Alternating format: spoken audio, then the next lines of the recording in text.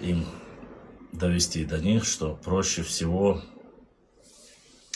задавать вопросы во время прямого эфира. Я очень в ютубе, но если будут вопросы, те злободневные вопросы, которые якобы каким-то образом могут поставить меня в тупик и так далее и тому подобное, сейчас есть прекрасная возможность всем желающим показать, доказать, рассказать и задать вопросы. По крайней мере, по тематике. Ну, пока вы собираетесь, пока наш брат Ибрагим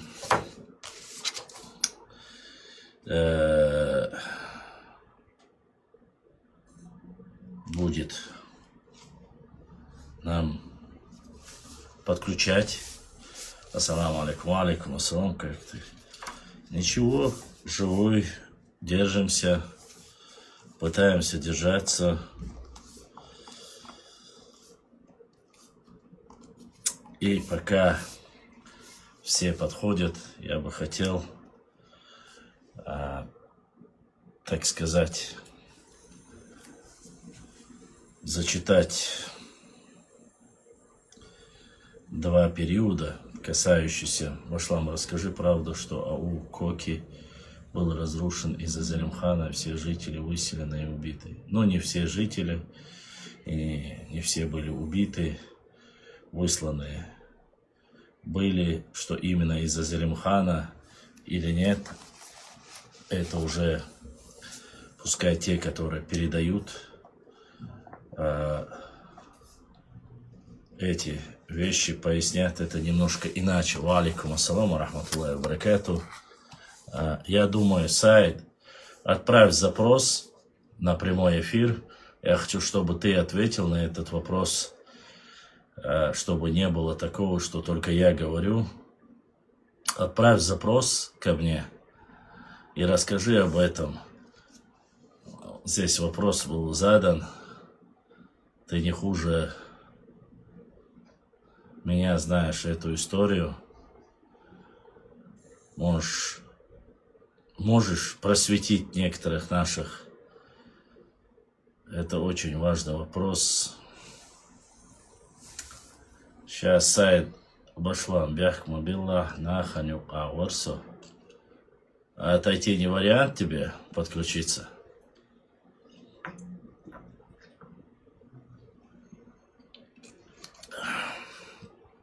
В любом случае, мы ждем тебя.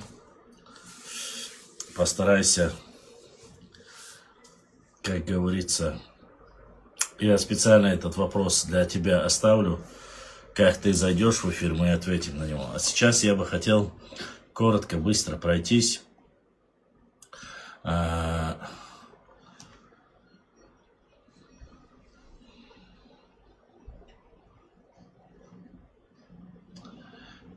Сейчас пока сайт постарается найти время, давайте я вам быстро о двух периодах. Это важные периоды нашей истории.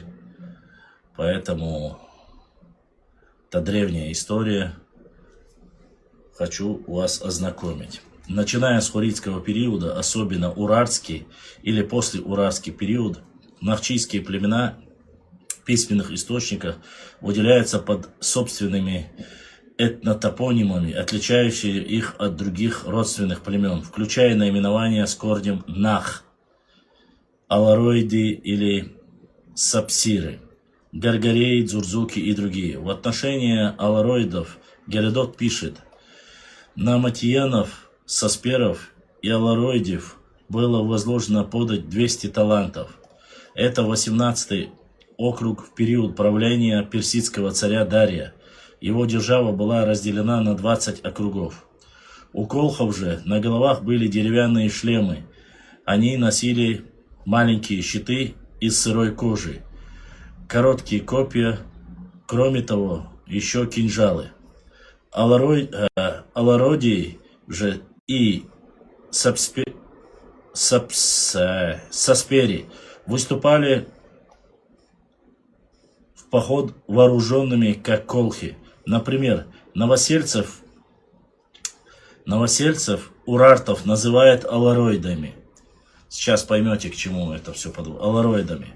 По мнению Вагапова, этноним сасаниды, сасуны и саспери встречается во многих источниках. Непонятно, это часть чеченцев или ассимилированные потомки.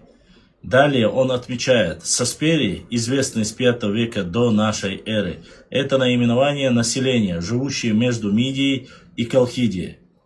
Видимо, они алародии и матиены. У Геродота в VI веке до нашей эры сасперы встречаются на одном уровне с Мидией и Персией при описании Колхиды. Более того, в научной литературе сказано о том, что матиены и алародийцы ассимилировались с персами, и также с грузинскими и армянскими племенами. Исследователь Дьяконов под алародиями подразумевает хуритов, урартов, кутиев, чеченцев и дагестанцев.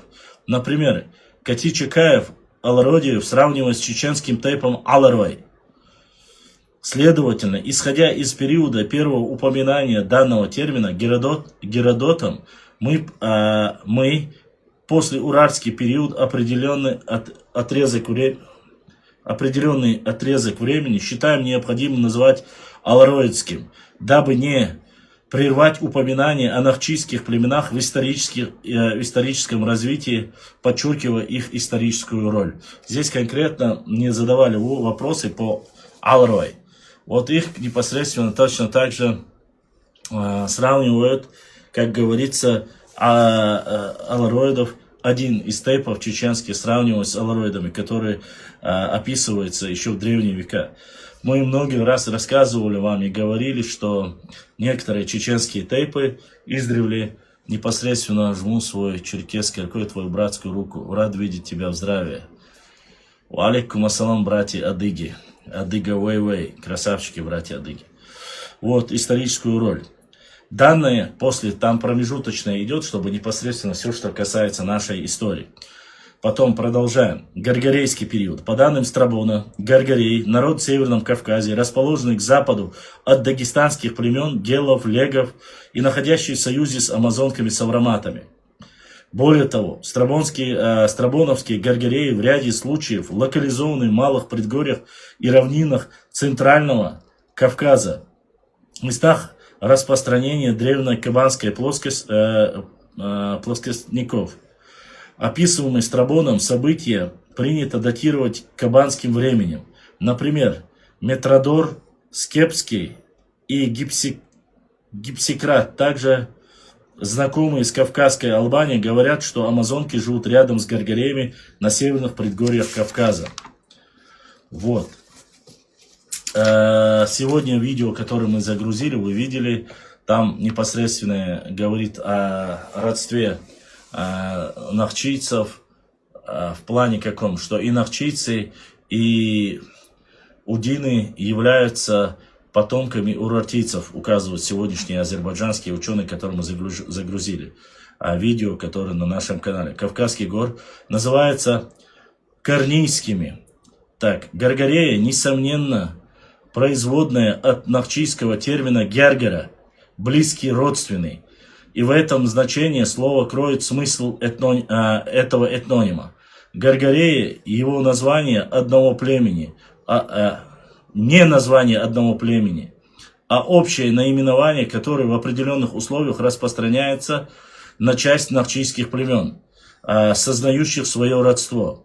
Как известно, в историографии одним из основных племен Кавказской Албании традиционно считается гаргарей. Вот это как раз таки мы и говорили о родственных отношениях гаргарейцев с Кавказской Албанией. Много раз затрагивали этот вопрос. По мнению, Албания традиционно считается гаргарей. По мнению Давутова, О.М. Давутова, северные границы Кавказской Албании ко II веку до нашей эры продвинулись до северного Дагестана, предкавказской степи выше Терека, откуда начинается сарматская территория. Таким образом, по сведениям античных авторов, Албания к I веку до нашей эры представляется страной и царством на востоке Закавказья. С юга они соседствуют с Арменией, с севера с Авраматией, с запада с Иверией, с востока пределы страны доходят до Каспийского моря. Алиев, население древней Кавказской Албании, делит на северные и южные этнические группы. Северная река Куры, Ути, Албаны, Сильвы и Леги. Южные реки Куры, Гаргареи, Каспий. Вышесказанное о Гаргареях подкрепляется данными топонимии и гидронимии. Не исключена возможность, что с термином «Албания» непосредственно связано название деревни Алван и в Ширванском районе, который происходит от Тушин-Бацбийцы,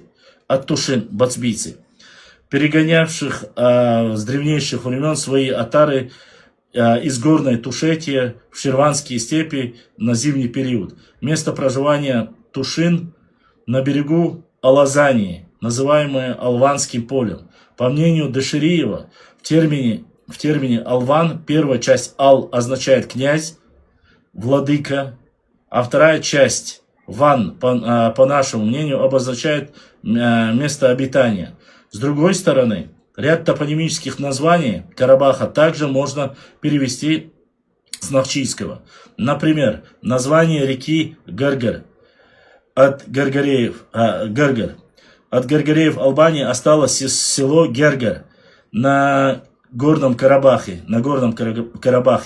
И одно село таким же названием юго-западнее города Кировабада, на бывшей территории Арцаха. Здесь уместно подчеркнуть еще одно обстоятельство. Например, Мовсис Харинаций в Гаргарейском княжестве на северо-восточной области Армении упоминает Гаргарейское поле. А в других источниках встречается название Гаргарейской равнины в районе Дашты, современная Мирская степь. Следовательно, согласно научным данным, Гаргареи представлены не только в Закавказье, но и на Северном Кавказе. Мы прочитали два периода, которые относятся непосредственно, я буду говорить только о чеченской истории, поэтому мы непосредственно передаем данный материал. Является древняя история навчийцев, древняя история навчийских племен 3-1 тысячелетие до нашей эры. Так, рецензенты данных работ это Меликашвили, Георгадзе, Пхицхалару, Ригасвиани, Чарлашвили. Точно так же и Джамирзаев Салман Мирзакаевич. Вот так меня попросили по как раз таки тематике и теме, которая сегодня очень сильно обсуждается. Я непосредственно ознакомил вас с данным материалом. Вот. А теперь дальше будем отвечать на ваши вопросы, что вам интересно, что бы вы хотели знать в рамках непосредственно истории. Если вдруг вы хотите что-то другое или сами свое что-то рассказать, вы можете нажать здесь камера с плюсиком и отправить. Башлам, книги Юсуфа Волча. Страница истории чеченского народа. Юсупа Нахчуа, 1900 год. Яшни из Сага Мухаммад Шинхуа Думяцуя Шоно Дуа. Шинхуа Дуа, ясен. Мухаммад Даяца Ишткиншк. Нет у меня такой книги. Не читал. Чего не читал, того не читал. Вот. К сожалению, такой книги у нас нету. Все собираем понемногу, поэтому не все у нас получается, как говорится. Странная очень тенденция, когда ты проводишь прямой эфир,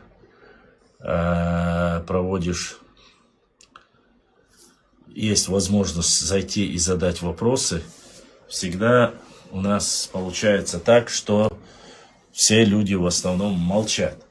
Но стоит тебе только закрыть, в директ сыпется огромное количество вопросов, которые можно было, например, задать в прямом эфире.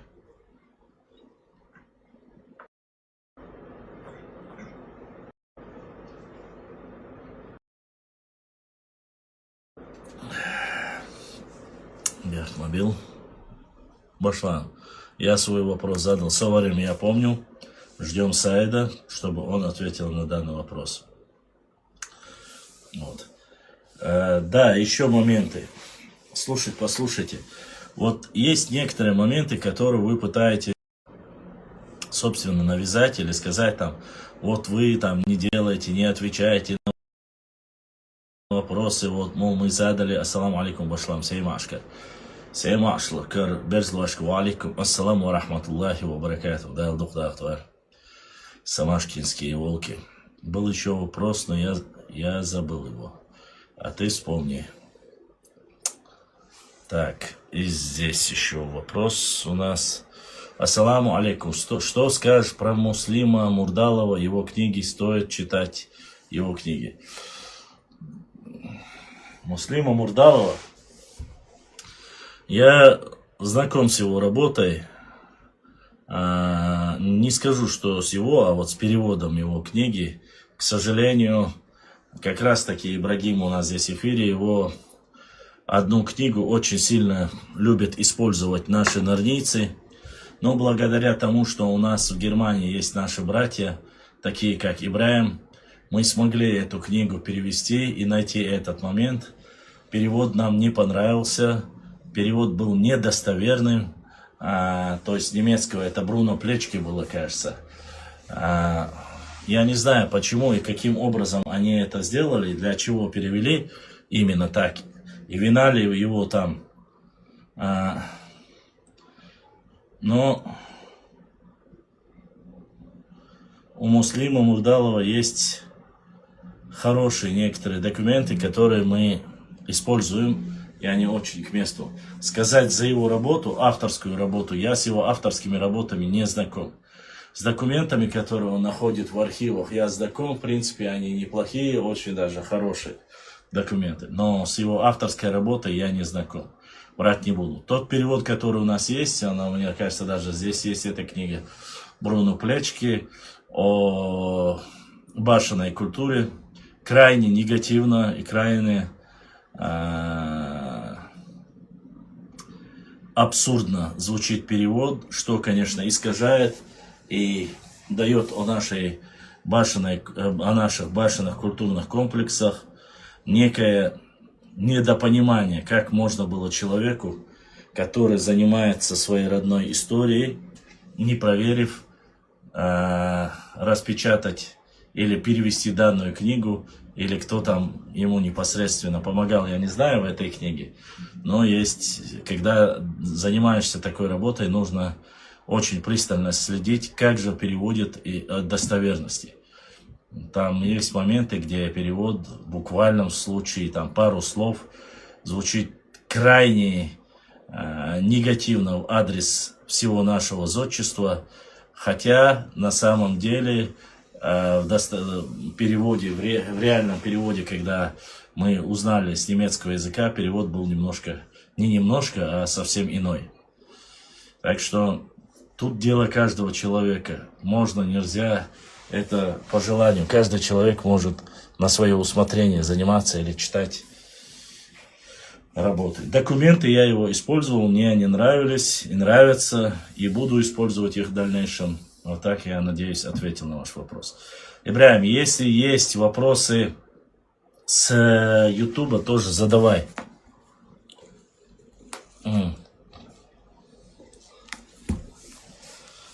Ассаламу алейкум, башлам. Псидах, псидаховские волки. Дюелки уртир, ва алейкум, ассаламу рахматуллахи ва баракату. Дюелки уртара берзвай. Дайл сейдуэл, дайл духдахтуэл.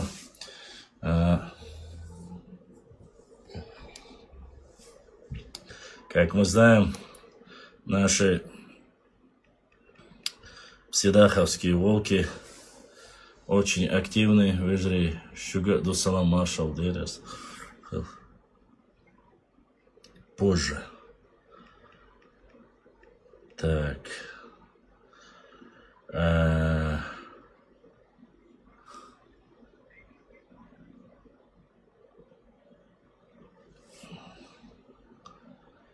Почему здесь...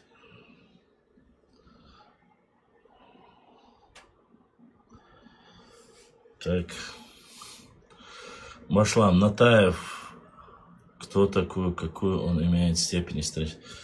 Он кандидат исторических наук. Ученая степень у него такая. Он занимается этнографией, если я не ошибаюсь.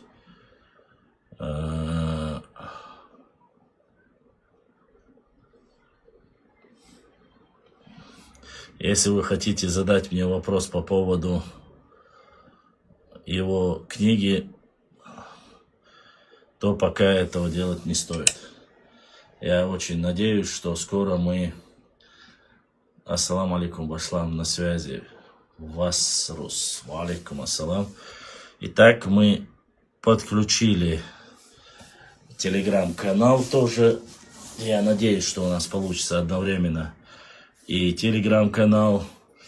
Тот, кто хочет задать аудио вопросы или что-либо рассказать. Еще раз прошу один момент. В прошлом эфире мы мачу интересный, познавательный яра Даяханч эфире Даяшнел Хусейн Мальсагов, фамилия список. Да, эта книга у нас, как говорится, есть. Здесь очень такая вот эта книга. Опа. Здесь очень много. Правда, касаемо нас. Ну, допустим, в книге Хусейна Мальсагова касаемо нас, да?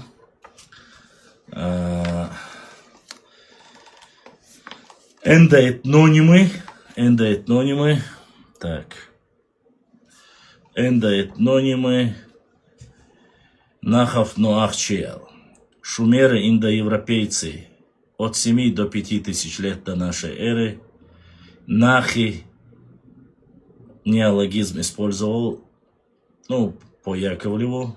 Ну да ладно. Нахи, предок Ной, Яфет, около 3,5 тысячи лет до нашей эры. Эламиты, Лулубеи, предок Таршис, Гомер, Зевс. От 3,3 до 3000 лет до нашей эры. Хуриты, предок Таргамас, Арис, от 2,5 тысячи лет до нашей эры. Урартийцы, этруски, предок Эрос, от 2000 лет до нашей эры. Халдеи, Алради, Байни, Нахчиматяне, Эры, Туски, от 900 до 600 годов до нашей эры. Эриставы, Раны эры, Исадики, Садой, Масхи 4 века до нашей эры, 4 век. Санары, Чаны, Заны, Тушины 4-11 века нашей эры. Ноахчи, Галгай, Вайнахи 18 век. Правда, здесь нету ни дзурдзуков, ни кистинцев. Ну вот, как говорится, есть такой вот, как говорится, момент. Ну, если книга Мальсагова у нас есть, причем обе книги, и первая, и вторая часть его. Так что, так, разрешить. Ассаламу алейкум, Башлам. Ва алейкум ассаламу рахматуллахи баракату. Башлам. Всем тоже салам алейкум. Я хотел спросить. Я недавно нашел, получается, хорошую, ну, по каким-то источникам, то, что мы смогли вместе с черкесами разгромить один раз так армию калмыков. Если возможно, куда я могу эту источник сейчас скинуть примерно? У меня именно отрывок источника, типа у меня нету именно самой книги, самого файла, но у меня есть ссылка на какую книгу есть? Нету.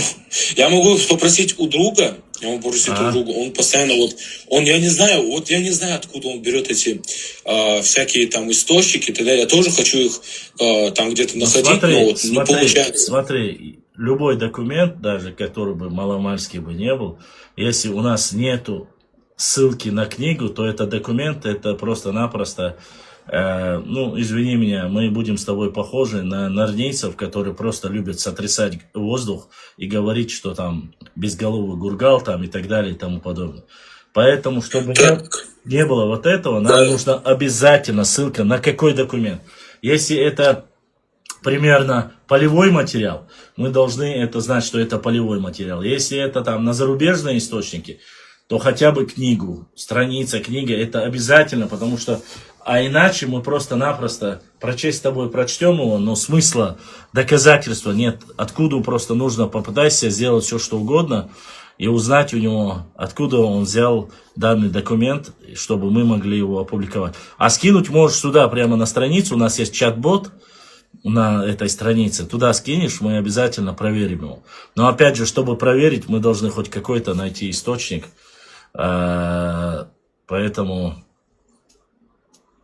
Ну, я понял. Так, я хотел вас спросить насчет вот реконкисты чеченской. У меня, мне начали спрашивать потерь. Я там посмотрел потери, я написал в Википедии, получается...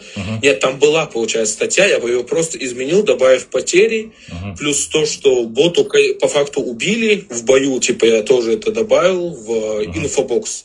Если инфобокс, ты знаешь, что такое Башлам? Да, это там говорится сразу, какие командиры, там если, может быть, рядом с ним написано, черепок, черепок, я не знаю, как череп, если с ним рядом нарисован, то, знаешь, он казнен был.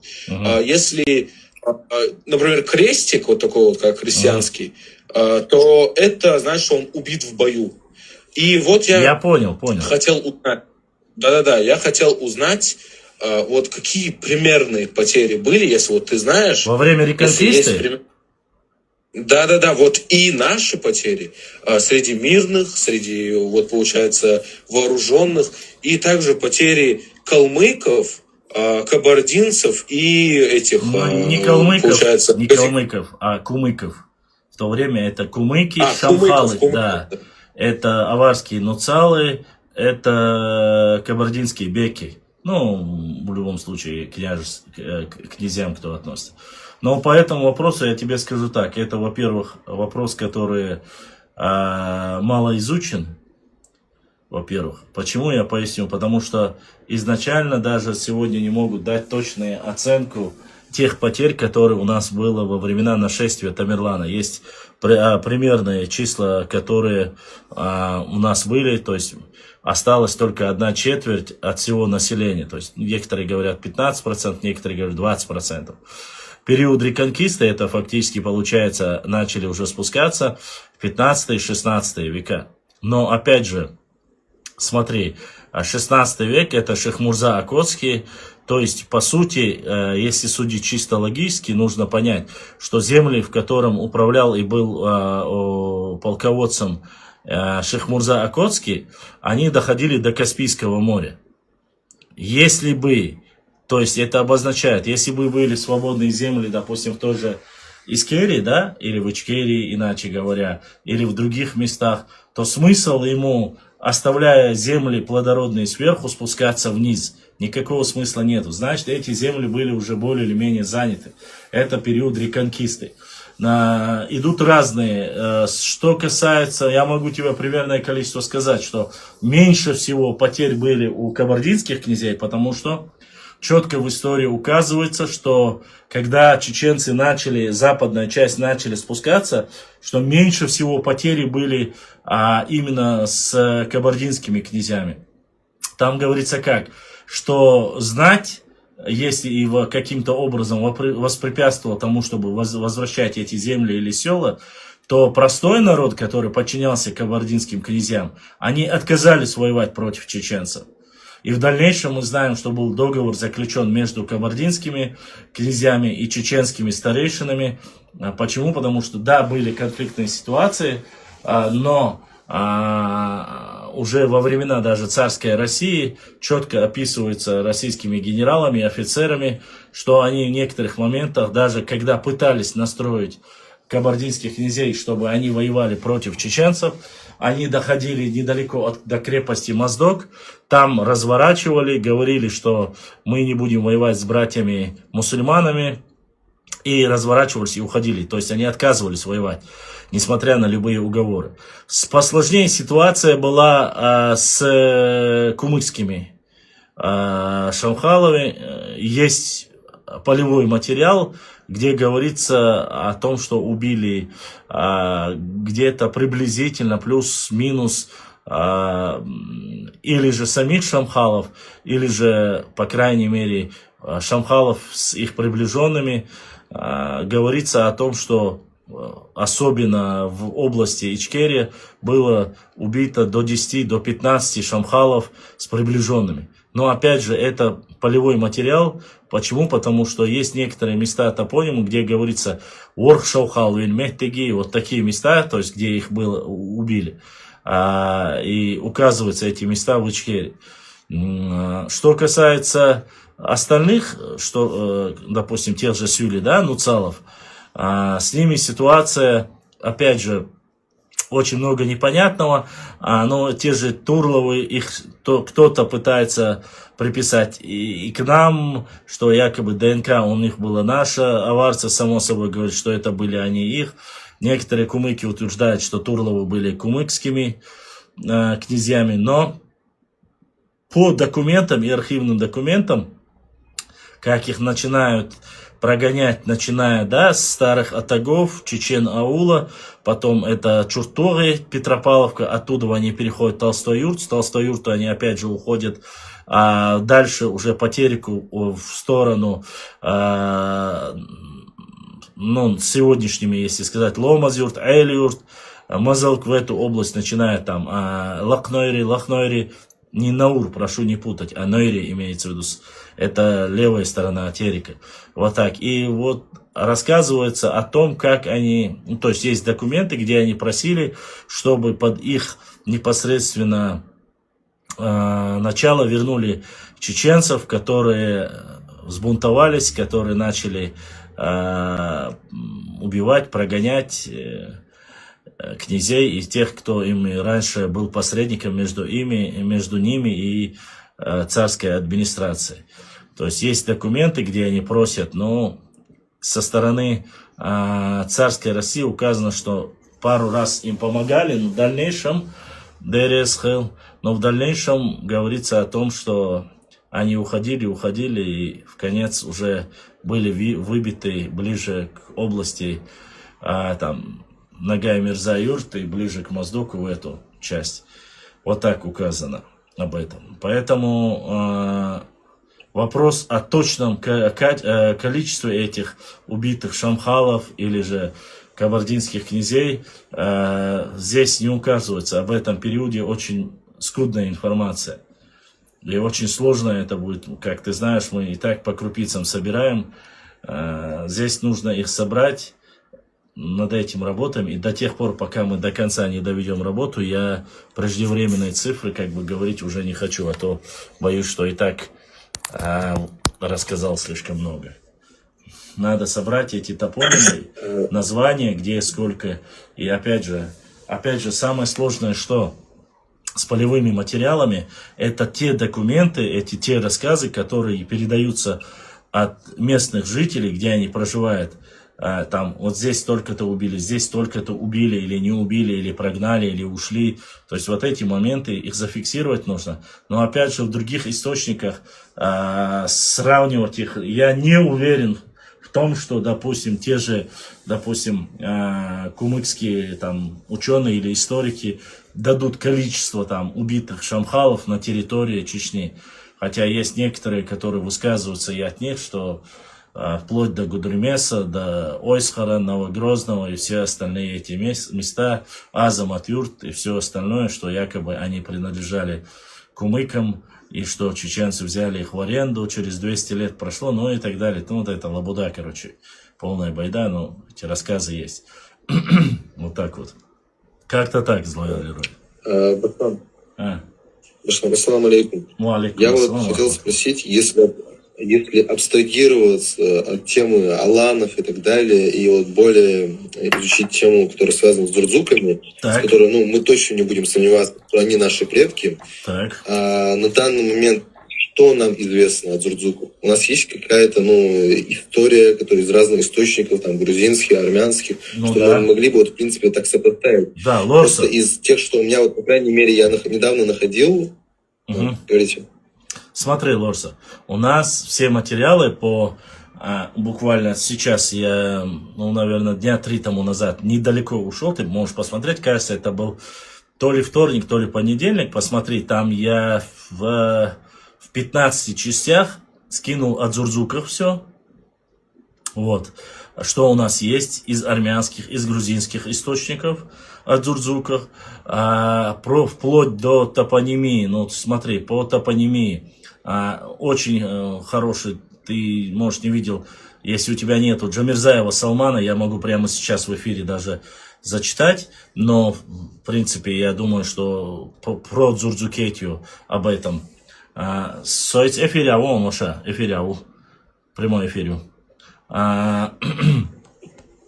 У нас вот есть, смотри, 2 книги, которому, допустим, ты сможешь сразу же найти. Это Джамирзаева Салмана, древняя история нахчийцев, Нохчи, 3, 1, 2 тысячелетия до нашей эры. Вот я в Инстаграме сейчас можешь посмотреть, что за книга. И сейчас прямой эфир просто идет и по Телеграмму, и по Инстаграму, и по Ютубу. И вот такая книга Хасана Бакаева здесь точно так же есть о Дзурдзукете, и мы его в прямом эфире зачитывали, ты просто-напросто, возможно. Дзурдзуки, смотри, здесь сколько структур.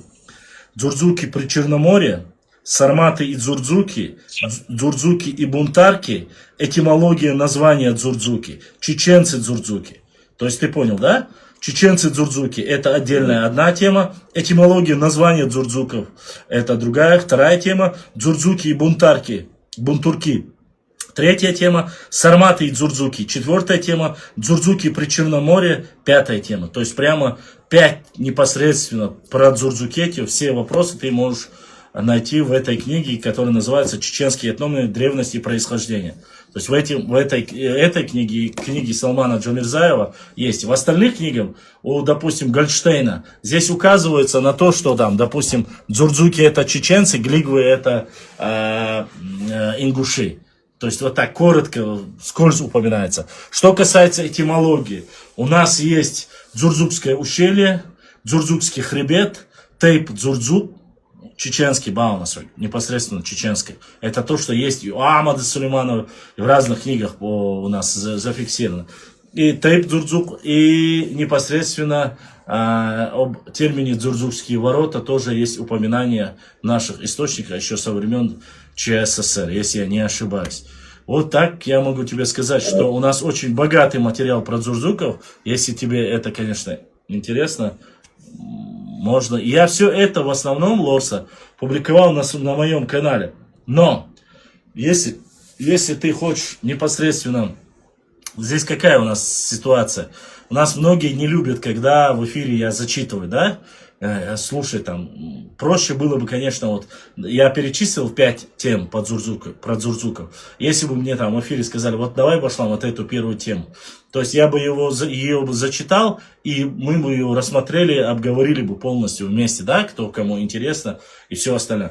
Но у нас резко начинаются люди засыпать, им нужно вот что-нибудь, хайп какой-нибудь, чтобы Д'Артаньян заскочил, чтобы он начал врать, чтобы мы его размазали. Вот тогда сразу забегает там куча людей. Но когда ты начинаешь по научному излагать данные документы, с этим, конечно, немножко тяжелее. Да, и огромное количество, не считая этого материала, огромное количество карт, на котором четко дислоцирует, указано, где дислоцируется, где существовало государство Дзурдзукети. Особенно много этих карт и современных, и старых карт, на которых указываются дзурдзуки, именно грузинские источники, именно грузинские карты, на них я очень много находил, государство Дзурдзукети, даже в одном месте, если я не ошибаюсь, от Кавказского, вот это получается Если со стороны Азербайджана, это получается правая сторона Кавказского хребта, вот от Большого Кавказского хребта, то есть где находится Центральный Кавказ. Вот от Грузии и до самого Каспийского моря есть на карте, которая указана Дзурдзуки. То есть указаны есть такие карты. Это, опять же, и иностранная карта, и грузинские карты. Там четко упоминается. Мы не должны забывать, что название Дзурдзуки все-таки оно дано нам именно непосредственно грузинами. В некоторых, я в одном из документов читал буквально недавно, что якобы название Дзурдзукети даже в некоторых местах звучит как оскорбление, но подтверждения этому я не нашел. Вот так вот, Лорс.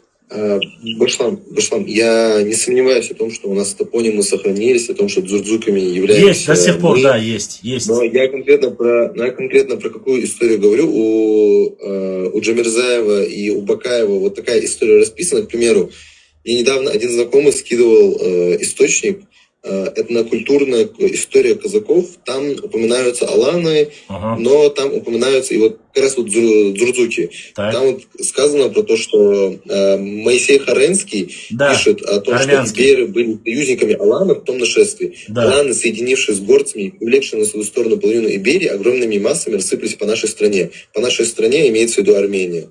Вот. Но он, писатель, считает о том, что весьма важно и другое свидетельство Харенского. Аланы находились в союзе с горцами. Ясно, что это не иберы, скорее всего, дзурдзуки, вайнахи. Да. Именно я вот какой истории имею в виду? О том, что, допустим, можно было бы написать, что вот в нападении 35-36 года, когда аланы были на стороне иберов против парфян, на стороне иберов также были и дзурдзуки. Я вот такую историю имею в виду. Ну да, я понимаю, но видишь ли, опять же, мы можем это непосредственно, только косвенно подкрепить к этому.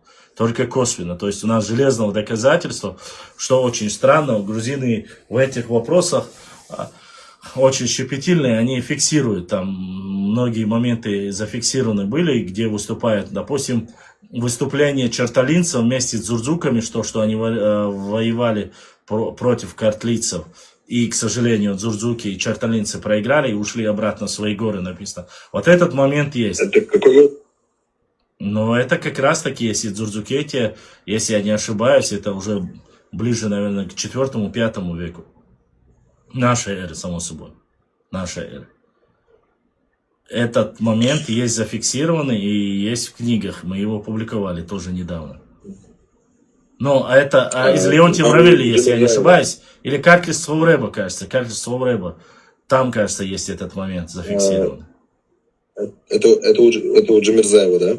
Нет. Это Карклис Цхауребо. Леонтия Мравели. Я имею в виду, где вы это записали? Не, на странице у нас опубликовали мы этот документ. То есть этот момент опубликовали. Если ты сейчас подождешь минуточку, пока другие сейчас вопросы будут. Сейчас я постараюсь, у меня она была под рукой. Так, она у нас под рукой. Почти все у нас под рукой. Сейчас, подожди. Если я не ошибаюсь, это было... Так. Картли. Характеристика. Сейчас. Так, смотри. Смотри. У Картли Цхауребо упоминание, допустим, указатель географических и этнических названий. Слышишь меня? Да. Лорса. Смотри, написано Дзурдзукети, Дзурдзукия, Дурдзуки. 4, 21, 30, 31, 33, 38, 51, 55, 60, 63. То есть все это и Дурдука.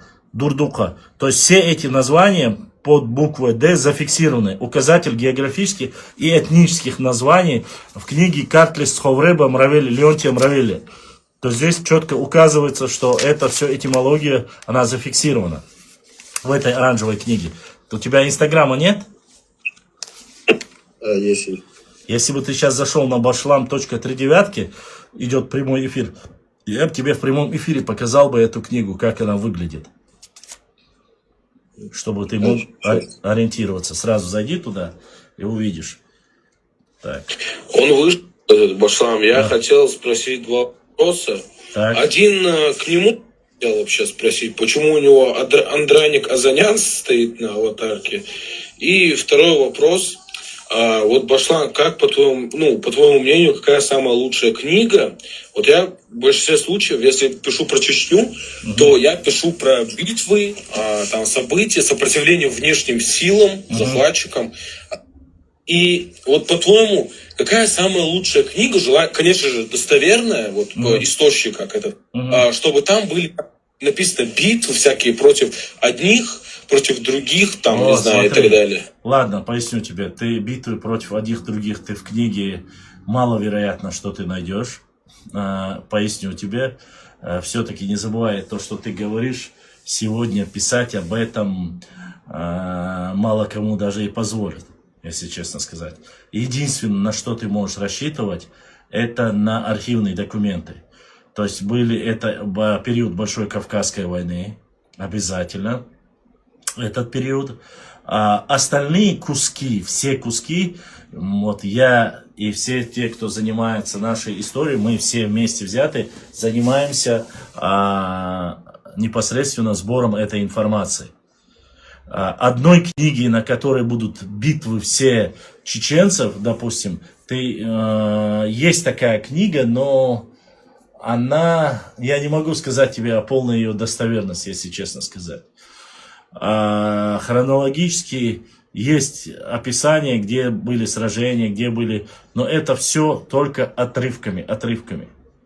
Однозначно тебе порекомендовать одну книгу, на которой будут все битвы чеченцев, с кем они бились, где побеждали, где проигрывали. Все я не говорю, просто там желательно вот самые, как бы сказать, самые триумфальные, что ли. Вот, самые триумфальные победы, это 3 победы, вот 3 из тех, которые я тебе могу назвать.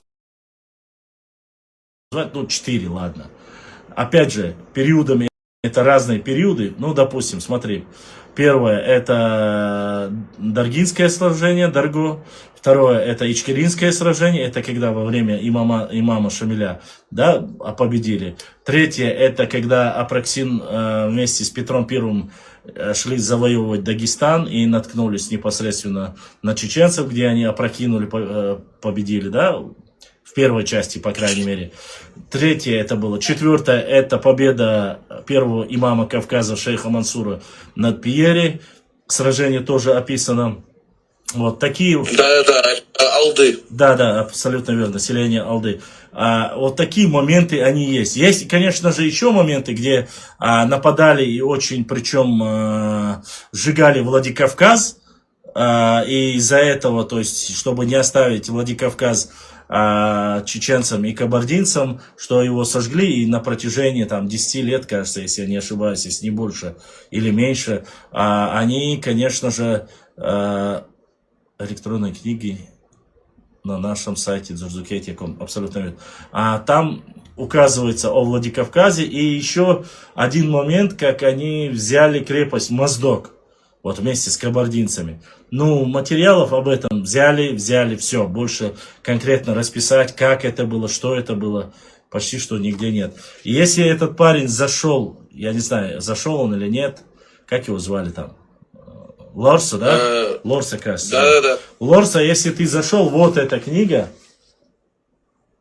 Вот эта книга. Называется «Жизнь картлийских царей». Здесь ты найдешь очень... те моменты, которые ты спрашивал, нашествие Хазар, сейчас подожди, царем Картли, сейчас постараюсь тебе про Дзурзукете. Злой Алирой, собор дела, минута, хорошо, подожди, сейчас я постараюсь здесь ему, чтобы у него был ориентир. Так, здесь как раз таки сражение, которое он говорил, тоже должно быть здесь. Так, вот. Так, Дуцук. Вот, смотри. Вот здесь же есть... вот здесь есть... Вот, смотрите, есть один момент. 57-й. В древнеармянской версии в это время укрепилось племя хазрацев. Стали бороться против рода Ликаца и Кавказаса, которые впали в печаль, просили помощи у 6 домов Таргома, которые в это время пребывали в веселье и мире, дабы пришли к ним для спасения, которые и пошли в полной готовности на помощь, и перешли горы Кавказа, и полонили где полонили земли хазарцев руками сына Тирита. Здесь написано: земли хазарца руками сына Тирита, Дуцука, который и призвал их на помощь. Дурцук, эпоним, здесь четко записано. Дурцук, эпоним Дзурдзуков, предков нынешних чеченцев-ингушей, бацбийцев. В древнеармянском переводе картлист Сховреба эпоним Дурцук упоминается в форме Дуцук. Впервые на связь с этническим названием Дзурдзука в нахчийском войнахском народами указал Патканов в выше переведенной работе. Однако в ранних упоминаниях Дзурдзуков имеется в армянской географии 7 века. С.Т. Еремян восстанавливает данный эпоним в древнеармянском тексте география, инкорпорируя в наименование название племени фонему У, наличенную только в грузинском варианте этноним армянский Дуцук. Древнегрузинский автор под Дзурдзуками имеет в виду чеченцев, ингушей, бацбийцев, войнаха в целом. Поэтому вряд ли можно ограничить содержание данного этнонима названием предков одних лишь современных ингушей, как это предлагает Еремян, говорит. Этноним Дзурдзуки встречается также и у арабского географа и путешественника Баладзори. Не исключено, что оба автора, древнеармянский и арабский, использовали какие-то, скорее всего, устные грузинские источники. Ну и так далее. Там дальше уже описывается. Существует ряд мнений относительно произношения этнонима Дурдзуки. Еще недавно был популярный взгляд Генка, предложившего объяснение этноним Дзурдзуки на основе осетинского языка Осот Дзурдзук, каменная яма, ущелье, из чего дзурдзуки интерпретировались как жители ущелья. Г.А. Меликашвили и некоторые другие ученые указывают данный термин известным по древневосточным источникам географическим названием Дурдука. Это мнение было признано научно необоснованным. Однако имеются многочисленные факты, способствующие признанию данной гипотезы. Особенно значение в данном случае могут иметь частные параллели с северокавказским миром в топонимии Передней Азии и Южного Закавказья, что должно указывать на возможные генетические связи древнейшего населения этого региона. А то обстоятельство, что в последнее время для этноним Дзурдзуки находят объяснение также и в нахчийской ономастике, лишь расширяет еще упоминающий круг фактов. Но ономастика — это непосредственно то, что мы говорили. Вот такие вот интересные. Вот здесь еще очень много про это написано, но зачитывать это... Башлам, ассаламу алейкум снова. Короче, мне вот книга. Мой друг, брат, конечно же, Нирак, есть такой парень. Ага. В общем, делал, получается, сборник битв, событий, и хочет вот узнать их достоверность, ну, чтобы ты вот сказал, там, доказал, может быть, и так и есть. И это и выбрано из источников Картлис Хореба в Хушти Багратиона и Айдамирова Абузара. Абузар Айдамиров, да. Но Абузар Айдамиров, смотри, Абузар Айдамиров, чтобы было понятно, это все-таки писатель, исследователь, он не историк. Он не историк. Да. Чтобы было сразу ясно, что мы как бы на это не будем делать акцент, имеется в виду, что вот историк. У нас есть некоторые люди, которые, допустим, берут материалы Лаудаева. Лаудаев не был ни первым историком чеченским, он не был первым этнографом чеченским. Это был царский офицер, ну, который, грубо говоря, зафиксировал некоторые моменты, услышав там, здесь, якобы он зафиксировал на своей тетради какие-то моменты, после чего они были изданы И я не знаю почему. Хотя я догадываюсь почему, конечно же, многие представители нашего народа и не желающие добро как с Востока, так и с Запада используют его и пишут везде. Вот видите, первый чеченский историк Лаудаев, первый чеченский этнограф Лаудаев сказал, что чеченцы платили дань аварским князьям. Или же там и то остальное там. И даже те же самые ингуши пытаются Лаудаева зачитывать, типа говорить, что вот там были разные тейпы и так далее и тому подобное. Хотя Лаудаев четко указывает той же книги, которые так любят упоминать некоторые ингуши, указывают, что ингуши это всего лишь младшие братья чеченцев. Вы можете хорошенько прочитать Лаудаева. Если вы согласны с остальным моментом, который написал Лаудаев, так будьте любезны принять и расписаться, где вы являетесь младшими братьями чеченцев, то же самое, что и чеченцы. Или же используйте его материал, или же не пользуйтесь вообще. Ну, вот такое есть. А что касается аварцев, допустим, аварских некоторых историков не скажу, но, по крайней мере, шовинистических, националистических взглядов, которые идут, да, с восточной стороны. Я хочу сказать, ну вот буквально сегодня я наткнулся на документ, где царские офицеры описывают, насколько бедными и скудными были жилища, питание у аварцев, что они на грани нищеты жили. Я, честно сказать, не понимаю. Люди, которые указывают, что якобы нуцалы владели всей Чечней, владели там все эти, подчинения были все чеченцы. Как так может быть? Чеченцы, которые имели и пшеницу, и ячмень, и овес, все зерновые, как говорится, не то что имели, они продавали его в Турцию, в Иран, в соседние, как говорится, регионы. Как чеченцы могли жить намного богаче, чем те, кто владеет ими якобы? И еще второй вопрос. Почему нуцалы сами не жили в прекрасных лесах, в прекрасных горах той же Искери, да, Ичкери, которую вы называете, который якобы платила дань, а жили на своих каменистых горах, на котором не было ничего путевого, не было ни красоты, ничего, как таковой, имеется в виду, ни замков, ни дворцов. Почему не взяли чеченские земли, которые якобы подчинялись? Тот же Шаройский район, который великолепный, с альпийскими лугами, с прекрасной природой, где скотина просто-напросто, и крупнорогатый скот, и мелкорогатый скот, просто как надрочав за один сезон, маленький, грубо говоря, теленок превращался в сильного бычка, лошади, то есть, и овцы. Все они очень быстро росли, потому что там очень хорошие поля для пастбища. Почему просятся, и до сих пор просятся некоторые аварские, ну, на той местности, кто проживает, да, соседние общества, дагестанские, почему до сих пор напрашиваются и просят разрешения, чтобы они могли пасти свой скот в Шаройском районе, в Чеберлоевском районе?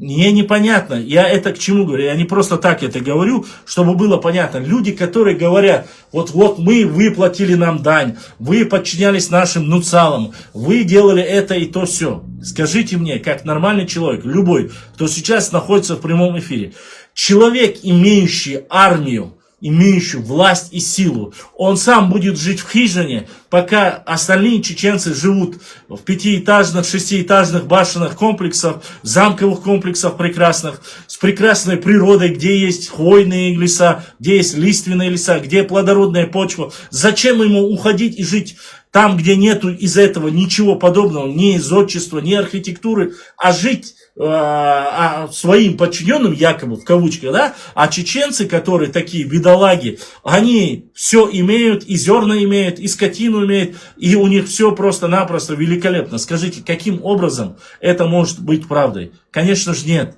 Эти вещи, они очень просто опровергаются, и очень просто можно прийти к выводу. Четко указал это еще ныне покойный Хасан Бакаев, рассказывает об этом. Да, мы платили дань.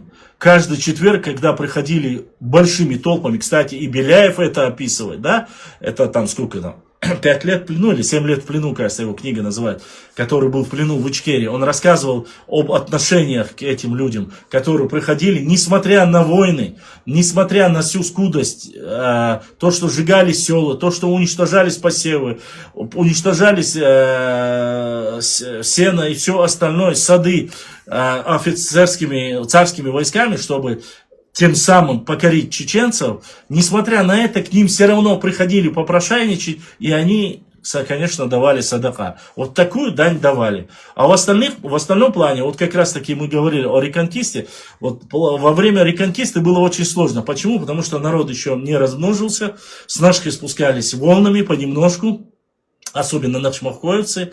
Вот когда это происходило, изначально, когда садились, были нападения. То есть, само собой, за определенное время, за 100-200 лет, свято места не бывает. А части тамерлановских войск остались там в прибрежье Каспийского моря. Некоторые говорят, что это те же самые кумыки, некоторые говорят, что не кумыки, остальные, там, что осталось от Тамерлана, что там уже начали, если есть места, начали переходить реку Сулак, и эти земли уже говорить, что они присваивать их. Чтобы вот эти моменты регулировать, изначально спускались, говорили, вот приходите к нам управленцами, мы там со 100 барашков там будем давать определенное количество. Вот таким образом привлекали. Ну, когда только чеченцы укреплялись, то есть все больше и больше чеченцев возвращалось на родные земли, или же прогоняли, или же убивали.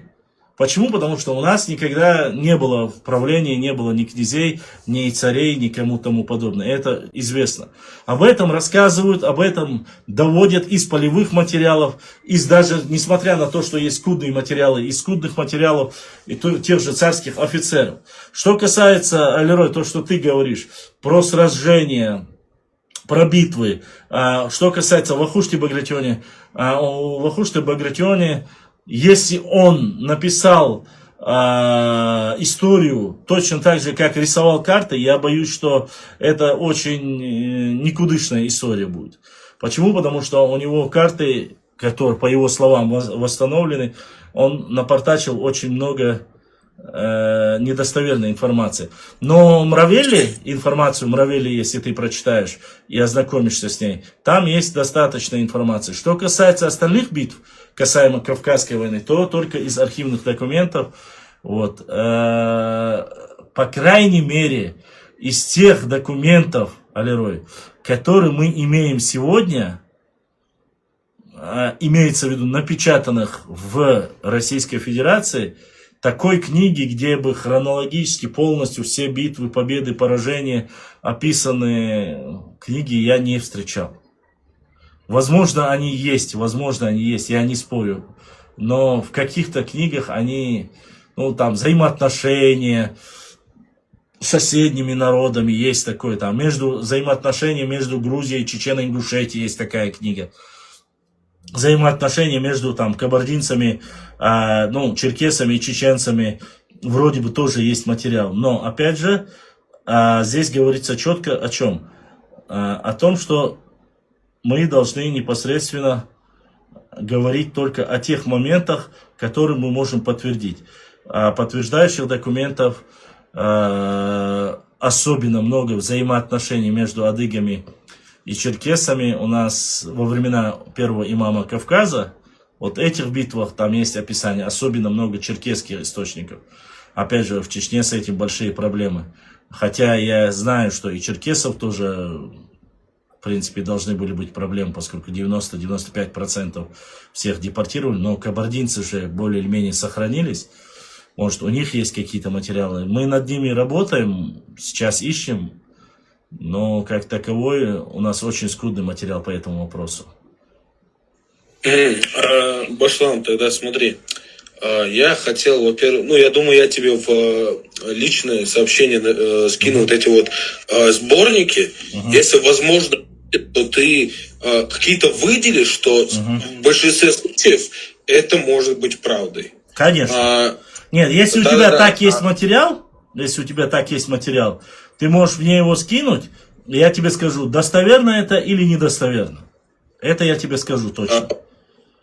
Понял, так. Хорошо? Да, хорошо. И я хотел спросить, где примерно брать эти архивы, если я не могу их найти никак? Смотри, все, что тебе нужно по сражениям, если ты ищешь чеченских сражений, ты просто найдешь у меня на канале в инстаграме bashlam.39. Вот там, на этой странице, просто не поленись, если у тебя есть компьютер, когда будешь спускать, ты найдешь про дзурдзуков, ты найдешь про кистинцев, ты найдешь про различные битвы. Там 14 тысяч постов. Ну, именно, если увидишь тематические картинки, там будут битвы, там очень много битв, где особенно взаимоотношения, где сражались вместе. Есть такие моменты, где черкесы и чеченцы вместе сражались. То есть есть и такие документы. И само собой, везде там снизу увидишь гаки или акаки, они написаны там снизу ссылки. Любой мой документ, где описаны битвы, там снизу увидишь обязательно ссылку. Ссылку или на книгу, или на архивные документы. Если увидишь снизу, где там хэштеги находятся, увидишь ссылку, можешь его использовать железно. Или, если не веришь, можешь проверить в бите и найдешь сразу этот документ и эту книгу. Так, я понял, так, думаю, я на этом закончу свои вопросы сегодня. И так, я сейчас вот эти вот все скину. Все, что вот хотите сбор. списать, узнать, ознакомиться, пишите здесь, в Телеграме или в Инстаграме, в Директ, или же Злой Алерой. Просто я тебе скину, потом уже скину тебе непосредственно номер для WhatsApp, где только WhatsApp. Можешь тогда уже в любое время по WhatsApp спрашивать. Я обязательно, конечно же, отвечу и скажу тебе, так это или не так. Понял. Так, все, всем саламу алейкум. Ва алейкум ассалам. Так, я дальше башлам. Хюег язлуш мадац бокуду. Хюег язлуш мадац. Смотрите, я в эфире. Башлам, я недавно стал следить за твоим каналом, пишет мне Я Ирджи, кажется. Стал следить за твоим каналом. Хотелось бы узнать, были ли у тебя эфиры, в котором разбирались утверждения и ошибки Блиева. Нет, ошибки Блиева мы не обсуждали в эфире. Такого у нас, по крайней мере, пока не было. Но мы открыты всегда для общения, для вопросов. Если мы знакомы с данным материалом, я, конечно же, отвечу на данный вопрос. Но мы не обсуждали, и у нас по этой тематике мы не говорили. Вот. Ибрахим, если есть вопросы, задавайте активнее. Тот, кто хочет аудио вопрос задать, ленится писать, заходите на наш канал. И у Ибрахима вы видите его бегущей строкой. Здесь в Телеграме тоже мы подключились. У нас сейчас идет YouTube трансляция, Instagram трансляция, Telegram прямой эфир и, я не знаю, там есть Facebook и TikTok. Это уже Ибрахиму лучше знать. Так что задавайте вопросы, если у вас есть какие-либо вопросы по данной тематике. Различные наши истории. Так, Совар им отправил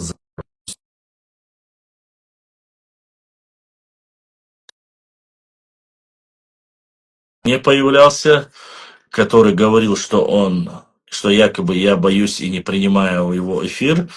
После того, как он сменил 4 раза аватарку, исчез, больше не появлялся. Если появится, если кто-то отправит запрос на прямой эфир, я приму. Вот сейчас Соварим отправил запрос, я его принял. Не знаю, или он отклонил сам свой запрос. Башлам, кто такой этот Лаудаев? Это царский офицер. И да, прямой эфир в ТикТоке тоже есть, говорит. Одновременно у нас идет по всем трансляция идет в Инстаграм, в Ютуб, в ТикТок и Телеграм. Я отклонил ваша, все понял. Не можете, так и так далее. Так, если есть вопросы по Телеграму, задавайте по Телеграму. Если есть по Инстаграму, можете задавать. Если нет, отправляйте по Ютубу. Прими другого. Я бы принял, кто отправляет запрос, я принимаю. Я надеюсь, вот этого парня Лорса насчет книги я ему показал, Муравелли, Леонтий Муравелли, «Жизнь картлийских царей». Башлам, если он говорит про Ираклий, который жил в Нальчике, то он фальшивит историю на свой лад. На него ссылаться вообще не стоит. Понял. Про Зураба один наш открыто сказал, кто он и что он. Вайкавказ говорит: Башлам, поиски могилы Мансура продолжаются. Я не слышал, что его ищут даже. Посоветуй книги про имамат имама Шамиля, именно про имамат, какие законы были и так далее. Дэрис Хилл за ответ. Ну, честно сказать, книгу про имамат я тебе не могу посоветовать. Есть книга у нас сейчас. Так.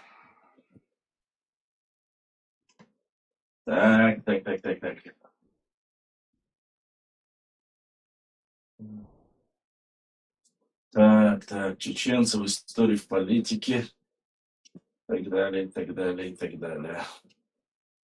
А, Кажется, как раз таки этой книги у меня.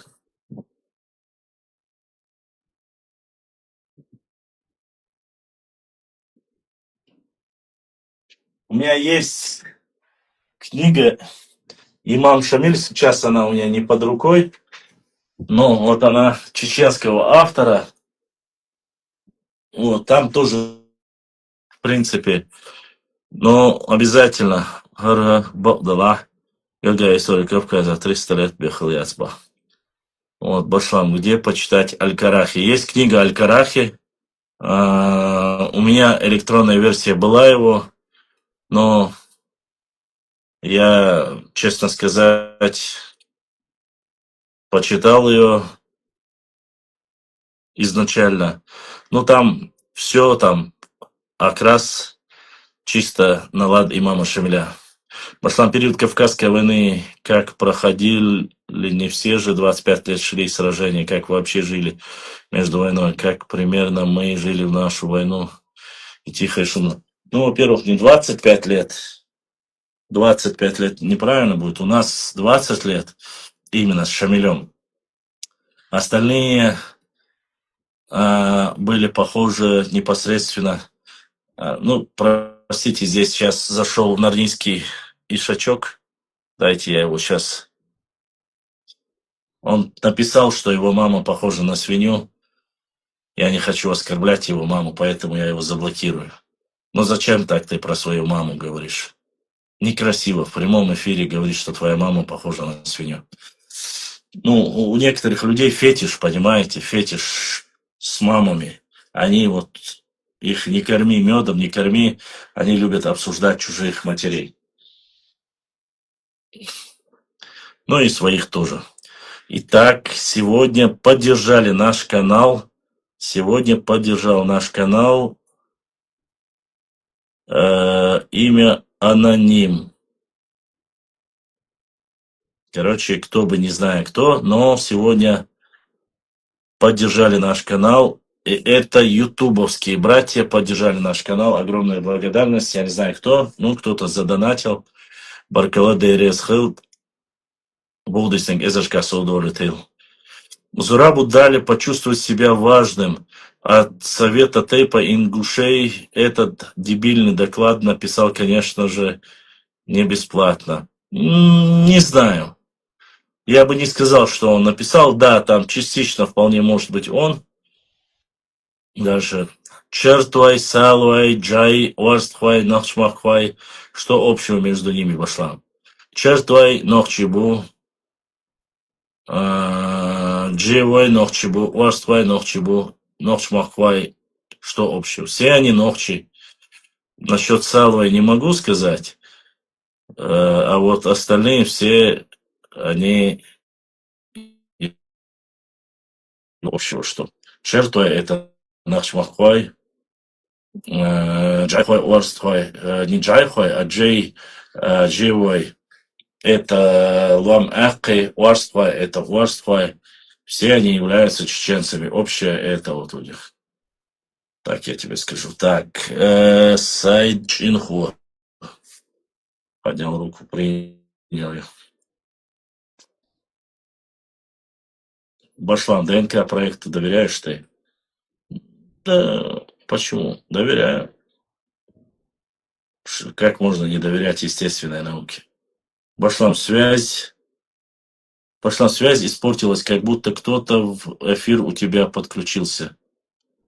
Не знаю. Вот один армеец зашел только.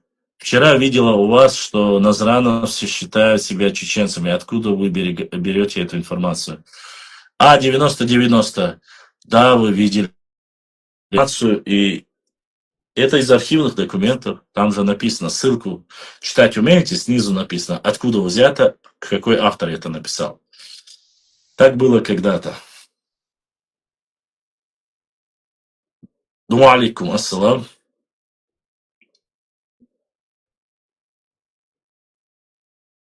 Assalamu alaikum wa rahmatullahi wa barakatuh, Başla. Ва алейкум ассалам ва рахматуллахи ва баракатуху. Said Muhammad связи, ау Said Muhammad. Хорошо, Сайд Мамад. Bu stiga boks duymasına Alhamdulillah, da doğru işte. doğru es'ellik dati doğru kanal dilkas dajim treći tješten автоматиш sih da kanal dertilerse sahulisa dişti değişiyor tasdik olan ikon soğuk tıkkınah mabay kanalda diş Çünkü data detector da diyor nokta torum xilli konfliktleri ve hiri alay xilli etwam tinqadina xilli Sorena Asiborga Tuchena Edel Belush Saint Hezek Tarinho plan und Chat Madari O duyu var duyu elbos madateri ser plan erte bu ve bu ove üstü erbagarham eldu istedişnusum Hezek هو избавить сидиду эла петя ураку опол асайгер المناتيس хезек бери чунде лата хиттер yani atun boş dağıtır abisi тадирesi kan hawasa построчить я шей Я не стал возражать, в принципе, я поясню тебе, я не стал возражать, это было, я понял, что это было поспешно, я понял, что это было быстро, асиха олаг эла, вечер, очередь, я же не стал тебя исправлять, поэтому здесь ничего такого нету. В принципе, я мнение людей выслушиваю, но если меня спросят, если мне зададут вопрос, так ли это или нет, вот, допустим, сейчас в прямом эфире, пока ты говорил, задает, что Богдуй ночи ДНК проект не закрыли. Вот кто, вот как раз сайт должен тоже знать, кто взорвал в Грозном памятник Ермолову, русские, чеченцы или еще кто-то. Насколько я знаю, русские никак не могли его взорвать, и в жизни бы не взорвали.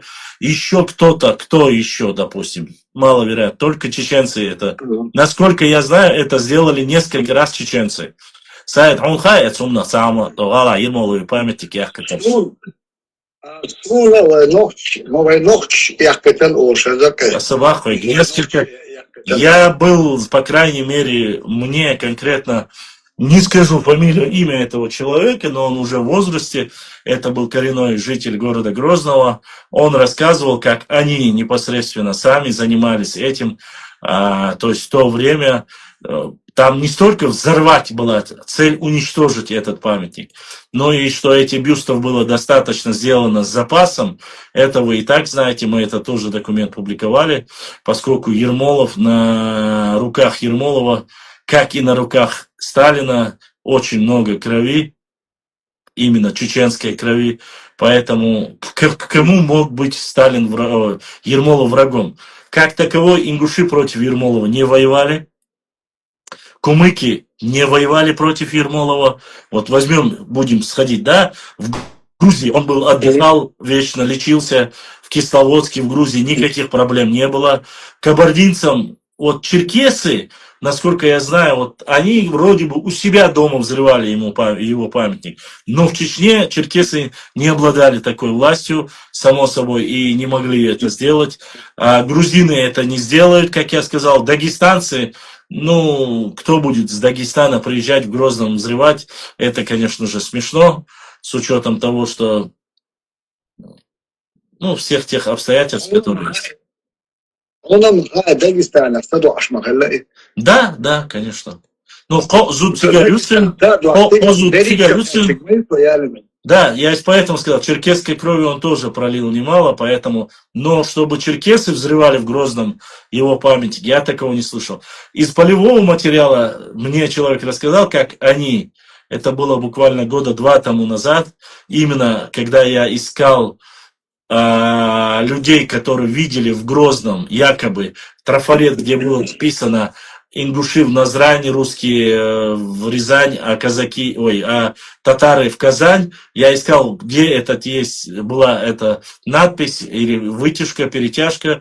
И вот когда я вот как раз по этим вопросам задавал этому поколению грозненцев, я встретился с определенными людьми, они мне рассказали, что они никогда не уезжали, что этого никогда, во-первых, по перетяжке никогда этого не было, и они рассказывали, как они еще в те годы бомбили, непосредственно тайно уничтожали бюсты и памятники с частью Ермолова. Вот так вот. Никаких, я, честно сказать, другой национальности я не слышал. Так это говорят сам чеченец. Ком мог? Ты думаешь, что все чеченцы, которые говорят, это все достоверная правда? Я же еще раз сказал, мы знаем этого человека и знаем, почему он это сделал. По крайней мере, есть предположение. Вот. Если бы тебе сказали бы, знали бы, вот ты не скрывал свое личико, знали бы твое имя, и тебе пришли бы с камеры, ты бы не только это сказал, ты бы сказал, да здравствуй там Владимир Ильич Ленин, да? Тут-то есть такие люди, которые, как их назвать, приспособленцы. Поэтому я не удивляюсь. Да, сказал один человек. Но это не дает повода. Какая разница, нарнийцы чеченские или ингушские, или дагестанские? Нарнийцы есть нарнийцы. То есть люди, которые выдумывают. Başlan alelina degdiyetun temdifit sidmon dari fi halder muafukso.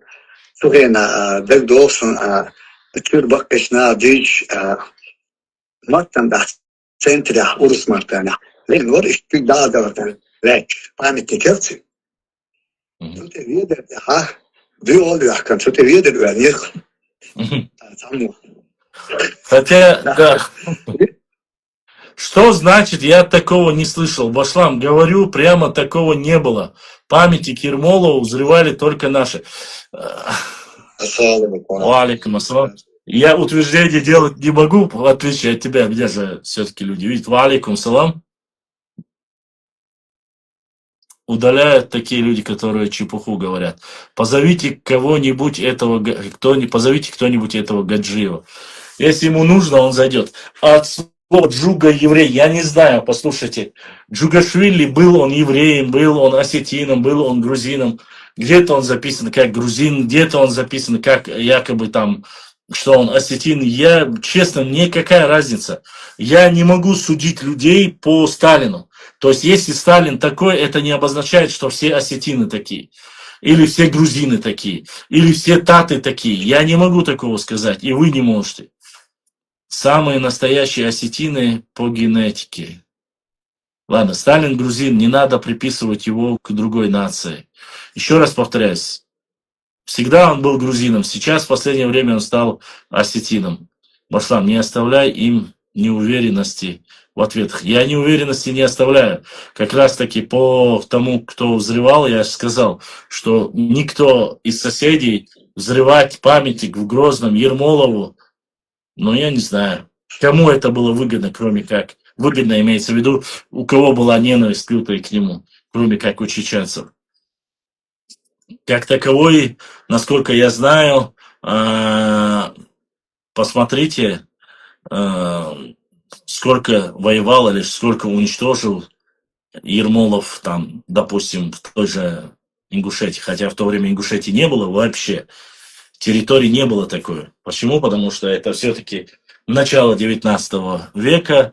Если я не ошибаюсь, вообще впервые Ингушевский округ создан 1862 год. До этого никогда такой территории не существовало. Ассаламу алейкум, ва алейкум салам. Хатам. Хат, Саид. И Саид пропал. Başlan. Ага. Tahatta besöyle. Хатал. Sund срала бал бешолчена экспедитора готна. Чайл торговый базныш масмети. Ага.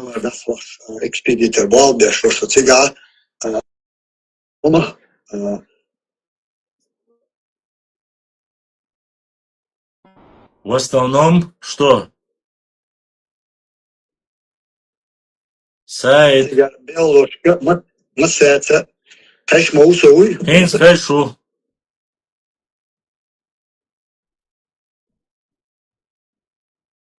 Саид. А в основном реально сразу дай ликай. И пропал Саид. Пока его нету, Сталин, Ленин, Ельцин их называют нелегитимными. Ну, так посудить, у нас легитимных-то и сейчас никого не будет тогда, если так говорить, легитимно, нелегитимно. Эй, Сталин ног чихал мекшуй, ДНК тест, я, сагундуй, Ирисханов, слахушуй, Сталин ногчий. С чего вдруг? Ирисхан Алдамов. Ничего подобного. Саида Харяха. Сталин, Ногчих, Калайшуйбуга. Ни от кого такого не слышал. Должно быть очень больное воображение у людей, кто такое говорит. И сайт потерялся. Так, Ибрам, если есть вопросы с ТикТока, с Ютуба, задавай. Сколько человек, так, прислали в директ, сколько человек сегодня поддержали твой канал. Сколько сейчас в эфире в данный момент, я не знаю, имеется в виду везде. Что ты имеешь в виду, поддержали? Ты имеешь в виду поддержка за донатели? Насколько я знаю, 2 человека. Один с Инстаграм и один с Ютуба. 2 человека. Не знаю, причем это и насколько это важно. Сталин, не знаю, но Трамп подозреваю, что... Да. Башлам, я про то, что может ли быть, что он по ДНК... Нет, не может. Не может. Трамп Халмерзик Антухдо Нажевтер. Это, конечно, шутка. Ладно. Халмерзик Трамп видишь?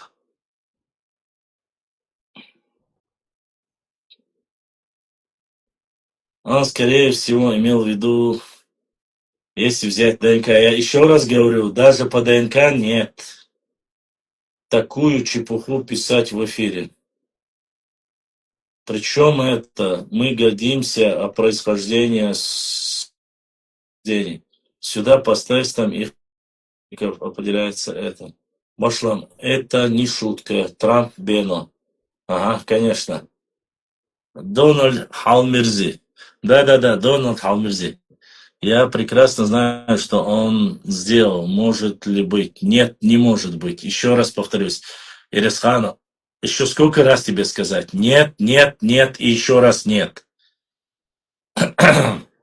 Зачем? Так, подождите, закрытый вопрос. Зачем ты работаешь? Кто тебе платит? Хороший вопрос. Для начала мне никто не платит. Моя поддержка – это мои подписчики, кто может помочь. Тот помогает, если помогает. Если не помогает, ничего. Поэтому меня никто не проплачивает. Я уверен, что ты норнеец, и ты пытаешься к чему-то подвести. Еще раз повторюсь тебе. Моя деятельность не зависит от политических деятелей, не зависит от того, что мне там платят меценаты. У меня нету ни меценатов, у меня нету никакой поддержки. Берти я принял. Поэтому я не знаю, зачем ты задал вопрос, что ты спрашиваешь. Может, тебе еще сумму назвать? Повторюсь, никаких сумм. Вы какие-то странные вы люди. Я с вас, конечно, диву даюсь. Когда зачитываешь какие-то документы, вы говорите, они кафирские, они недостоверные и так далее и тому подобное. Когда показываешь документы из компьютера, там распечатан, да, как консультант плюс и все остальное, вы говорите, что я работаю. Еще раз повторюсь, нормальный человек, который работает на правительстве, никогда в своей жизни не позволит говорить, что он там собирает там поддержку, там, поддержите там донат, покупать книги, все остальное, карты и все остальное. Это вообще не относится к этому. Если ты работаешь, то есть на правительство, как вы указываете, да, как ваш ДАИ, что мы якобы северокавказские блогеры, все работают на ФСБ. Вы, когда начинаете, когда вам нечего ответить, вы начинаете прикапываться к личности, прикапываться к моей больной матери, прикапываться к моему умершему отцу. Вы говорите все, что угодно, но не говорите ничего по факту. По факту у вас сказать нечего. Другие норницы собираются, садятся из 14 200 постов, они увидели в одном месте опечатку, а в другом правку.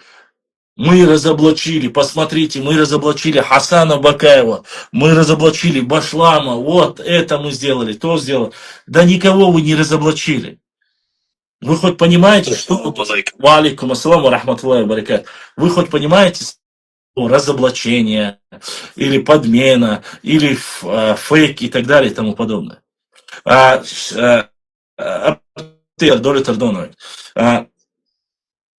Допустим, один из подписчиков прислал вот такой комментарий мне.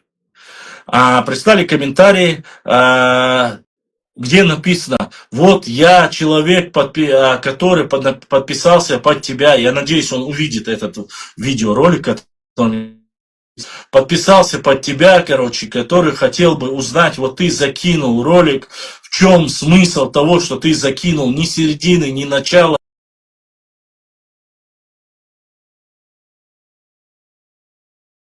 Для человека, который якобы подписался и который не понимает. Самая большая проблема у моих подписчиков, тех людей, которые не понимают, они могут в любой момент зайти в реальном времени, в прямом эфире, пятница, суббота, воскресенье, или показывать свой фейс, или голосовой через Телеграм, или написать свой вопрос и задать вопрос. Прямо, когда я нахожусь в прямом эфире. Без всякого, как говорится, потом посмотрел, где-то подглядел, где-то скопировал, ставил. Чтобы этого не было, задать вопрос. Это раз. Во-вторых, постыдно должно быть не мне. Я-то знаю, как я сделал этот ролик. Этот ролик некая Хава из республики Ингушетии продала картину, говорит, только ее нарисовала. Она говорит, я сразу ее продала. Там еще 3 человека в этом ролике, они объединены. Один человек, Магаз, как он назывался у него? Магаз Зурдзук. Один скрин его, второй скрин, я уже не помню название, какое-то название, не знаю, и это 3 скрина там находятся в данном ролике. Один делает кружки для чая, для сока, которые, опять же, на которой нарисовал, включая Чеченскую республику, территории Чеченской республики. Это часть Горогорска, это часть Серноводска, Асиновки и включая Серноводский район, ныне Галанчурский, кусочек, который был украден в 2009 году. Он с этими логотипами продает кружки в интернете. Другой человек, который называется Магаз Зурдзук, он сделал логотип, опять же, на свой канал, ради хайпа. У него все там идут арабские шейхи, там салафитские, там остальные все там Хилмош, Правда, хадисы, Коран, все такое, выступления алимов, ученых. И на это он берет и клеит туда, несмотря на то, что он слушает проповедь, он полностью в исламе, брат, так сказать, полный. Но несмотря на это, он берет с украденными землями в 2009 году, делает логотип, причем пригородный район он делает, который ныне находится в Северной Осетии. Его он полностью закрашивает зеленым цветом, не то чтобы красным, показать, что вот у Осетии часть и у Чечни часть. Нет, он пригородный район уже полностью зеленым делает, с Владикавказом, как будто он уже ингушский. А чеченский, который они украли и чеченцы вернули, закрасил красным. С этой аватаркой он создал ник и занимается проповедью. Или проповедью, или распространяет ислам, его понимание. Он полностью на таухиде, он полностью правоверный, он достоверный, он неиссякаемый, он и так далее и тому подобное. И третий человек, это Хава, который рассказывает, что я продала картину, мне там сказали, я там по традициям и все остальное. Бог с ним, с Хавой. Я попытался там на лицо, чтобы никто ничего не сказал этой девочке, приклеил смайлик, чтобы никто ничего не сказал, да, про ее внешность. Я про нее, как про личность, ничего не имею против. Но эта девушка ради своей сиюминутной наживы взяла, присоединила, опять же, чеченские земли Свердловского района, Галанчевский ныне, часть Асиновки, часть Серноводска, то есть Бамута, Серноводска, и верху Горогорскую часть добавила и сделала вот этот фуфлыжный, опять же, фейковую карту, и говорит, что продала картину. Я показываю людям, тот, кто покупает это, тот, кто ведется на это, или тот, кто распространяет это, поймите, вы оставляете фитну, вы трогаете земли своих братьев, если вы считаете братьев. Если вы не считаете братьев, вы берете земли своих соседей. Не ваше. По исламу оно харамное для вас. В 2009 году эти земли были украдены. Я вам привел документы. Я в прошлом эфире вам зачитал, как в 2008 году отправили письма, когда еще Владимир Путин был еще председателем правительства. Как вы попытались там расширить за счет джайраховских и сунжинских земель, зная, что Сунжинский был спорно между Чечней и Ингушетией, воспользовавшись этим, вы расширили свой заповедник Эрзи, включили туда 9 тысяч, 32 тысячи, кажется, да, квадратных метров, присоединили к заповеднику Эрзи в 2009 году. Аккуратно, пока в Чечне шло КТО, пока мы не могли посмотреть ни Росреестр, ничего, потому что там все было закрыто в этой части, вообще в горной части. Взяли, присоединили. И я сейчас вам говорю, коврики для намаза, кружки, брелки, дневники, книжки, где вы специально, провоцируя, делаете эти рисунки, распространяете, оставляйте фитну своим детям, чтобы между братьями Нохчи и Гала рано или поздно пролили между собой кровь, чтобы они поссорились. Вы занимаетесь фитной, а я вас прошу и говорю, что такой карты у вас никогда не было. Не рисуйте, не берите чеченское. И так вам подарили два района, братские, спорные две территории, Сунжинский и Малгобекский, вместе с 7 селений, которые оставили. 2 остались в Чечне, Северноморская Асиновка осталась в Чечне, остальные 7 остались в Ингушетии, потому что и так мало земли. Все это вам объяснил, по документам показал. Вы заходите, задаете вопросы, ваши кандидаты исторических наук оскорбляют арсхоевцев, не чеченских арсхоевцев, хайриган, хахамдуй, овцы, оскорбляют, дойтердаци, цвянцвы. Сега ашбол, ваш кандидат исторических наук, как ее там, Танзила зовут, да, Чабиева или Чабаева, я не знаю, как ее, она указывает и говорит, она делает интервью и говорит, что якобы арсхоевцы это кочевые племена, приведены по специальности там, для развода или ухаживания за скотом. Что это за разговоры? Это чеченцы такое говорили? Хоть один чеченец когда-нибудь про одного орсхоевца такое слово говорил? Не говорил никогда. Мы всегда говорили, мы один народ. Мы знаем, что у Орсхоя такая же кровь, такой же язык, такая же одежда, такая же культура, как у нас. И ничем мы не отличаемся, мы единый народ. Вот что мы говорим о своих арсхоевцах. А у вас люди, которые сидят там, оскорбляют, и потом еще говорят, что их земли, этих людей земли, которые находятся на территории Чечни, что они принадлежат вам. Акинцы, вы говорите, ваши. Но вам не нужны акинцы, вам нужны акинские земли. Акинцы никогда не были ингушами. Акинцы всегда были нохчи. Лам-Акки всегда были нохчи. Нечаянно один раз на 4 года царская Россия передала вам их, но сразу же вернули эти земли. Это не преувеличение. Если ты говоришь, это преувеличение, да, не так говорила? Ком-ком, ну ты же знаешь, как я тебя обламываю, да? Давай я тебе сейчас очередной раз. В прошлый раз я тебе обломал. И сейчас я тебе обломаю. Подожди немножко. Ты реально думаешь, что я усугубляю? Так, подожди-ка.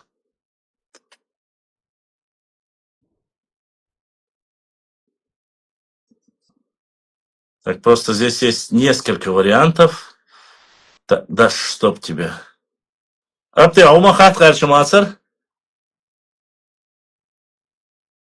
Так, этот кусочек. Ассаламу алейкум варахматуллахи вабаракатуху. Ва алейкум ассалам ва рахматуллахи ва баракатуху. Yok şahit hatta dersi komkom bu. Ha, Komkom çuvala efirçu. Канал Елаш. Историк, по-моему. Пусть заходит. нет, он сказал, что... нет, он сказал, что он не медийная личность. Там Ну, нельзя... хорошо, пусть спрячет свое лицо и будет диспут. Даже его Да, в принципе, он, да, может в Телеграм зайти. Зайди в Телеграм. Зайди в Телеграм, давай. А, вот она, Я вот не она, раз- вот она. Я Сейчас... понял, ты видео ищешь, да, с Чабиевой? Да. Сейчас все внимательно послушайте и скажите, что я сказал не так.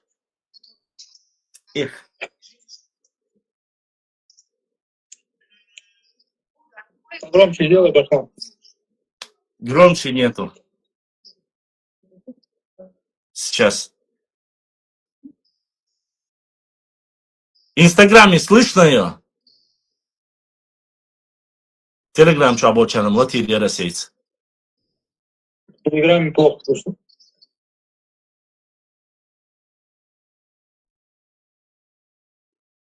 Мгм. Так, my channel, ваша. Поема и запись. Я слышал, но у меня нет. Ладно, Ибраим, у тебя же есть вот эта запись, которую я сейчас транслирую. Скинь ее мне на WhatsApp, я бы громко включил бы звук, включил бы параллельно.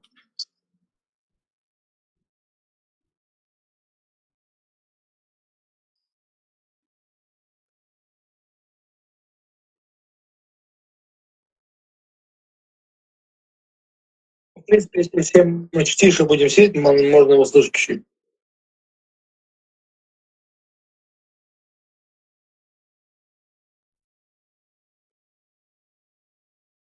Так, сейчас я обязательно включу. Если кто-то не слышит, нет, собордящихся. Так, собор делаешь. Сейчас я напишу. Так, сейчас я. Сейчас.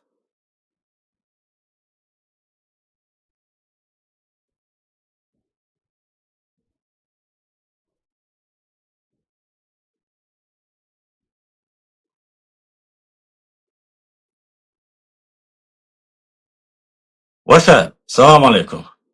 И чаби со звуком нормальный ролик, я и танцую, у вас хвашляет, истольщик. А я мою.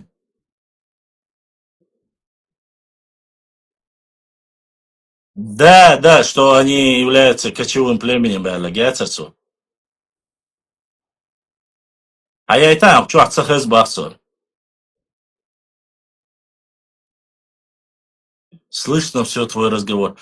Мой разговор-то, причем мой разговор ты слышишь, ее разговор ты не слышишь. Я хотел бы вам включить тем, кто не слышно. Ты же говоришь, что я говорю неправду. Я тебе хочу привести сейчас, доказать, что правда или нет.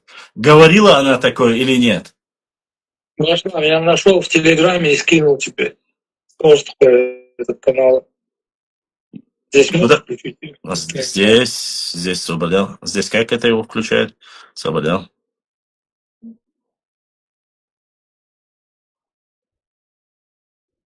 Так. Видел, я тебе скинул.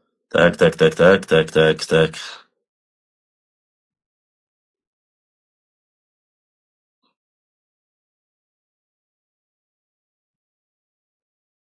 Так. В чат-боте скинул, что ли? Нет, вот с которого ты сейчас общаешься, туда я тебе скинул. Так, сейчас. Так, сейчас освободил. Почему я ее не вижу? Я вижу здесь Чечен СС. Трансляция. А как? Я вижу нашу трансляцию, но не вижу то, что ты прислал. Хаят, это госу. Собрались, хаят, Риван, собрались. Сейчас он пришлет ее. Зачем и кому ты доказываешь, правда, неправда, то, что она говорит? Что она говорит, ашхуай, знаю. А не и никому все, что говорили, делали, даром не пройдет. Ага, из непокоренных. Послушай, вопрос сейчас не в том, что она сказала. Вопрос в том, что ставится под сомнение репутация моя. То, что я говорю, я это говорю от себя или не от себя. Потому что у Арства одни из первых ушли. Да при чем тут ушли? Тебе не слышно вообще. Сейчас. Минутку дайте мне. Меня Слышно хорошо. собрал. Тебя слышно хорошо. Так. Здесь тебя не слышно вообще. Сейчас я вам включу видео.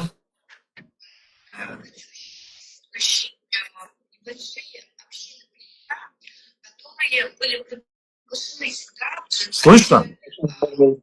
Да, более-менее слышно.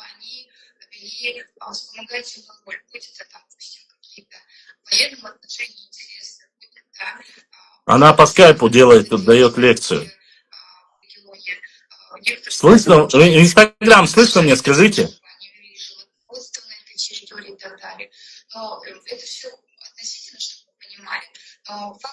В Инстаграме я не знаю, вот в Телеграме слышно. Ну, плохо тоже. Чуть лучше, чем тогда, но чуть слышно. Сободаш. Кыдика мяцохон.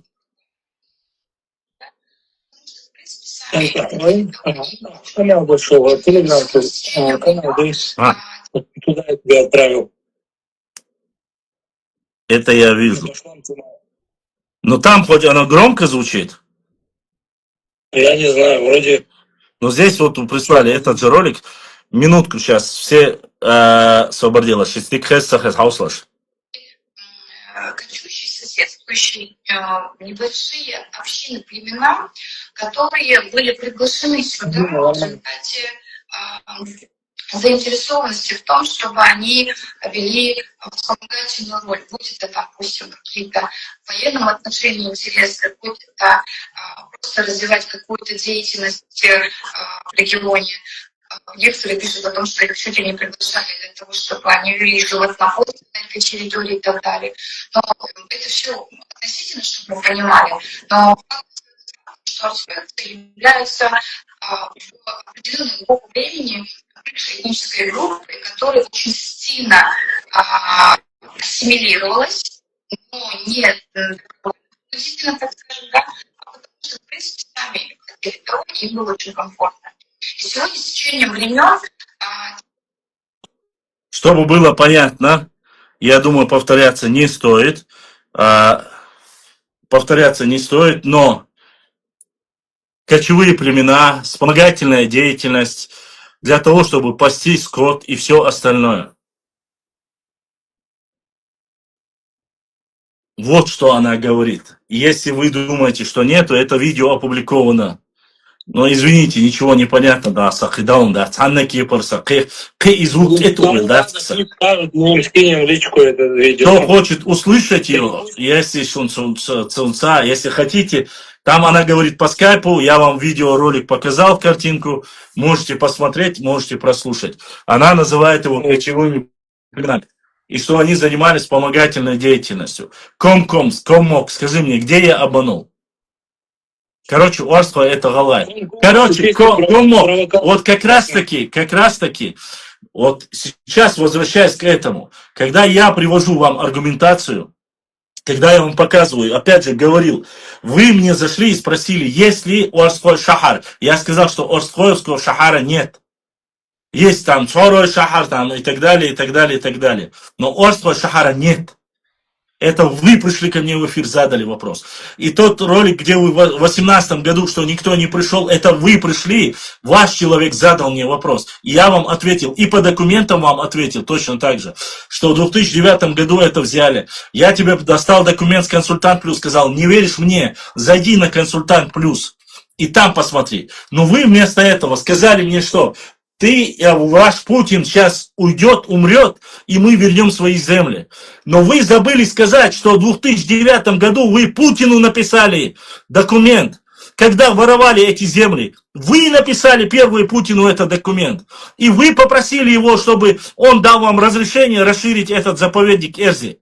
Почему в то время вы не говорили, что Путин умрет, что остальные все умрут? Ты Все умрут рано или поздно. Это чисто Но провокация. вы своими документами, вот я вам я могу зачитать хоть 100 тысяч раз. Здесь. И Этот он, и все документ остальные. есть. Просто Ты они не приходишь, мужчины и провокаторы. лжешь, я тебе Они просто показываю играют документ, на и определенную все равно роль, ты, видя чтобы, этот документ, начинаешь дальше сказать, говорить вот ложь. эта провокация продолжалась. Из непокоренных спрашивают.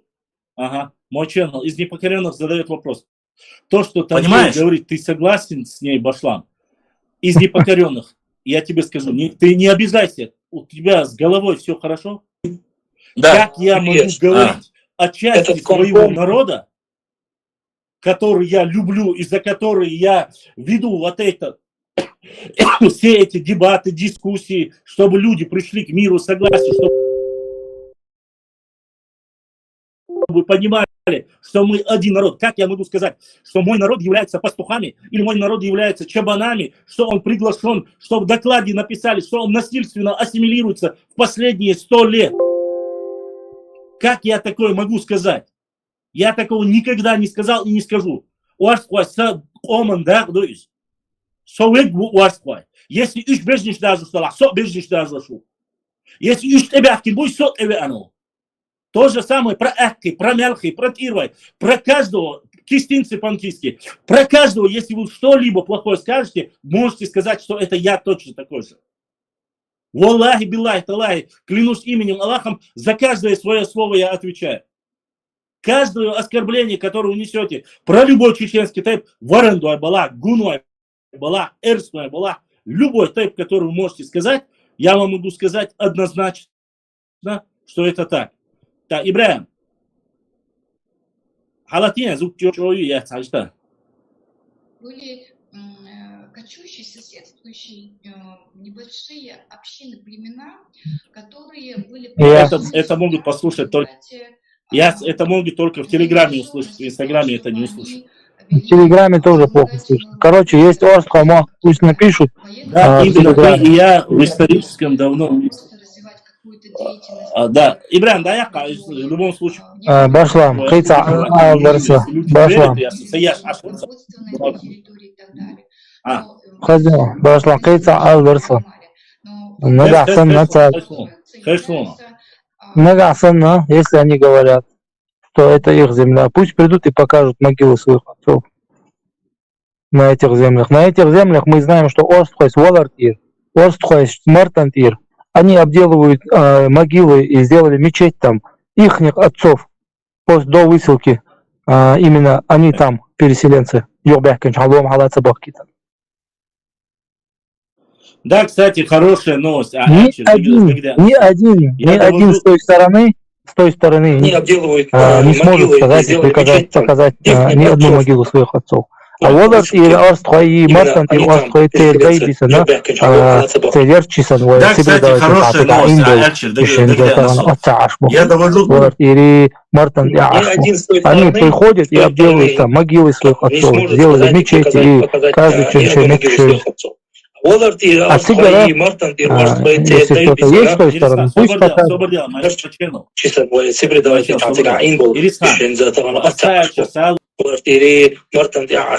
Они приходят и делают там могилы своих отцов, сделали мечети, и каждый человек что есть. А теперь... Ирисхан, собордел, мальчел, собордел. Ирисхан, وأسأل شسالو أج إبرلاي بو يسخو قلت سالو أج إبرلاي بو Хитцелс больше, ногчи больше, хабош. Если хаса сомнений, ела ходухваль, ДНК тестовое сдахти, сразу даху тарион хагерген на шабиш хагой тарбонцуга. Покажи хоть одну могилу чеченцев, бах, my channel, коммоку. وكيف شو ما بعرف تسكر ده ورد Да, Танер, а что? А зачем? Скотопасы тогда толпами их продавали в Индереевском базаре, бая? Царсон из непокорных, почему? Да. В прямой эфире Хавян, Халах, Ша Ачхой Мартанер, Ша Нокчеву, Пандлову, любой шмекте Ша Дауу, Ша Дейштиг Дабьякинбу, Шутани, Шарқи, Вятнак, Шаши, Девоша, любой чин схами Ардина, Дауна, в прямой эфире. Хуэлла Жимаворш, коммок. Хуэлла Алсам Боршалёш, Уен Алдорш, Хавян. Каванакай. Киуба Дизон, за. Я не знаю, как тебе еще можно сказать, как еще тебе доказать. Еще одно. А нация пусть доходит в эфир. Зачем показать? Тебе уже один заходил, он здесь уже был. Покажи хоть. Боюсь, нахрен. Вола, этот комок, этот вообще он не мужчина. Если ты... Братцы, просто то, что ты делаешь на своем канале. Еще раз, чтобы было понятно, уважаемые мои друзья, мальчики. Один доказательство достало. Как раз таки хотел об этом сказать. Вот человек зашел, задает вопросы. Вандла и Нохчебуй, родовой земли находится в Чечне. Вандла и Нохчебуй, Нохчи и Рестан. Еще раз повторюсь, вам, уважаемые мои друзья и подписчики, и инорнийцы, которые зашли. Неважно, что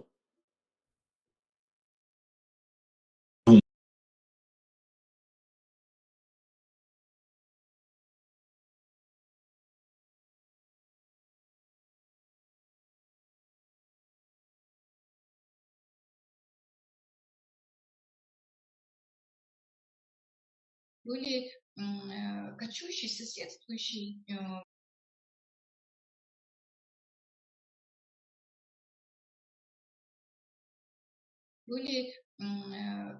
соседствующий небольшие общины, племена, которые были приглашены сюда в результате заинтересованности в том, чтобы они вели вспомогательную роль, будь это, допустим, какие-то в военном отношении интересы, будь это просто развивать какую-то деятельность в регионе. Некоторые пишут о том, что их чуть ли не приглашали для того, чтобы они вели животноводство на этой территории и так далее. Но это все относительно, чтобы мы понимали. Но факт остается фактом, что арцхойцы являются в определенную эпоху времени пришлой этнической группой, которая очень сильно ассимилировалась, но не добровольно, принудительно, так скажем, да, а потому что, в принципе, сами хотели того, и им было очень комфортно. И сегодня с течением времен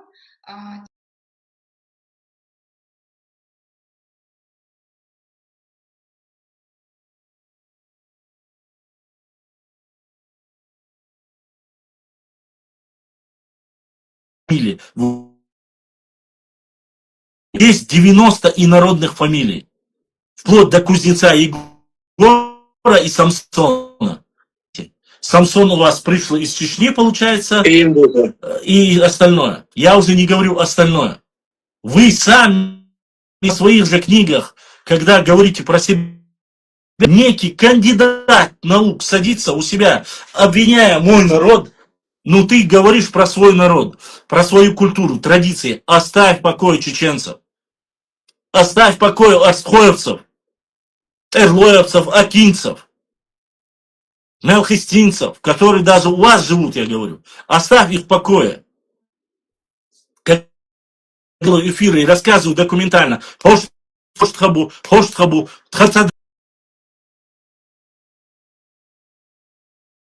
Документально.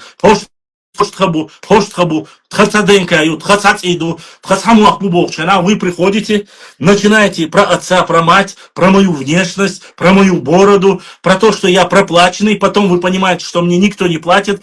Вот ты за счет донатчиков живешь. Какие донатчики? Какие за счет государства? Кто будет там сидеть, садиться в 10 часов вечера, в выходной день, когда вы шикуете, ходите по ресторанам, катаетесь на крутых машинах, ходите, я не знаю, там, бутики крутые. Я книги показываю своим братьям, сестрам, которые в Европе, которые в Чечне, за пределом, что мы один народ, что нам нужно единение. А вместо этого ко мне заходит мой же Сакомахо, Степчуве, она, вот ты написал, я ролик вообще не понял, там смысла нет. А какой должен быть смысл?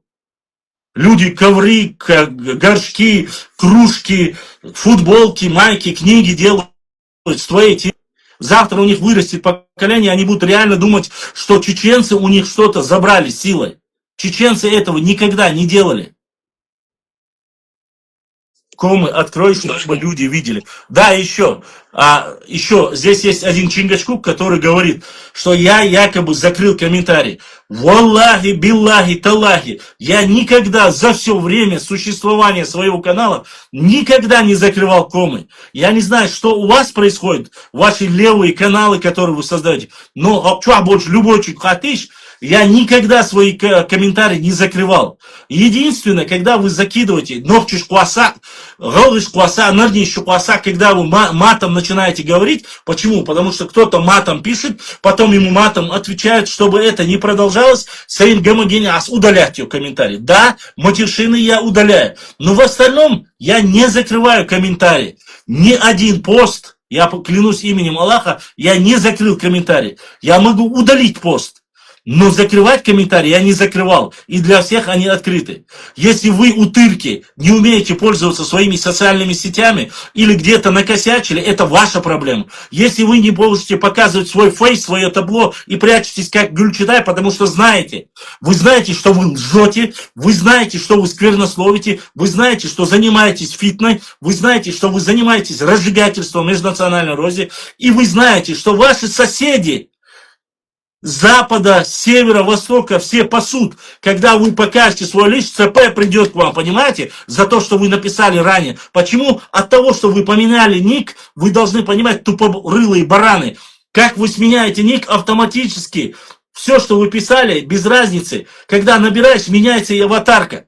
То есть ты сменил ник, ты думаешь, у этого человека, который зафиксировал его, он не меняется? Он меняется точно так же. Он знает, сколько раз ты поменял аватарку, сколько раз ты поменял никнейм. Это простые элементарные вещи, но вы тупорылые бараны, не знаете, что вы творите. Поэтому вы, Гюльчатай, боитесь показывать свое лицо. Приходите, начинаете,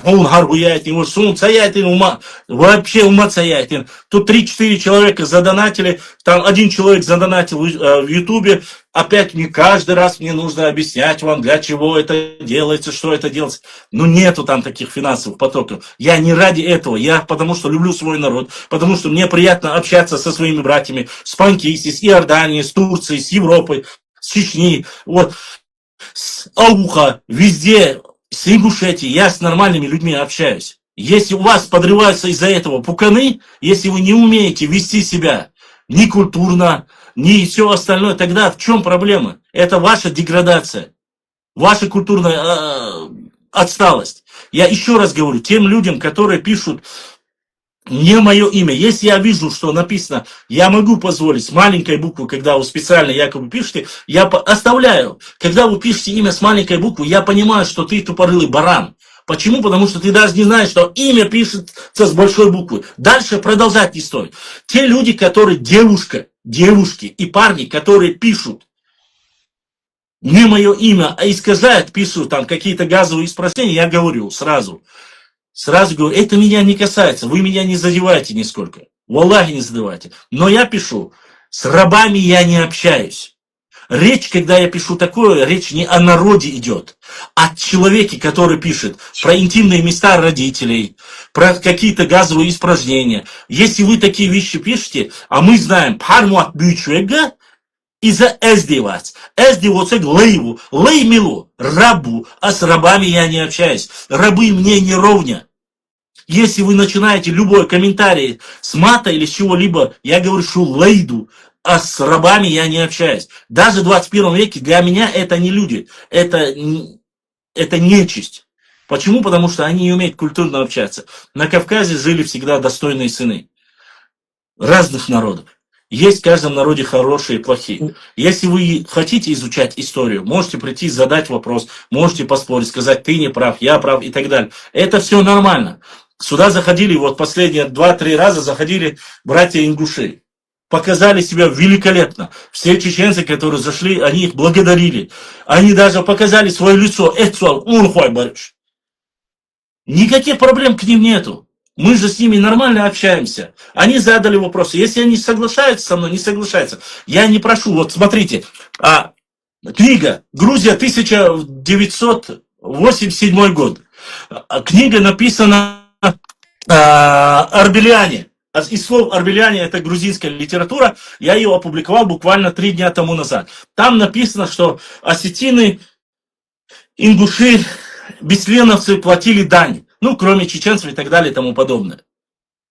Еще раз, пришли осетины. В директ начинают писать, вот, Башлам, мы же не вмешиваемся с вашими отношениями с нордийцами. Вот, это неправда и так далее и тому подобное. Не нужно это ни нашим соседям, осетинам, мне это писать не нужно. Я это записал не потому, что там есть осетины или ингуши.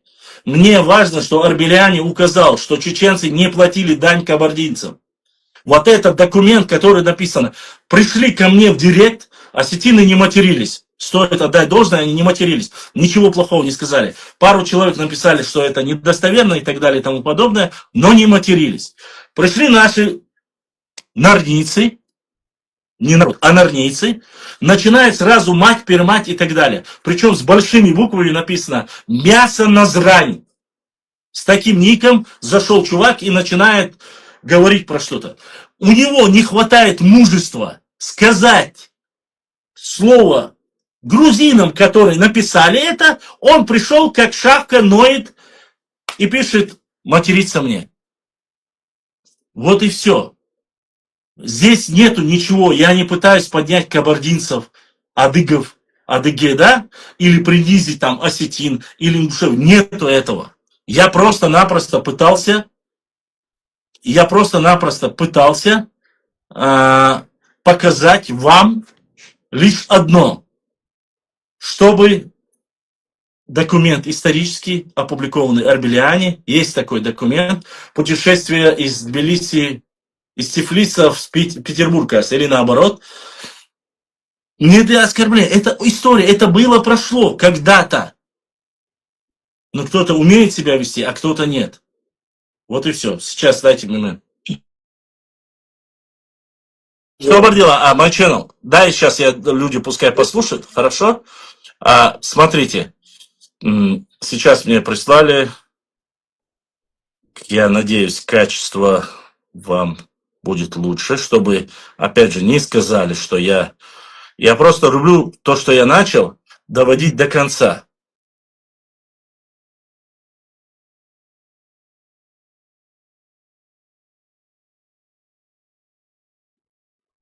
Так.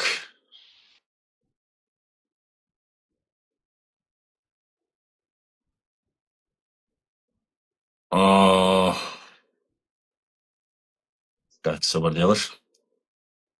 Это вот это?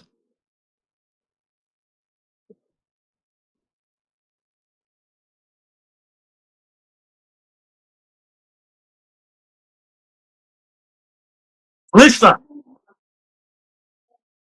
Ага.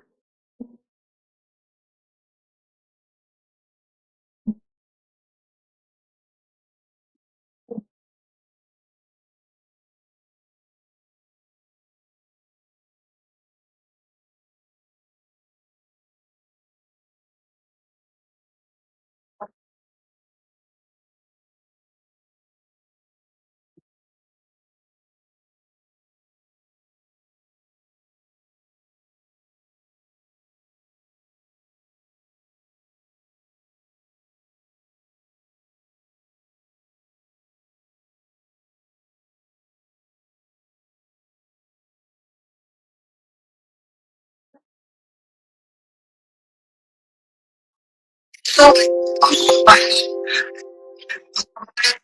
будет это просто были кочующие, соседствующие небольшие общины, племена, которые были приглашены сюда в заинтересованности в том, чтобы они вели вспомогательную роль, будь это, допустим, какие-то в военном отношении интересы, будь это просто развивать какую-то деятельность в регионе. Некоторые пишут о том, что их чуть ли не приглашали для того, чтобы они вели производство на этой территории и так далее. Нет, это все относительно, чтобы вы понимали. Но факт остается фактом, что артфакты являются ладно. определенного эпоху времени, Другой я ничего вам предложить не могу. Многие видели это видео, это Я повторно. Так что и они это видео видели, я больше уверен. Я больше вам ничем помочь не могу. Ну, трое ЦРУ. И все. Да, кто так что не будет отрицать. Да. Мой channel, здесь написали мне, что надо таких сразу блокировать. Уважаемые братья и сестры, я никого не блокирую, если человек не матерится, если не оскорбляет. Я вам честно скажу, мне важно, чтобы люди высказались, чтобы пришли к единству, чтобы понимали, где ложь, где правда. У меня нету фобии, у меня нету ненависти никому. Валлахи, биллахи, талахи нету. Сюли и вала, галги и вала, галгаски и вала, ноги и вала, гумки и вала. У меня нет ненависти никому.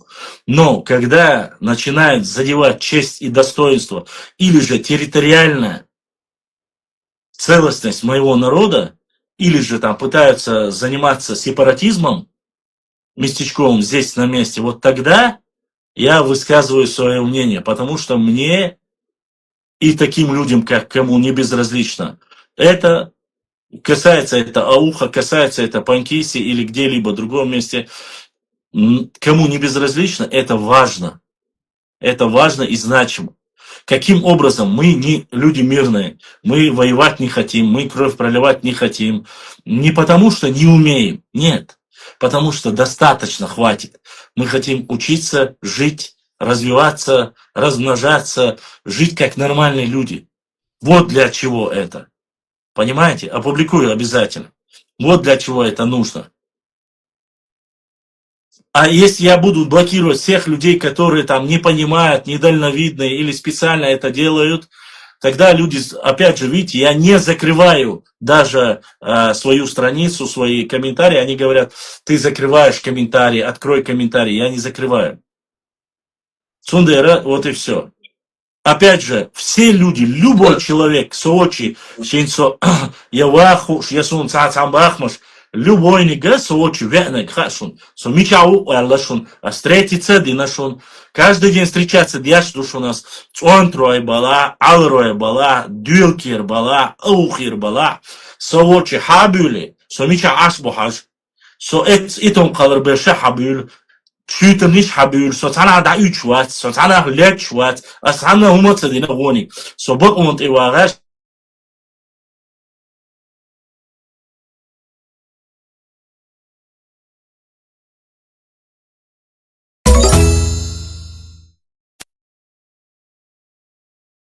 Бак дигдага, со харт суала.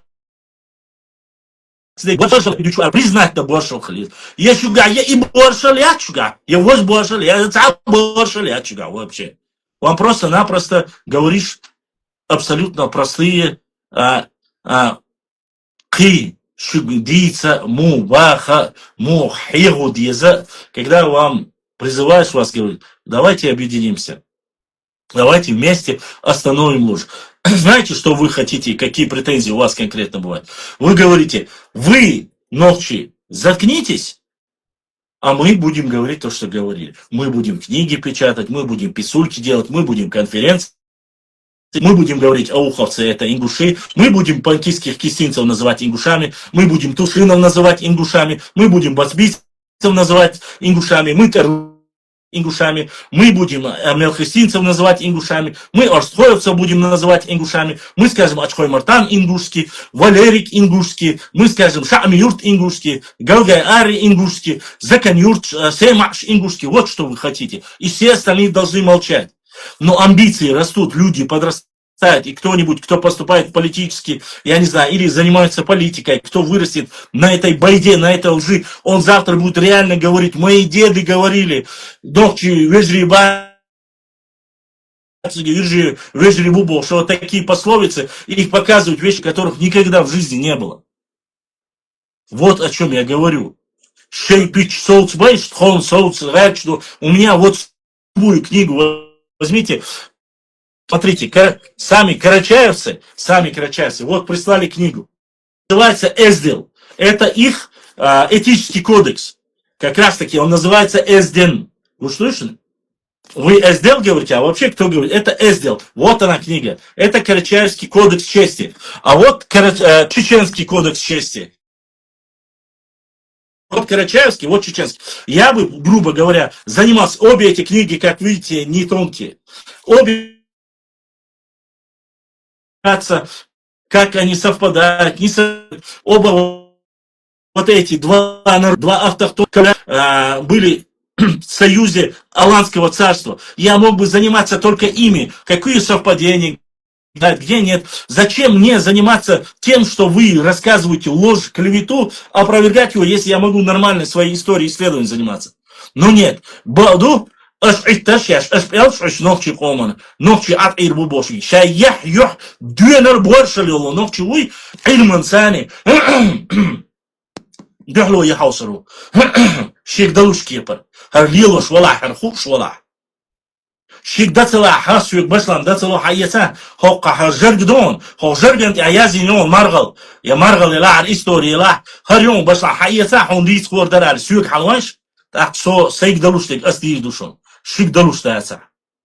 Но Багдад Страусан кварт гамрал юалина шун луг шечатича шу кот алдинду шу нер генчер хадылды болша шу гюджишен ват акшдар болша дадани камирш деш айти то ило ютха я лойси ютха я хуюмачу шу худин твал лакар хиячу а я то арца хуштан хиячу я то гдите хуштан хиячу والخز مرز ديك شينك شون تعم واستغسيت شونك شارك بوخو أتخيني شامل بش تاك إيه دمرز أي نوخشي مدي ويا أي وجري مدي ويا بوش وعط عديشتو والله بالله تلاي دات شيخات وستيش الشيخات وش دستي يعني نوخشش بالبات سنة من سنة إذا عليك أتديلي جد العثمان مرحبا لي قيل عليك دوسر دوي Игудон Эльчи, Асаинца, тот человек задал про вопросы, довожу до вас хорошую новость. Маша Аллах, Галанчорский район почти что полностью газифицирован, проведен свет полностью, проведен интернет полностью. Иншаллах, скоро Галанчорский район начнется массово застройки улру. Да, Аллах. Гайдаймахка галанчажа ашбочер термет хват. И хазда бувает. Вай цадиешуна киразу яхкир. Хинц дуинда хинца газ ю свет ю интернет ю. Цанде ларт аллах айочул интернетта галанчаж алакачас нокчиш алигна. Дюналте ана буаршалте ана никш докшту доккарду далму.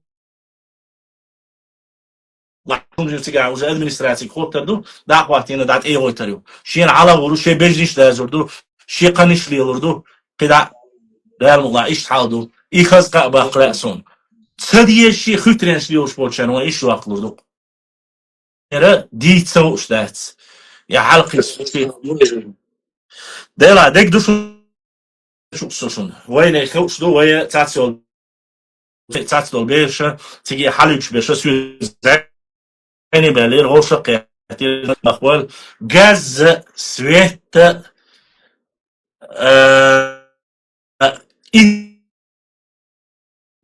خديجة تيجا خدع بروبلم خلياتي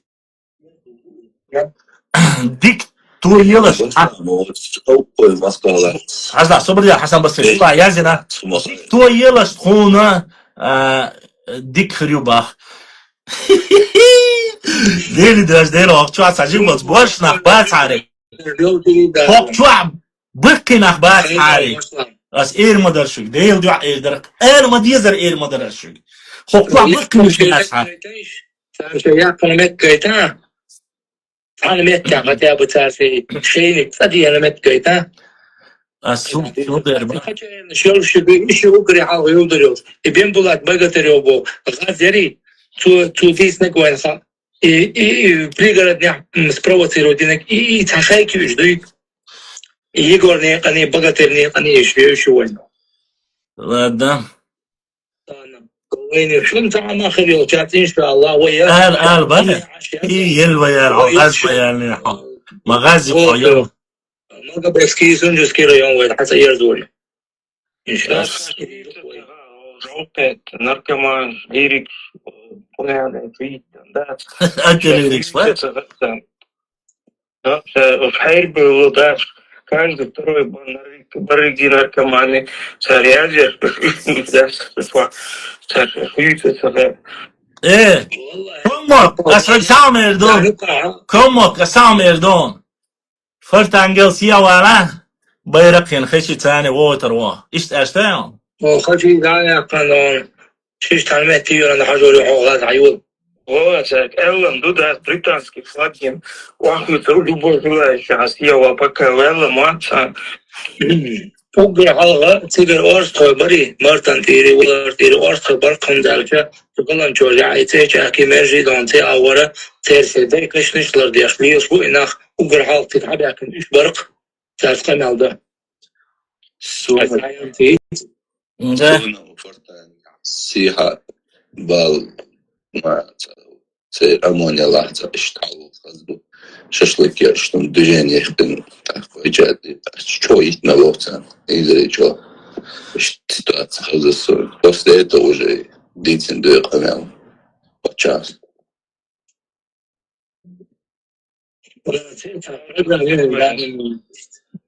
كم أس أخترتر حاجة مخلاص دعالك الله سو نقش شو مخلاوي سو حاجة دعالك دوي يو والد فيديو يو خواتي عن برسلو شدين سو قالك أسعك دعالك حوير بايع دعايتا ولاتك إيش ладно эти чисто حرقلت وني بيزوقت وشفيريات قيتي تقام يلا عدته معيوه так ладно حسن بصري خو خاطر دغال شورا أخوي مخك خلاص حقا سитуации انت وي المفتي والشقي شو مخي هون حالخي دو هيت حاج دعدل شي بيخ حاج طبعا أخبري يدعم دالنا خرجوا معلي تاري оф китер муфтиш.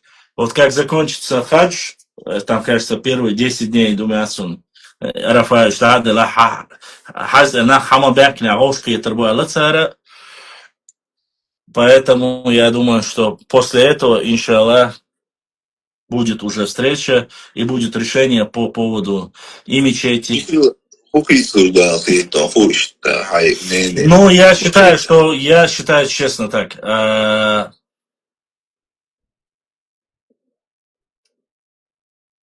после этого решения уже больше не будет никаких отмазок. Вот что я считаю. Во-первых, там будут все муфтии Северного Кавказа, то есть весь северокавказский муфтият там будут принять общее решение. Это будет решение не чеченцев, это будет решение и карачаевцев, и чеченцев, и адыгейцев, всех мусульман Кавказа. А это обозначает непосредственно, что решение, тот, кто пойдет против этого решения, пойдет против всех мусульман Северного Кавказа. Федеральный центр дал добро, имеется в виду еще, когда был принят закон о реабилитации. Внутренний закон Дагестан принял тоже, что нужно вернуть. И те люди, которые сегодня проживают в этих домах, насколько они правы или нет, будет уже ясно после решения. и правомерность сноса мечети, я думаю, что там будет, я надеюсь, что будет принято решение о том, что это было неправомочно, и уничтожение данной мечети было противозаконно. Возможно, его восстановят, поэтому, алейкум ассалам, будем надеяться на это. Предположение есть, но знать только Всевышний знает. Uma duymasına mokşluşun. Алейкум ассалам. İnsanlar dostları sanasıya var guşa boş. Вау, крумо.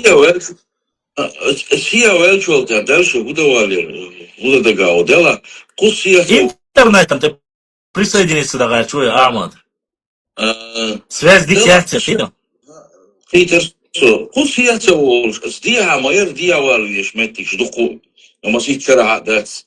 Кусия вилвиш ума мадат сия велчас дома дат обадит. Это дия вал алатин башлам. Охтрит шара цинга Истанбул шарга дат.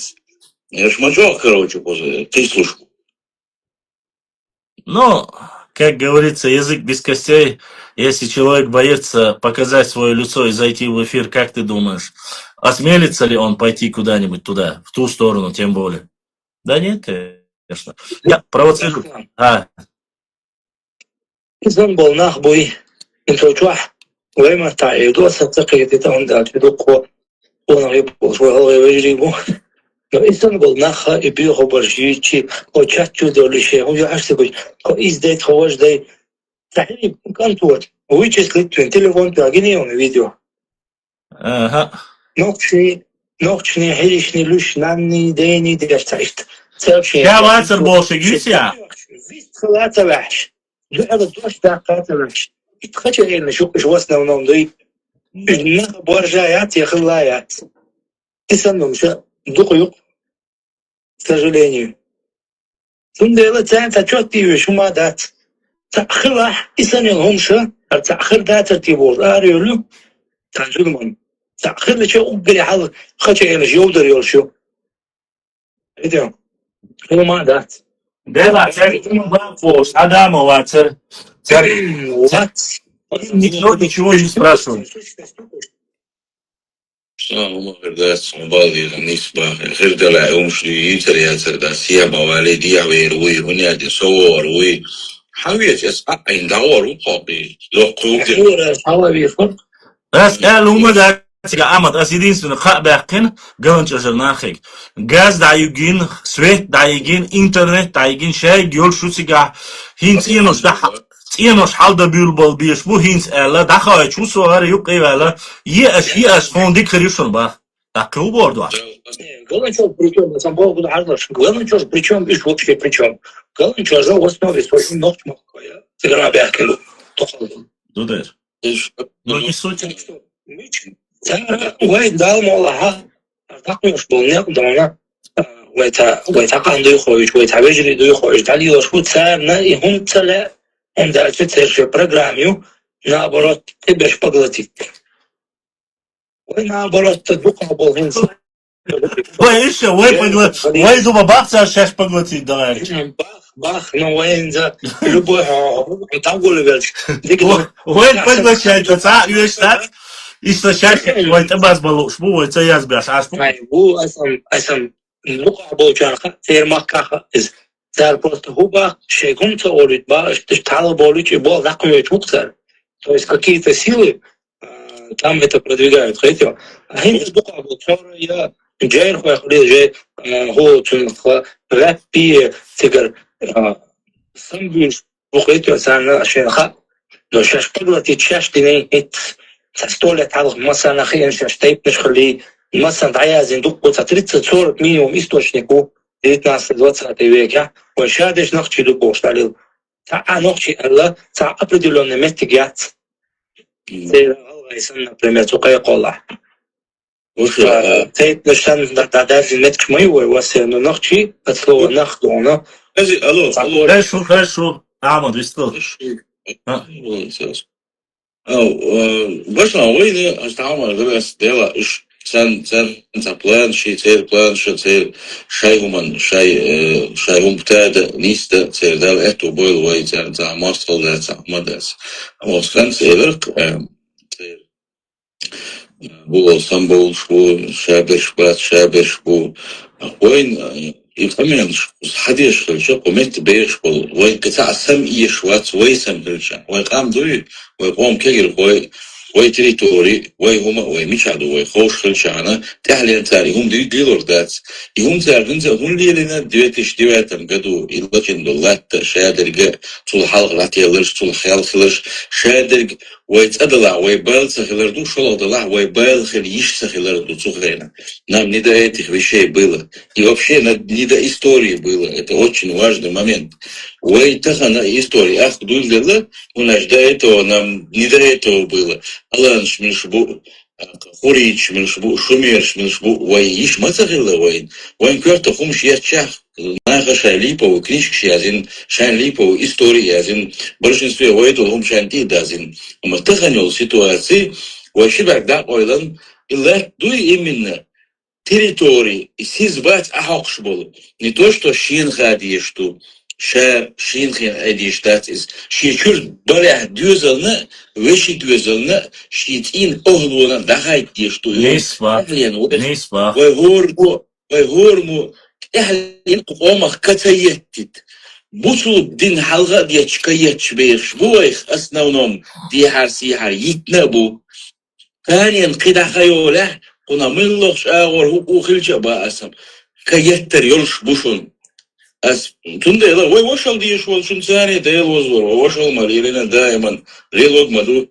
Ама إلا بلا حقيقة دقيقة يقن ميم حويت وشل ليلو يشات بوش بول شناخسة ويقتع بيت موت بات أما إنفورماسيون جيمسك وقسك ويهونت دايل قريت ما تخيش دو حال خلر قوي تخيك دات انت حتوزي تيز دخاي تيز وشل وي ليلو دي لوشن سا ليلو دوي تلوشول ساقادو لسميري بيش بول ناخ تقول حق وي ناخ بوش بوك ما بيرزنا كوبشي بوش ليلش بول ناخ ثاني والله سونا وشل سديز يشونا تعلق وسجن ديزك دوال سريتسون إلا بلا سج لركش إيرلاس إتيخد إتيزود سريس وإذا حلق درجة ويقام دوي وش ويقام يقيناه بوي مجري تولت أخي بوي دي هرشان مجري خيتي دي هرشان سي هرشان إيشا هو متك متشايو ويتريتوري هو ويورس قوي نخشي قوم دو إلا دو خيك دون شو ده الموضوع ها هو ديتيا يوم دعال كاتش دعال ديز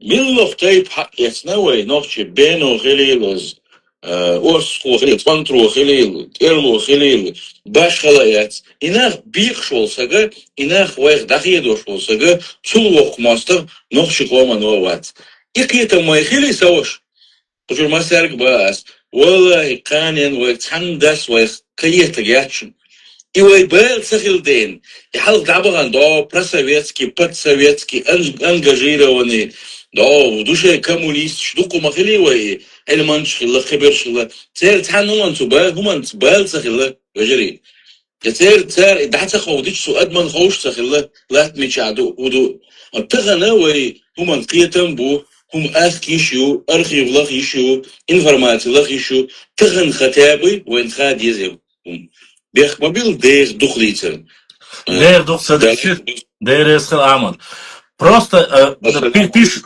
валикум, сам освободил, сам минутом, пишут комментарии. Просто мы начали говорить про нашу историю, а это заставляет вашу историю отступать. Мы молчали 400 лет. Ну, вам 400 лет нету. 250 лет и то с натяжкой. Какие 450 лет? Ты откуда упал? Ай. Başlam, salam marshal düşür. Değerli salam marshal Hıl, Avstriya Bezdlaşk. Владу Сашвоз, Калан Делахара, Эйс Бишаруба, советская армия Халларус, Санджимац. Саламу Талалат, Таамонце Олашей, Энтумала. 17 веке. Мичабар, Аллай доз Мичабаре. И он целый ширкартишка, ширкартишка. Ингушетия, Альмета Билгримет, Мабац. И он целый в 17 ба? В 17 18 веке, я церви. 1862 году. Не 18 век. وكان صعد لنا مت وكانت دعيو مت تسنيو كانت فاكر مش نقشي جواز حسن Geç şey bak. Kardeşim ben de biliyorum.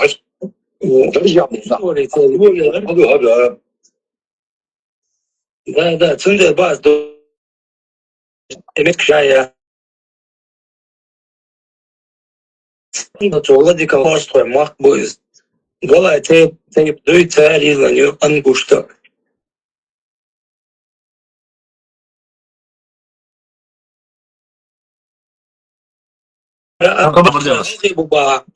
Мечки, зачатяны, купчихи.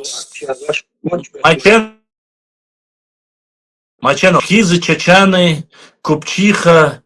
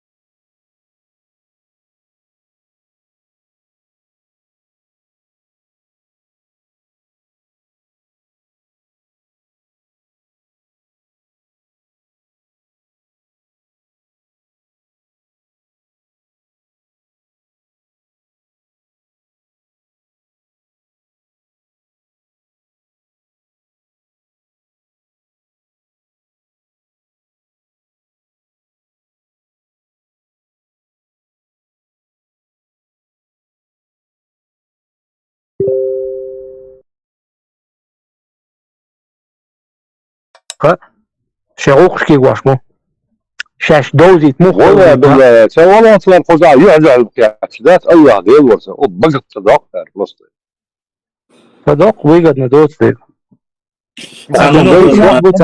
ديك ناخذ ونش بقي سويني شو بس بوي السلام عليكم. وعليكم السلام. Слушай, прервать товарищ Васер, сухвала чвара, цаши хунду, ца далаха. Но эфир прервался, но все, кто зашел только что в прямой эфир, если вы хотите посмотреть первую часть нашего эфира, обязательно заходите на YouTube-канал. На канале bashlam.39live вы посмотрите весь эфир. Почему? Потому что наши норвежские плачущие женщины пожаловались, и эфир прямо во время эфира сорвался и удалился этот эфир.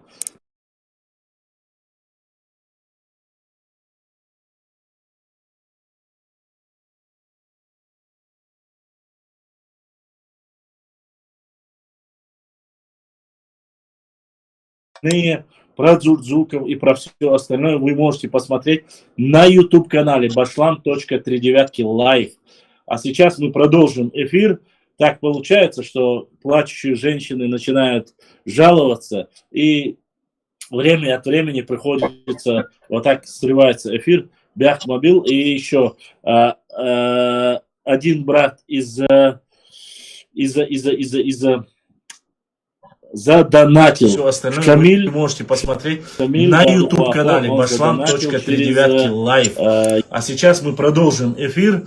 так получается, что плачущие женщины начинают жаловаться, и время от времени приходится, вот так срывается эфир, Бяхмобил, и еще один брат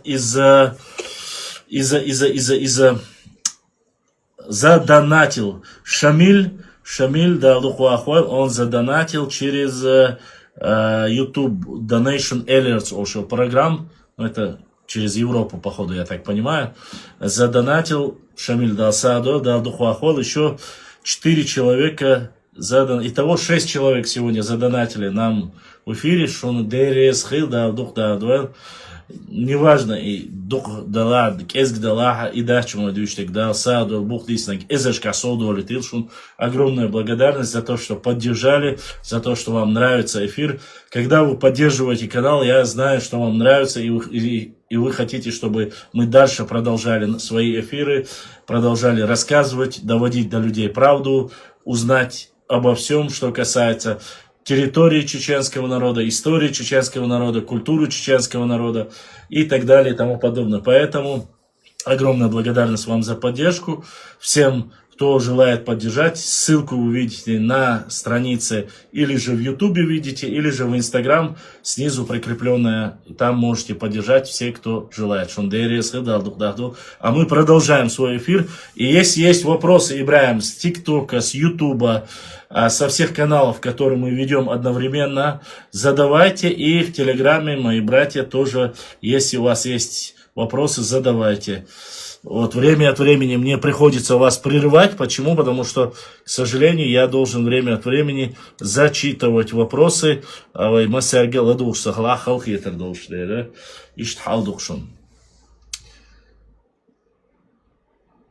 Башлам, если бы жалобы нординцев переводили в деньги, ты давно стал бы миллионером.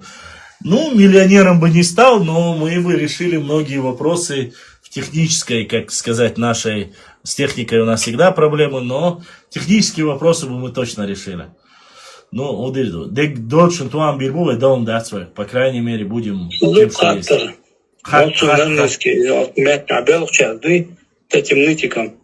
Чаш нахила, самогне, цагантири дара коч тирила, цеше историч бубошло, чеби говори, его султы говори, и бузартану абади говори. В эфир приведите кого-нибудь. А ты думаешь, кому-то хочется ложануться, что ли? Кто хочет ложать? Это очень трудно будет. Когда ты приходишь в эфир, то тебя фиксируют. Сесть в парашу никто не хочет, Ваша. Никто не хочет позориться. Почему? Потому что в данной ситуации доводы полностью на нашей стороне. По любому вопросу в данной ситуации. Единственное, есть некоторые вопросы, к которым мы одинаково имеем отношение. Допустим, это дзурдзукети или это кистети. Да? И кисты и дзурдзуками являются и нохчи, и гала, и бацбийцы. Все.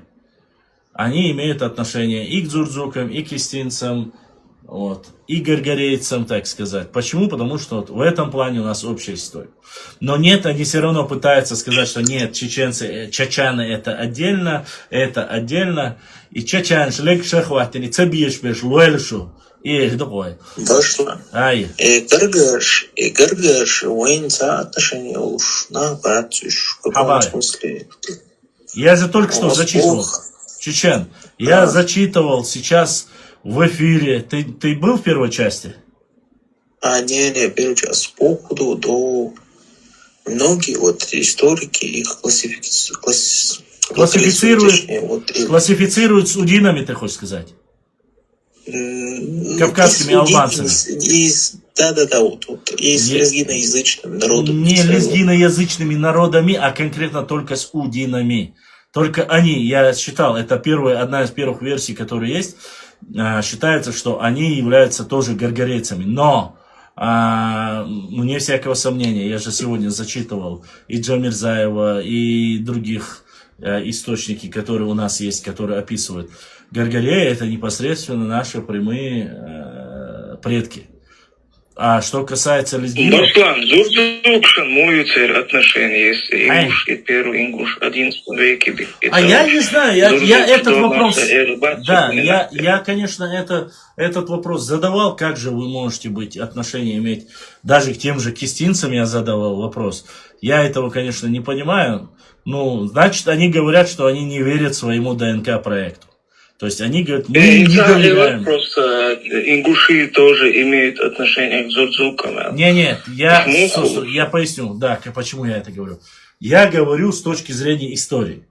То есть исторически грузины, армяне, те люди, которые написали, в то время еще ДНК не было настолько, как говорится, в науке задействовано, они записывают, вот сейчас на карте с Хауреба, когда я зачитывал, там написано как? Четко написано по Леонтием Равелли, что дзурдзуки это Нохчи, Галга и Бацби.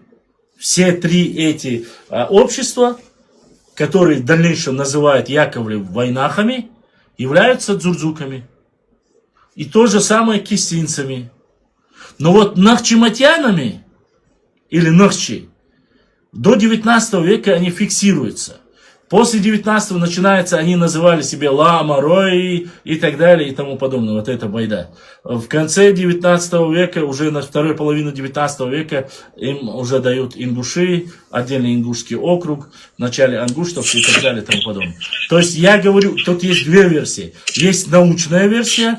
Это то, что говорят их генетики. Их генетики говорят, что первый ингуш, один или два ингуша появились в X веке. Это есть документ, тут отрицать нельзя этого. То есть есть. Я просто, когда ко мне зашли в эфир и спросили, что ты думаешь, являются ли ингуши гелами Алхайт Царсюк?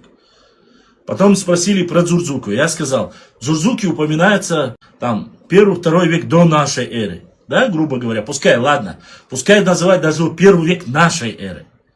Как могут быть дзурдзуки ингушами, если ингуши или вообще первый галгаец появился в X веке?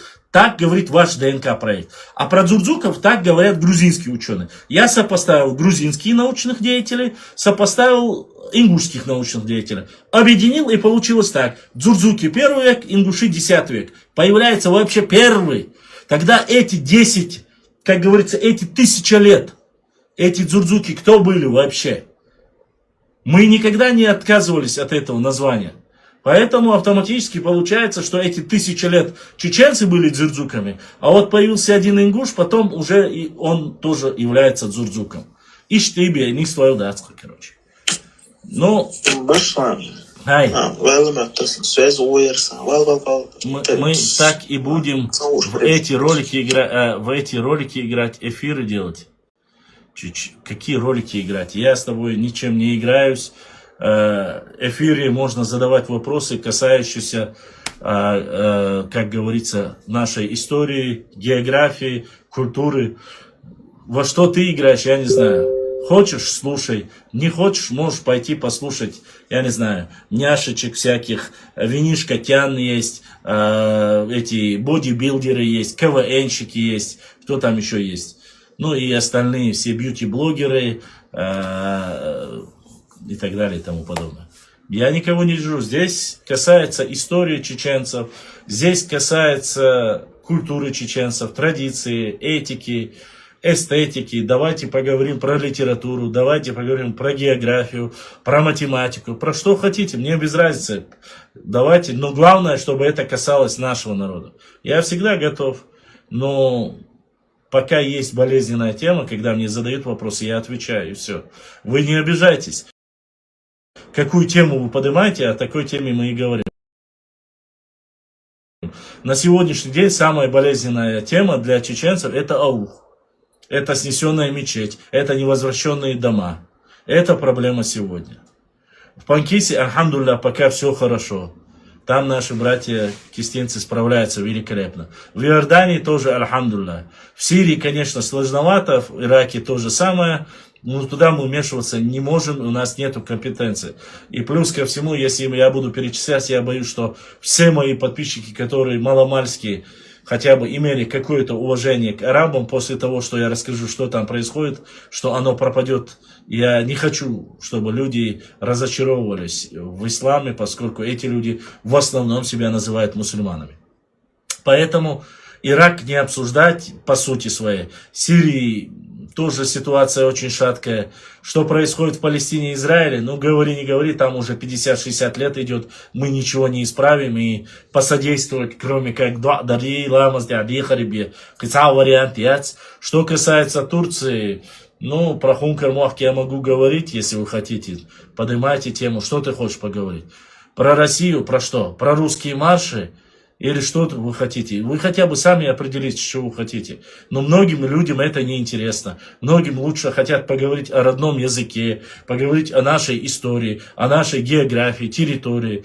Ну вот о таких проблемах хотят поговорить. И что, какой интерес есть, на то и отвечаю. А если есть люди, которые оскверняют и оскорбляют наш народ, то извините меня, я не могу стоять в стороне и молчать.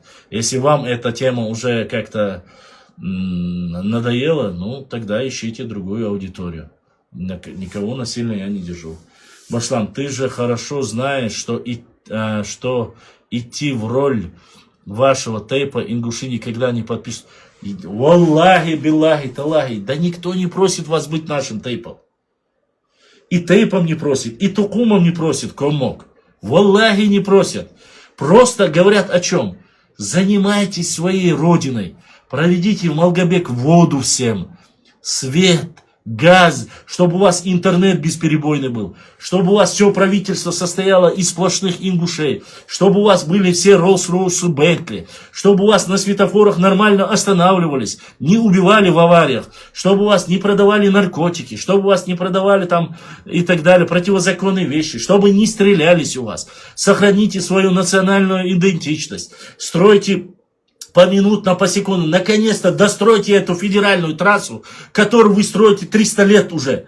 Постройте свою мечеть в Магасе, которую вы строите 300 лет. Ну, занимайтесь своими проблемами. Зачем вам нужны ногчи? Зачем вы трогаете их? Зачем на конференции поехали в Грузию? Занимайтесь своими вопросами. Настраивайте отношения. Это что? Между собой. Ингушетия, Грузия, братья.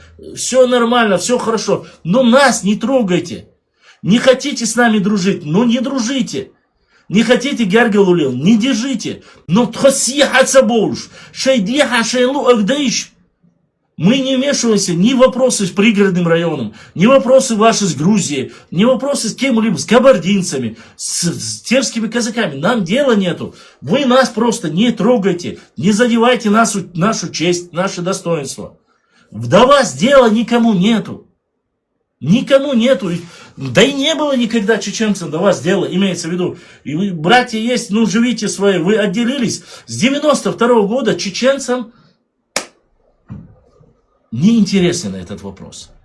Когда вы сказали, мы в составе Российской Федерации отделяемся. Все. До свидания. Отделились, живите отдельно. Желательно, хорошо было бы, если по 1934 году, как пришли, так и ушли. Тогда был бы вообще конкретный маслах. Но не лезьте к нам. Не трогайте астхоевцев, не трогайте акинцев, не трогайте эрлоевцев, мелхристинцев. Оставьте наш народ в покое. Но не получится то, что сделали с вами, у вас не прокатит дальше. Больше нету царской России, больше нету вот этой темы, чтобы разделить кусками. Это невыгодно федеральному центру. Федеральный центр, наоборот, максимально централизует, объединяет регионы. Сделать, как вы мечтаете, чтобы отдельно была Ингушетия, Карабулакия, Мелхистан, там, Эрлойстан, Орсхойстан, Бенойстан, Эшбатойстан. Этого не будет. Этого не будет. Мы один единый народ. У нас одна кровь, один язык, одна культура. Политические моменты, кто-то может соглашаться, кто-то может не соглашаться. Да чихать хотели на ваше мнение, на мое мнение. Кто хочет, голосует, кто не хочет, не голосует. Хайна барбу. Хайна голосовать, я хайнца голосовать, мади. Это же смешно, вы что, вы упрекаете чеченцев Путина. Вы люди, которые всегда его избирали, вы первый, кто назвал в честь его улицу, все что угодно сделали и всегда делали это. И сегодня упрекайте чеченцев Путиным. Упрекайте чеченцев в силе, сами едете к ним побратимы, нас 4 улицы в честь имама Шамиля. А нас упрекаете, что мы грязнокровки, потому что мы с Сюлей связались якобы. Вы же сами поехали, ваша элита, так называемая интеллигенция, поехали, у нас 4 улицы, теперь вы хотите, что вы доказать, что вы воевали в имамате Шамиля, что у вас были найбы Шамиля, что вы воевали на стороне имама Шамиля. Одна партия говорит, мы не воевали, другая партия говорит, мы воевали.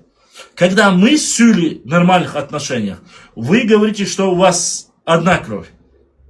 Когда вы с ними, это нормально. Вы упрекаете, что мы ногичи, якобы нагайцы, была такая абадиевская байда, сказка.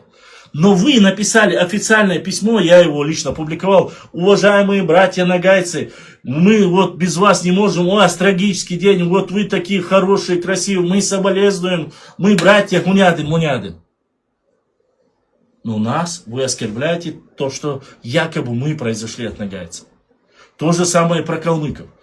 Когда нам вы пишете и нам что-то указываете, вы оскорбляете и калмыками, и кумыками, и нагайцами, и аварцами.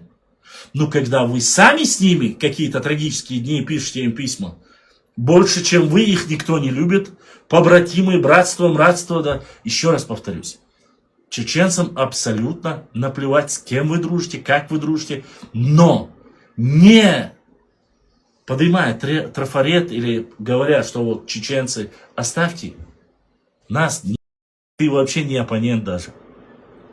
Ты реально не оппонент, потому что ты говоришь, от себя тяну несешь. Валлахи, не несу. Зайди в свои паблики, пройдись. Если хоть одно слово, которое я сказал, неправда, если это не было. Просто ты от горшка 2 вершка. А я в этой теме с 18 года, когда вы начали оскорблять наших матерей, сестер, дочерей. С тех пор до этих пор я даже знал, что вы есть где-то, но никогда даже не задумался, даже не смотрел в эту сторону. Никогда в жизни. Понятия не было, что есть такое. А вот в 18-м, когда вы подняли, вот тогда мы уже начали отвечать. Я, по крайней мере, один из тех, кто отвечает вам. Есть ли у меня ненависть к народу? Нету. Ни к тейпам нету, Аллах, ни к шахарам нету, Аллах, ничего плохого. Валлахи, биллахи, талахи, это так. Люблю, уважаю, ценю, как своих родных братьев. Но терпеть, извините, от нордийцев, которые шейнлуак дейца дюча, шейнлуак бабуша, мы тоже не лыком шиты. Вы оскорбляете рыжих, светлых, что-то говорите, но я вам говорю элементарный пример. Вы начали там, вот он не похож, он не черный, он там на терских казаков. Я говорю, а Моусар Евлоев не рыжий разве? А другой вот этот, тоже Евлоев был у вас, борец. Моусари Вашуерцен. Еще один. Тоже рыжий, тоже Евлоев. Как и я рыжий, светлые все. По вашим словам, они все, кто светлые, с белой кожей, не такие черные, как вы, не такие там с прикусом другим. Они обязательно должны быть от терских казаков? Это у вас такое понимание? Светлые глаза, голубые глаза, зеленые глаза, светлые, чуть такие. А, да, Муса Евлоев. Рыжий, Моусар Евлоев. Рыжий, оба рыжие. Такие же светлые, как и я. По-вашему, они кто? Боитесь сказать. А знаете, почему боитесь? Потому что Евлоевы – это большой тейп. Потому что они не позволят про них сказать. А сказать там, где никто не достанет, где будут максимально с вами вести культурный диалог, вы пытаетесь с закрытых аккаунтов вонять. Ладно, оставим. Это не важно. Сейчас это не важно. Сейчас будем говорить об истории. Если есть вопросы, задавайте вопросы. Или что-то слышите. Ассаламу алейкум. Ва алейкум ассаламу рахматуллахи ва баракату. Башлам, у меня вопрос. Так, задавай. Я в первую очередь хочу сказать, что я не поддерживаю тех, кто с той стороны это делают. Угу.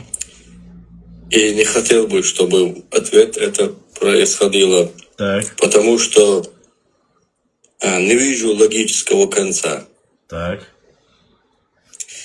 Вот у меня вопрос. Чего в итоге добиваются обе стороны? Так, могу ответить. Слушаем тогда. Во-первых, чего добиваемся мы? Как раз я полчаса только что об этом говорил. Мы добиваемся того, исторической справедливости, чтобы не затрагивали чеченский народ, будь то в Грузии, будь то в Македонии, в Сирии, в Америке, не затрагивали нас, те, кто не является представителями нашего народа. То есть не им судить о нашем народе. Они не являются частью этого народа, они не являются гражданами этой республики, они не являются никем на этой территории. Кроме как они соседи, они братья, но у себя дома. Что говорится и с 2018 года, все моратории, которые были у нас, которые призывали: вы не трогайте чеченцев, нашу территорию, нашу историю, и нам нету до вас дела. И в сию секунду чеченцы полностью, опять же, не все чеченцы, валлахи, никто, ни совет старейшин, ни остальные, никто не трогает ингушей, если они сами с той стороны не начинают.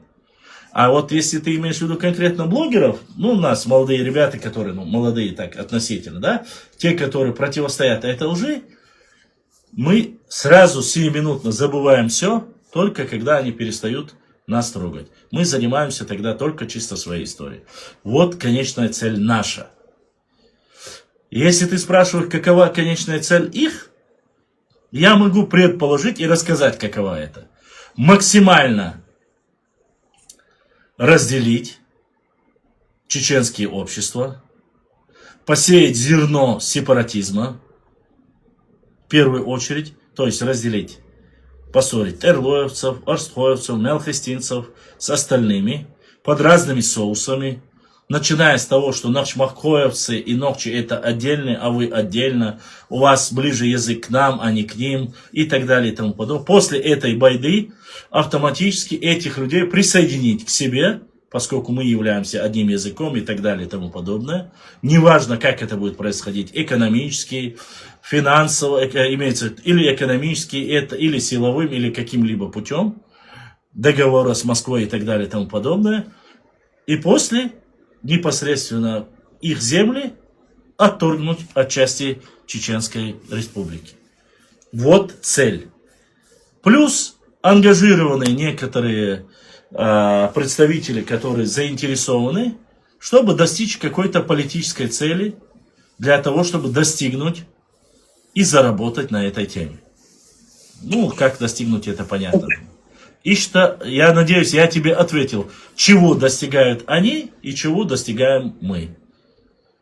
Если более коротко сказать, это так. Башлам Тахатер, даже я могу говорить на русском. Да, смотри, конечно. вот.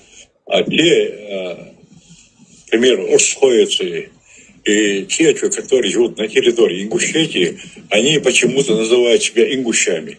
А те, не которые все, живут на дальней стороне... Не все говорят.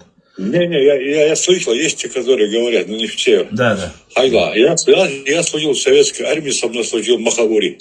Руслан дал очку. Со мной служил Чечой Султан. Он требовал Чечой. Walлахи, биллахи, таллахи. Никогда они не говорили, что они не чеченцы. 2 года со мной не прослужили в армии, мы служили в Венгрии. Walлахи, биллахи, цайлах, тарчах, галайду, отдельных хамду. Ногче дубоша. Я не пойму. Ну вот цель, которую как раз сейчас NCFM 95 задал вопрос, к чему они стремятся, я объясняю ему, вот к этому они стремятся, чтобы не называли себя чеченцами, а называли себя по тейпу, по тухому, да как угодно, главное, чтобы не чеченцы. Смотри, разделяй и властвуй. В Москве, да, в ресторане встретил одного парня. Это было давно еще, в советские времена. А он был так более, знаешь, как одет, серил, напротив. Чуть, метров 3-4. Ага. И когда там официантка подошла, я говорю, девушка, можно вас руки помыть? Она говорит, проходите, пожалуйста, на кухню помойте.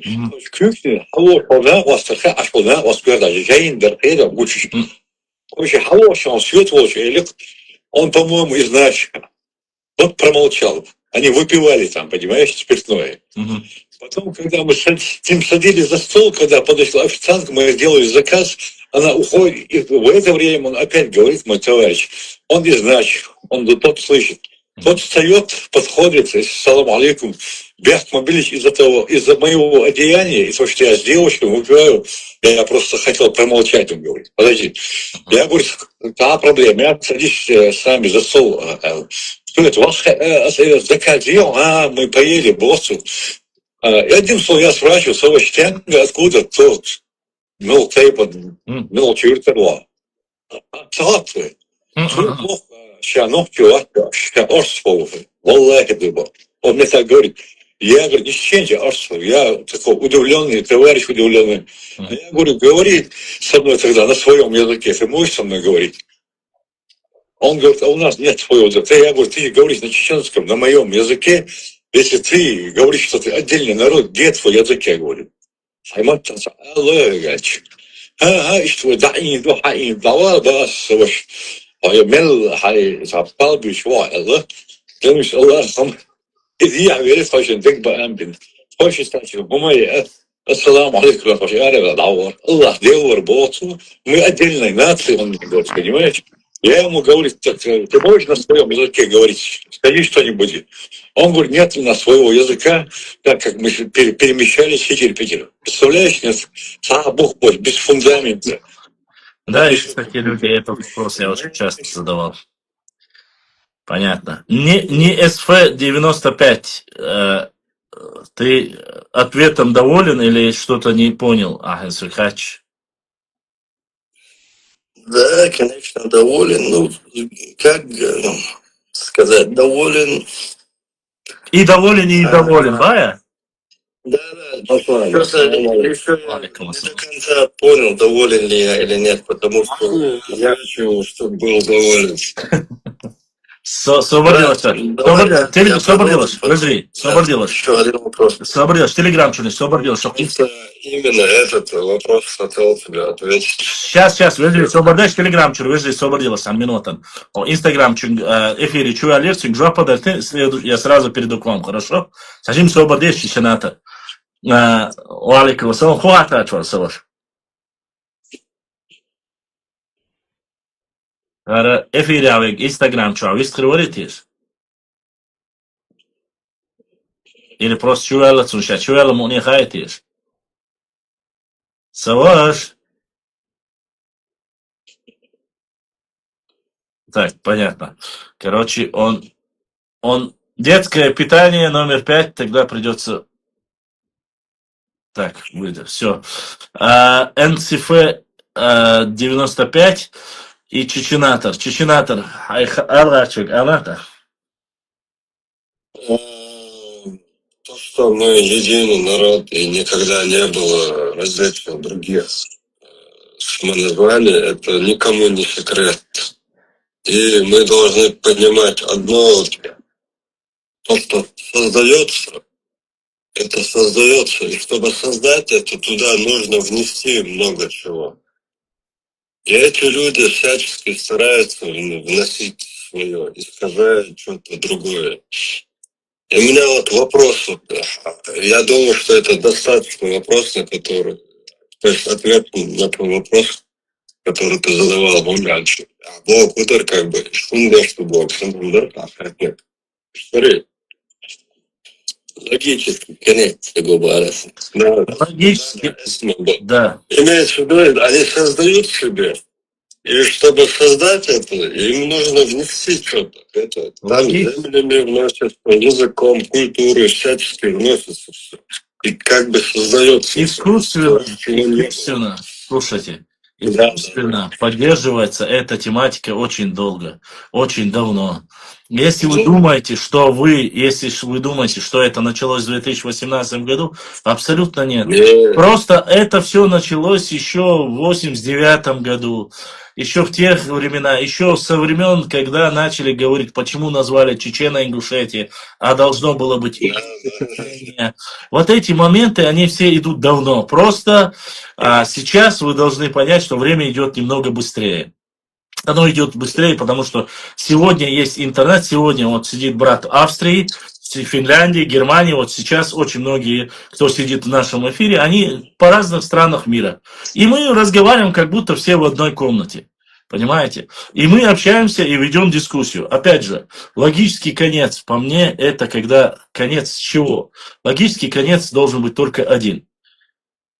Правда только одна. Ложь, как мы знаем, имеем непосредственно 7 видов. Так что не может быть две правды. Если мы стремимся к истине, если мы являемся мусульманами, как сказал наш любимый пророк, саллаллаху алейхи вассалям, тот, кто врет, тот не из нашей умы. Если мы врем, значит мы не из умы пророка Мухаммада и не имеем права называть себя мусульманами. Это мое мнение. И я констатирую факт именно таким образом. Послушайте, до 2009 года, до того, как вы украли землю, было кому-либо дело до Ингушетии? Никому не было дела. До того, как вышли на митинги, было дело чеченцам, до этого не было. До того, как Абадиев написал книги в 2004-2009, было дело? Не было никому дела. Чеченцы пытались выжить. Чеченцы выживали во время войны. Чеченцев раскидало по всему миру. Чеченцы стремились возродиться. Сегодня, когда у нас появилась возможность, мы начали возрождаться, мы начали восстанавливать, и появилось время наконец-то заняться учебой, документами, книгами.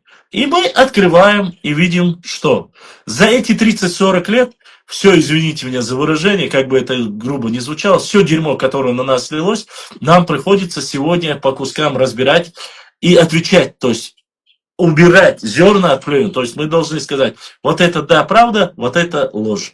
По мне, это благородное дело. Почему? Поясню. Да, вы можете сказать это, там есть пару хадисов, в котором шинюк и доудач, сетца первый, хайхал дошу и так далее и тому подобное. Да, я с вами согласен. Но чеченцы и так молчали на протяжении 30-40 лет. Молчали.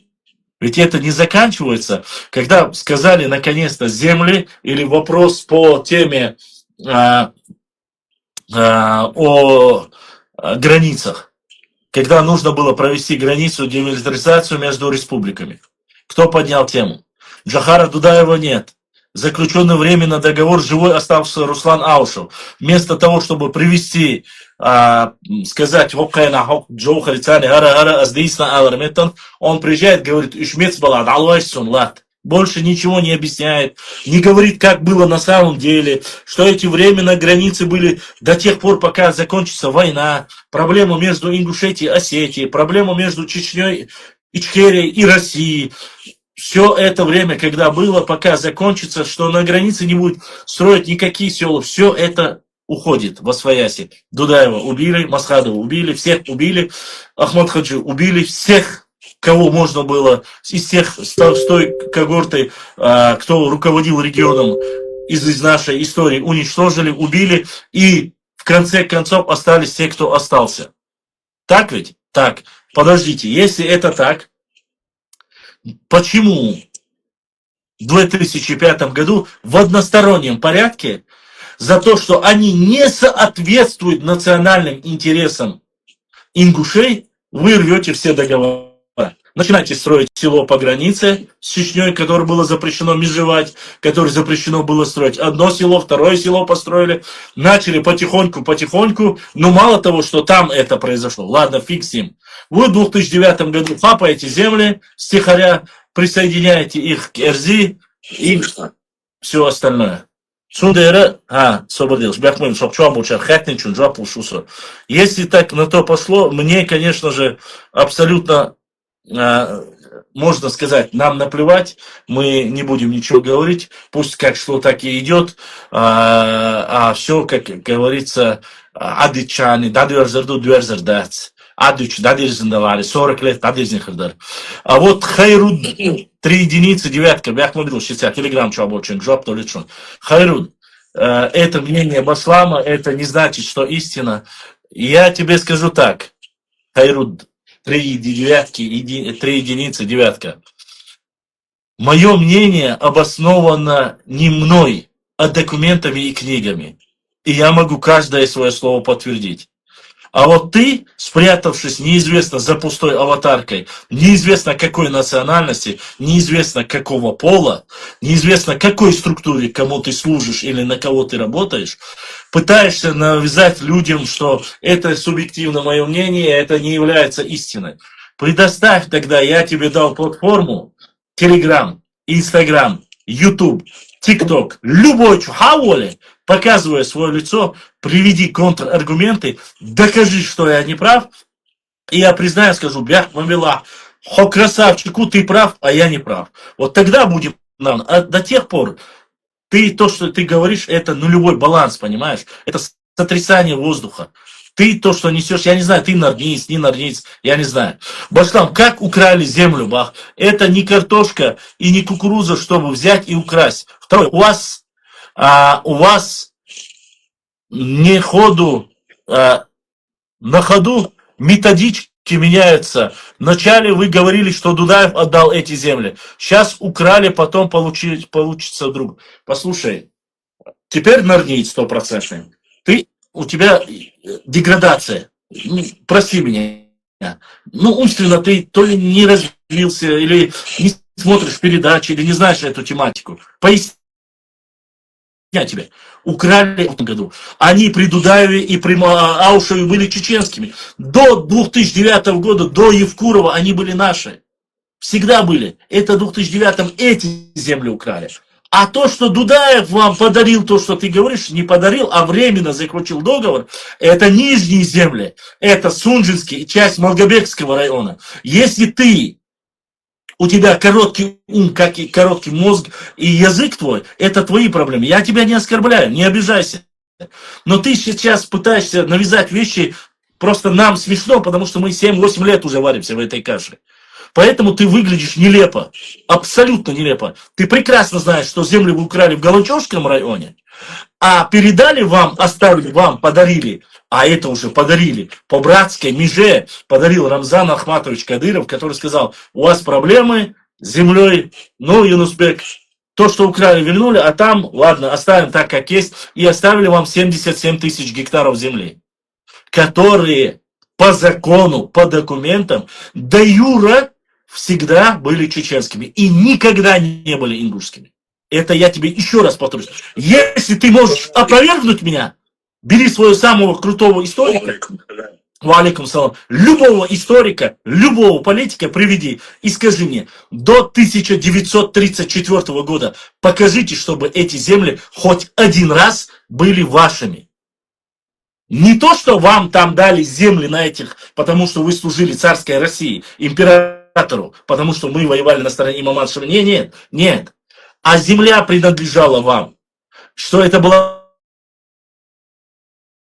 Понимаешь? Это не может быть ни физически, никаким образом. История до 1862 года нет никакого территориальной единицы у ингушей. После 1862 года до определенного времени, до 1929 года, это были Сунжинские, казачьи округи и так далее, выкупленные у Бека Черкасского Российской империей, оплатив ему документально, эти земли были их.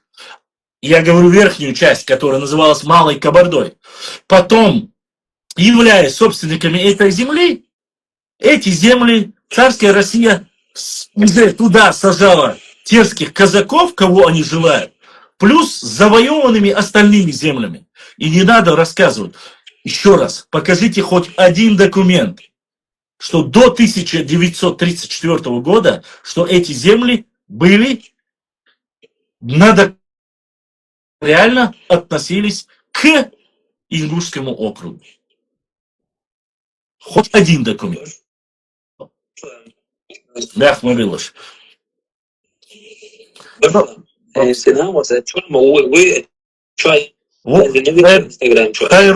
Хайруд 3 единицы, девятка, ну. Telefon tuakhla bes telefona إذا سبيش حوشر معنى إنت أحسن قمنا بنقطة شو عدني أو تحمل ريز وقت وتبيع يشتري زي خيرو смотри بس تبوي وتأخذ شو ليش مو وي كل بو مدات حتى يو بس تجيت خزمت بس لامود إبري حلا ولا حي وح تلاش باش حي تلاش باش حي ما تلاش باش بس تقوسو غلا وأثر بو على حلا وحويس تنصبو это и берешь, он соответственно, отсюда. В общем, вся проблема сегодняшней фитнес, да, заключается в том, что эти провокаторы на границе, да, вот,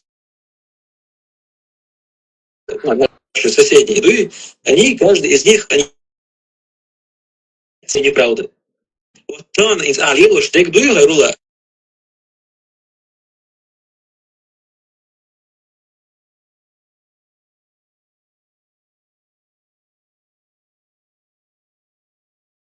شنو؟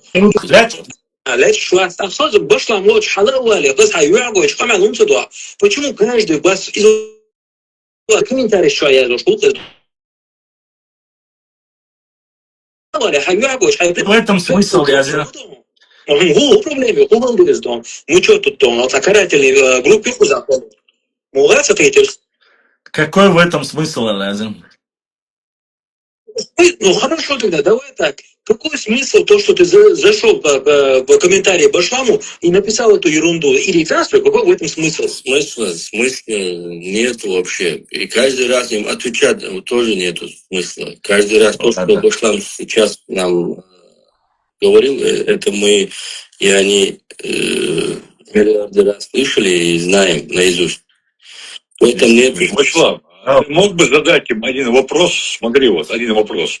Откуда у них взялся наш язык, ну, чуть другим диалектом? Откуда у них взялся этот язык? Я думаю, что твой вопрос услышали они, потому что сейчас вы в прямом эфире, и вас слышно в Инстаграм тоже.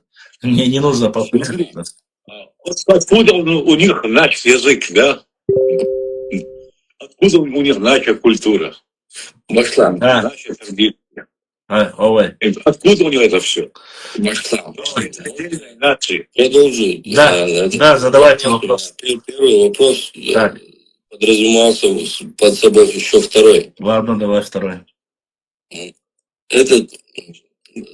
Мы все признаем, что это проблема, правильно? Ну, грубо говоря, это проблема.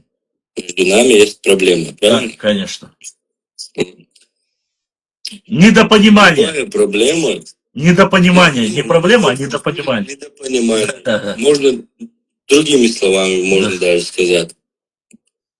Но в любом случае она нуждается в решении, правильно? Конечно. Не лучше ли, ну, даже им и нам искать, чем искать упреки, искать решение?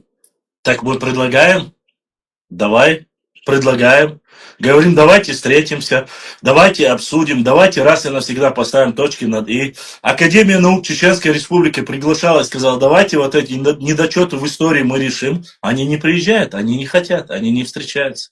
Они вместо этого бегут в Тбилиси, собирают там а-ля аудиторию из грузин, которые ничего не могут сказать, рассказывают им, что мы из чужих животов, и выступления все, какие можно максимально оскорбить, задеть чеченцев, проводят семинары или симпозиумы, и потом возвращаются.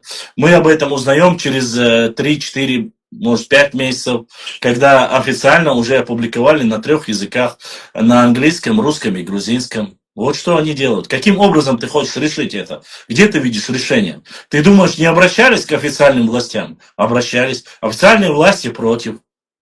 Не обращались к имамам? Обращались. Но они не слушают имамов. Если один, то они говорят, они салафицы. Другой, то они суфисты. То есть Там нету никакого определенного. Опять же, Башлам, Бог чем дарит, да, Хаям Башлам, смотри. Сундера, освободился минута, освободился. Поэтому все моменты, которые ты говоришь, предложения были сделаны. Если они не отвечают никаким образом и не идут на них, каким образом мы должны по-другому? Есть у тебя какая-нибудь универсальная позиция? Ну, кроме той, чтобы мы заткнулись и сидели молча. Кроме этого, каким образом ты видишь решение данной проблемы?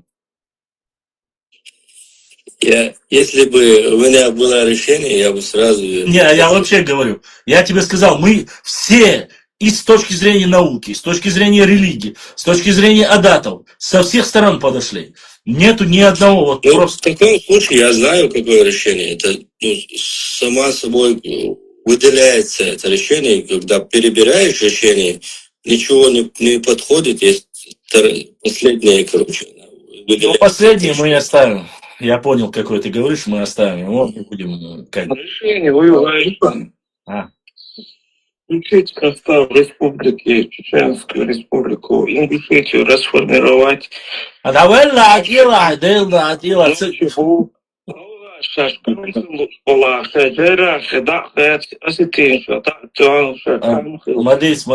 Смотри,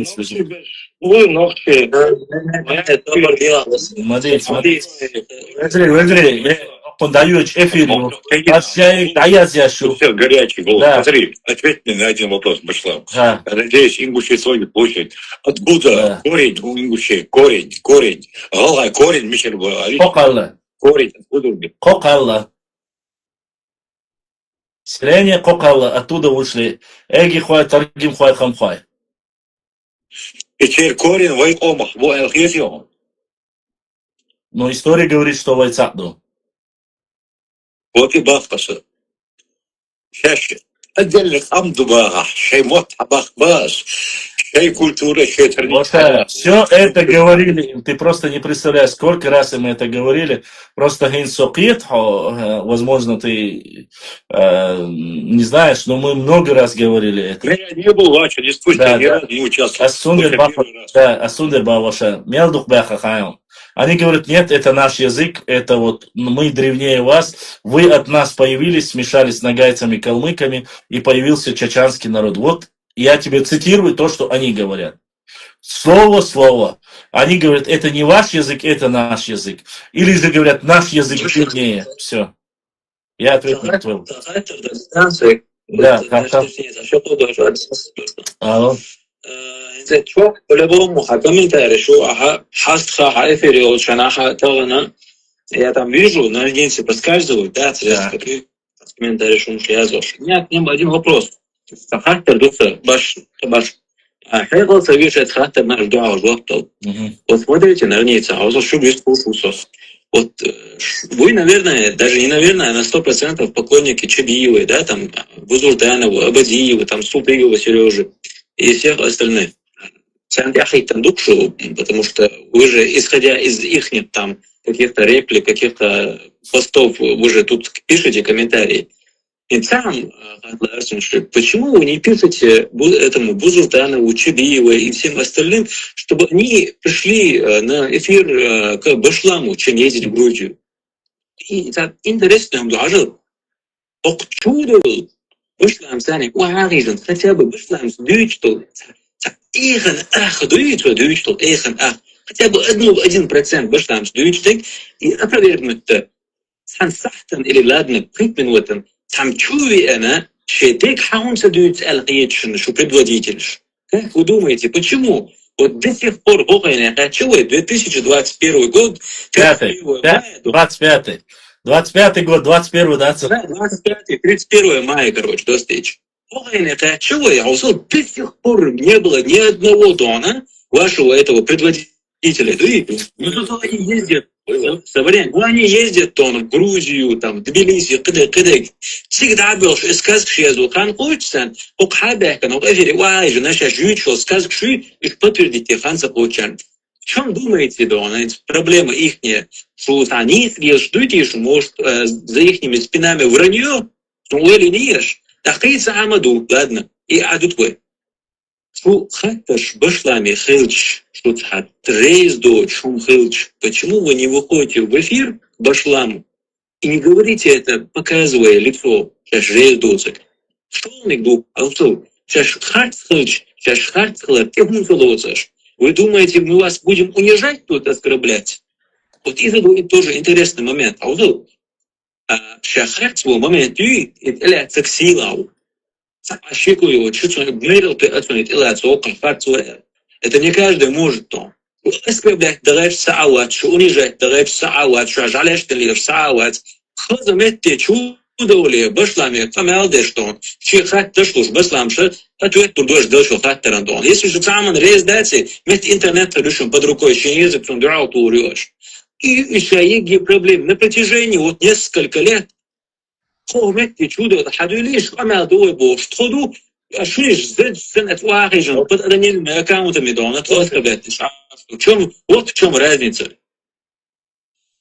Вот, кстати, они же приехали в Чечню официально, два человека приехали, я их имена не вспомню.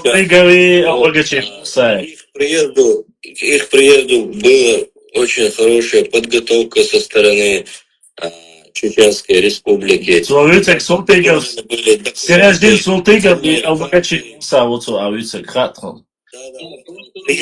Так-то приехал, подожди, так-то приехал и Муса Зурабов, если так говорить. Эти три человека.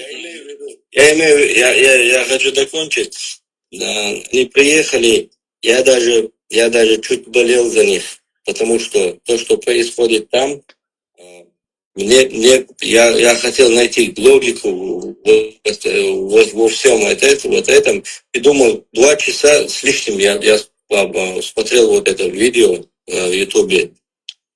Хоть что-нибудь, чтобы можно было зацепиться, чтобы они нам сказали в чем-то. Вот вы где-то... Один сказал, короче, лорд говорит, в 34-м разошлись, вот так сойдемся. Типа вот это что-то. А этот говорит, который приехал, а почему не 20, не пониже, говорит. 33-й, 29-й, вот. Лорд опять, короче, контраргумент. Почему? Короче, это испанский язык, я за это испытываю. Я знаю, это позор. Без бухбо, что он штуется вообще. Чехия галцеется, что, к примеру, Бахас, что выиграет, а видео диактор учится. Это сон, короче. Чехия галцеется, вы до Аммадар, вот блин, на дуня чуану, вот это ее, лет мир Аммадар, вы решений, сейчас харсу, тела, а кепоры, короче, лук, что, вы,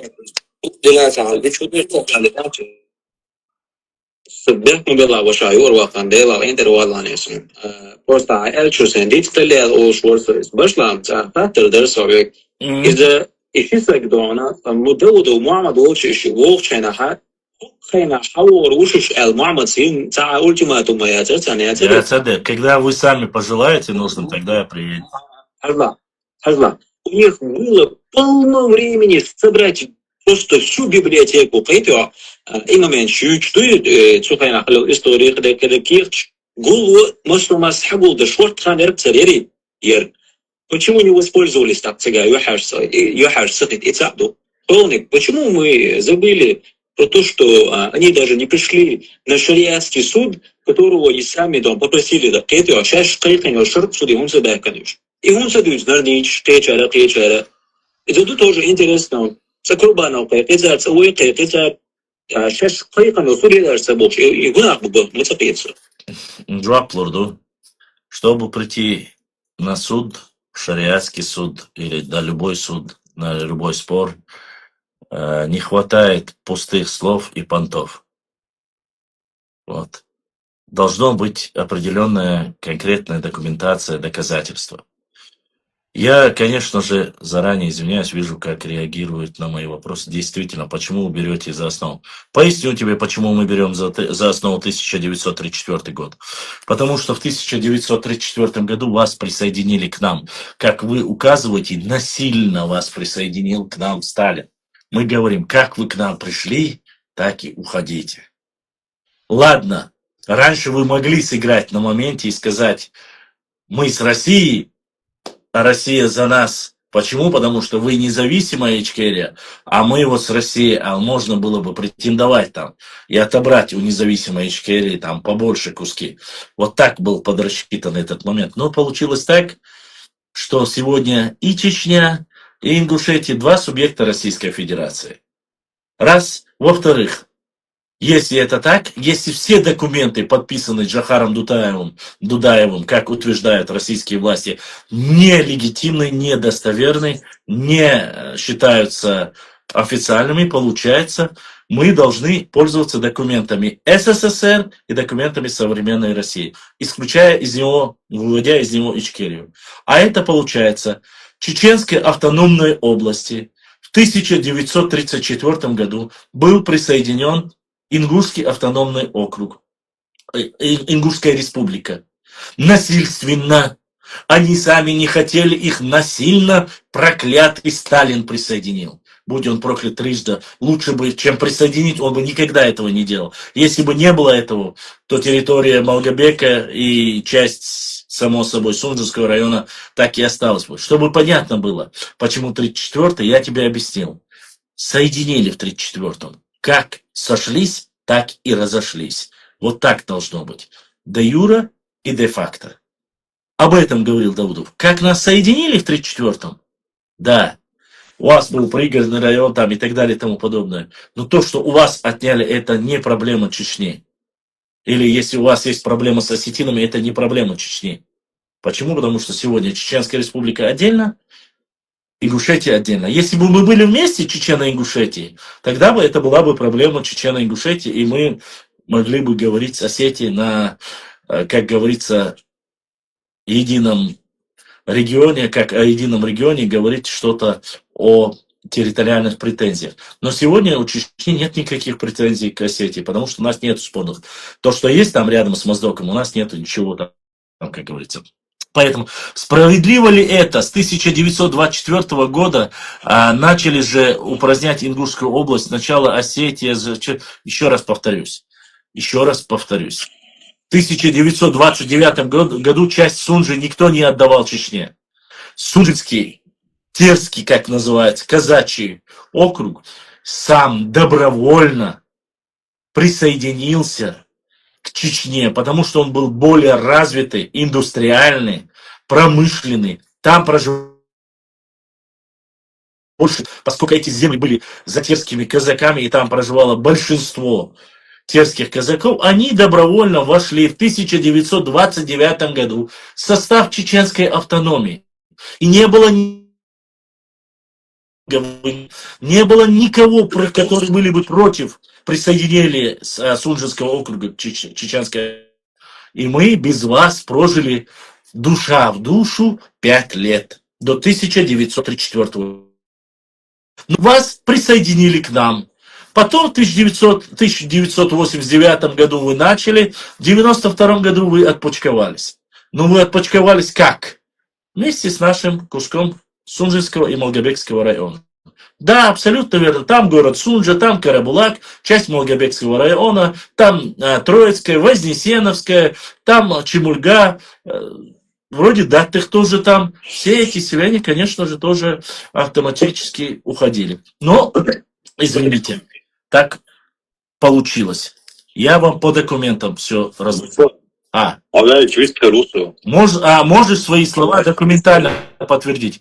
Хайруд, все, кто здесь меня слушает, вот 41 человек Инстаграм, 49 человек, 50 человек Телеграм, в Ютубе 100 с лишним человек, ТикТоке.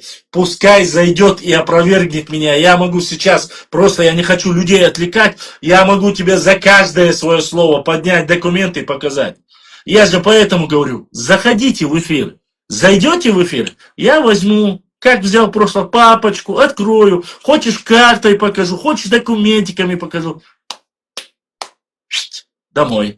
Если ты врешь, ты опозоришься. Если я вру, я опозорюсь.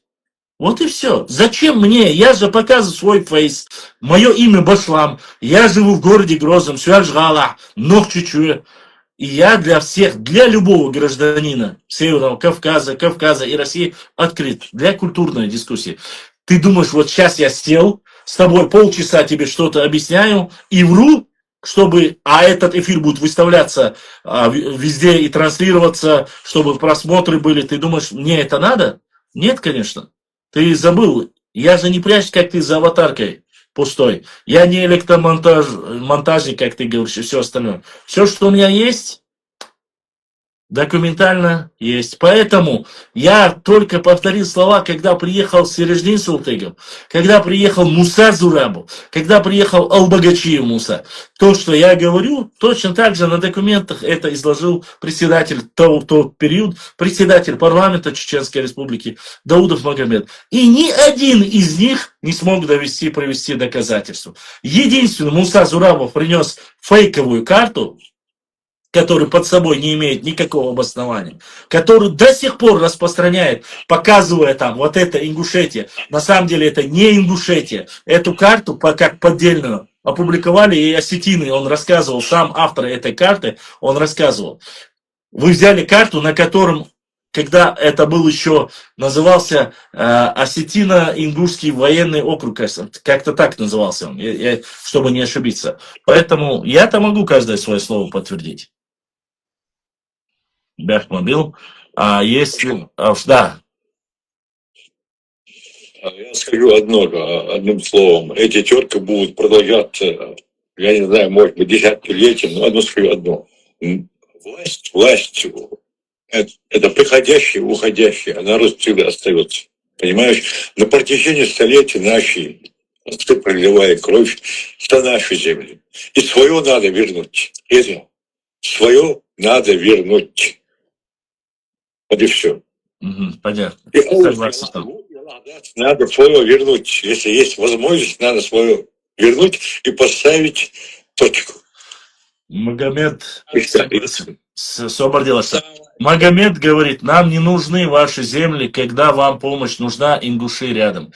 Магомед, да и чеченцы всегда рядом.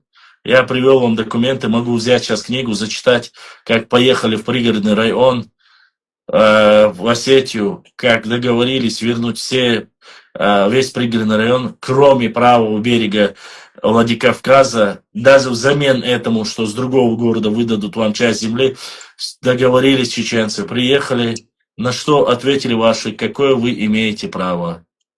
Поэтому у меня, поверь мне, он дишкепа, любой, днем, ночью, я тебе могу привести любой документ, показывающий, что чеченцы вас никогда не предавали, чеченцы вас никогда не подставляли, чеченцы у вас ни один кусок земли не забрали. И чеченцы, на самом деле, вы знаете или не знаете, вам реально являются братьями. И достойные ингуши тоже являются. Но, к сожалению, этих достойных ингушей сегодня не слышно, и вы не даете им слово сказать. Почему? Почему вы сразу начинаете себе говорить, что они якобы передастые и предатели? Поэтому оставим... Да, конечно. Салам алейкум. Ва алейкум ассалам. 34-й год, если, допустим, представим так, что по 34-й год границу делаем с Ингушетией. Так. Имеют ли они кто-либо, не только они, кто-либо претендовать на наш право, претендовать на наш Наурский, Шелковской район? Нет. 4-й год. Мы знаем, что там взамен пригород был до Тихо. Подтверждает. Я поясню. Да, я поясню. Конечно, я поясню. Это единственный довод, который они начинают говорить. Конечно же, это полнейшие абсурды и ложи. Это сам их отец-основатель Бейбулат Богатырев написал в газете «Сэрдалло», что никакой взамен не даны и никогда бы не согласились. Это первый аргумент. Второй аргумент. Когда дали земли Наурского Шилковского, части Каргалиновского, за Тереком земли было условие и обговорено, чтобы переселились все, кто желает землю, переселились туда. Ингуши все отказались, все до единого отказались. Сказали, что это, во-первых, климатически им не подходит, во-вторых, географически слишком далеко от их исторической родины и так далее и тому подобное. Они осели в городе Грозном, в пригороде города Грозного, Урс-Мартановский, Ашхой-Мартановский, в этой области. То есть везде, где можно было осесть на этой стороне. В другой, за Тереком, на Теречном районе не осели. На Урском районе в основном осели шароевцы, эберлоевцы.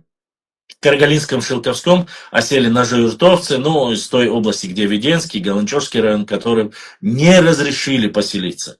А вот ингуши в основном поселились в Грозном и в Грозненском районе. Вот. Что касается земель, когда начинают говорить, ни в одном месте не сказано, что Наурский, Шилковской или Каргалиновский, который входил в Грозненскую область, ни в Дагестан, ни в Ставропольский, нет, они входили в Грозненскую область, эти земли. Эти земли автоматически вернули, потому что не хотели, не давали заселяться в городе Грозном. Русские подняли бунт, русские армяне подняли бунт, чтобы не заселялись в город Грозный и в пригород Грозного не заселялись чеченцы. Чеченцы были на втором или третьем месте.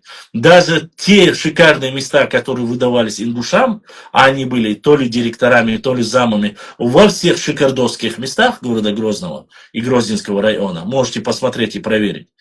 Это подтвержденная информация.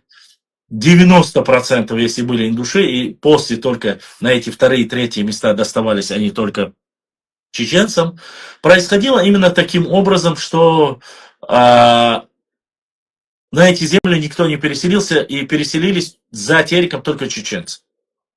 Ингуши отказались. Сегодня они говорят, потому что не находил эфир. Сегодня они говорят, кто-нибудь зайдите в чат-бот, скажите этому человеку, что идет эфир, он там пишет сообщение. Тот, кто в Телеграме башен. Сегодня утверждать о том, что эти земли были наши, мы их должны поделить, что они были взамен пригородного и Ауховского района даны, а они играли на этой теме. Нет, ни одного документа, я все перелопатил, узнавал, и в московский, и везде архив, нигде не говорится о том, что они даны взамен ингушам или чеченцам и так далее и тому подобное. Это все полнейшая ерунда. Они сами отказались туда селиться, никто не поселился. И само собой, кто будет сегодня, если проведут хорошо, чтобы было понятно, чтобы сегодня эти районы были присоединены к Ингушетии, там нужно провести референдум.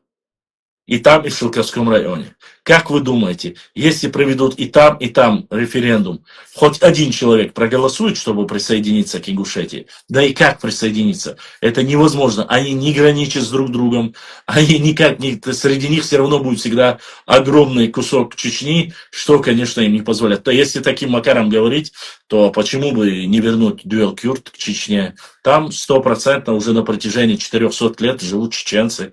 Верните Дюэл-Кюрт. Но никто же ничего не говорит об этом. Так что границ общих нету. Да, Мадулшу.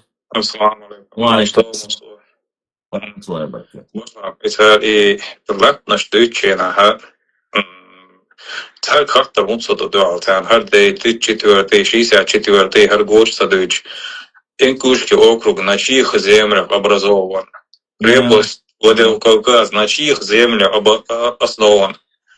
Израиль, на чьих землях основан. Просто и завхантер да еще, это пихуиза и тому, это 34 год, халяется, Камил Шундова, Хашвац. Нет, они... Это юг ночи лапнашта, ша ерг. Нет, там просто в другом, там вопрос был в другом. Почему они говорят о документах? Я говорю по документам. То, что ты говоришь, это чисто, если говорить по, как говорится, по датам и так далее. А здесь я им конкретно говорю по документам. Когда... ده شوية 15 حدا عن شيء بتعبر واخرج по документам, да, тягаясь от товари, я швой Да, смарт, поясню тебе, чтобы было всем остальным понятно. Если ты проиграл войну, то тот, кто выиграл эту войну, Başkan, он имеет право разнимать. Argument, ja katrs kartas durch Anspruch nachher, wo und so ist dort bei uns. Нет, дюйца гойши кетер мать. Vai latnes hildu iš. Tu cēsi hilla dočā, vai ne šeidu boš pamieždies, ma boš. Со кет, вообще кет вообще. А уж кет, они не понимают этой логики. У них нету этого понятия. Ты понимаешь, я о чем тебе говорю? Четвертый дютер, да, твой, давай, когда образовалась вообще ингуши. Сначала была ингушская милиция, а на волну все. Вот так говорить, я могу показать карту за 1801 год, их вообще нету нигде. Ну, я же не поэтому. Башка, Да. Саата Зусовику. Примерно сегодня поступила такая информация, примерно больше вообще баз. То, что Ингушетию объединяют соседи. Вот как бы ты на это среагировал? Это не мое дело. Это Ингушетия, это Осетия, это отдельные субъекты. Единственное, что... Как это не надо?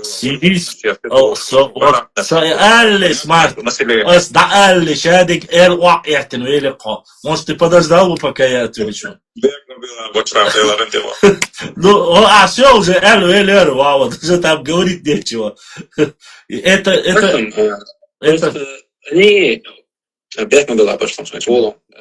Я считаю, что наши норницы, некоторые люди с той стороны не понимают, что даже сейчас больше его голос, я до сих пор считаю, что и норнич они заражают нормальных волга этой болезнью, норнизм, и болезнь станет Мама, честно тебе скажу, вот Адешу Пердала, я не думаю, что они заражают нормальных. Я думаю, они заражают тех, кто готов был уже давно заразиться. А нормальный заходит к нам в эфир, мы с тобой слышали, ислам. Я понимаю. Он хозяин, тебя разбахался, нормально. А царь сразу, в общем, хат-махат, а царь, даях и умшейн, вообще нахца етушат. Я...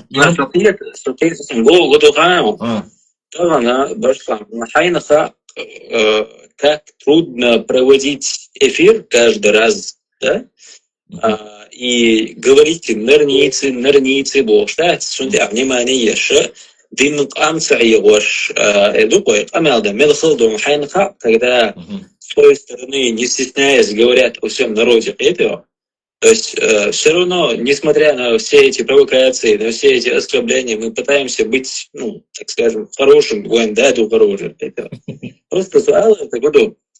То она это норниче, и была объясна шпац, это головой будет нормально, что кварт ойла и шполнаха, то он ويك حوس متن تاج يحوش تاج حوسن شو يحو حابو وينهم شو عش نحبو يشور دين قي أصلا بوش بوش ويزنا عندهم دات يوحد حقيقة شو قشر ده شو يحدون رألنا ويتشين مصر دبوش يقدر بو إنك صندوق الخدية درتي الفتة دوسو عباشنا وشتو можно Я понял. Единственный саунд. Сейк хочу. Всем, кто меня слушает, я бы сказал так. У нас есть правда, и мы будем рубить правдой. Что бы они ни соврали, кто бы ни врал,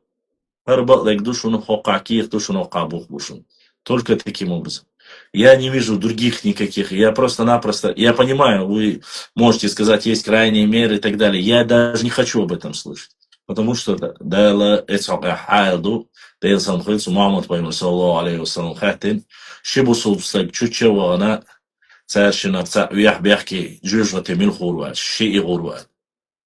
и первый, и второй. Поэтому этот вариант я даже не обсуждаю. Да, ты молодой. Но что касается другого варианта, единственное, мам, ну сам подумай. Вот ты молодой человек, ладно, я постарше, да, тебя. Вот ты молодой человек. Ты не хочешь, ты знаешь, что есть нормальное, есть ненормальное и так далее и тому подобное. Вот есть норницы, есть нормальное. ты же акцентируешь внимание не на плохих, а на нормальных людях, правильно? И вот каким образом можно бороться с лжецами, сказочниками, норнийцами и так далее? Только правдой. Почему? Потому что если за тобой правда, ты можешь приводить, ты показывать, обезоруживать их своей правдой. Они под никнеймами скрываются, покажи номер, покажи фотографию, найди, если у тебя есть возможность, если ты хорошо умеешь хакать. Допустим, Бас, вот представь, что ты всевидящий око и уха. Да? Вот ты, есть такая организация, думаю, Darknet ты знаешь. Вот у тебя есть выход на Darknet. Да, это, конечно, очень дорогое удовольствие, примерно бах. Кто-то что-то сделал. Вот у них есть очень хорошая фишка. Они говорят, о, молодой, жгалый батшун, жгалга батшун, еще хири бушун, жюктый бушун, специально ванюк, вахошин. Вот эти байдовину я слышал. Примерно, да? Да, согласен, что среди 100 человек может быть 1-2 левых. Но в основном, это мы знаем, кто это. Прекрасно знаем. Поэтому, допустим, ты владеешь информацией, допустим, как разоблачать. Вот ты хакер в Телеграме, да, у тебя есть доступ к всевидящему оку. Ты делаешь, всевидящий Darknet. И Даркнету ты опубликуешь. Хажал харнаха хоккаха ногчик омана люшбушун. Хажал харушун хоккулюш. Примерно ты эту работу делаешь. Я занимаюсь историей примерно. Я говорю, хажал хокка пичок история, я бичун хокка бушун. Хасан аль-Басри, допустим, он там занимается в Одноклассниках, примерно бас. Одноклассник шасун хак. Он говорит, вот в Одноклассниках харзуда арстага харнокчик ома сиса здесь бушун, хоршерша бушун, хоршерша бушун. И каждый на своем месте, если будет опровергать ложь и идти к истине, без разницы, чеченец он, ингуш он, азербайджанец или сюли.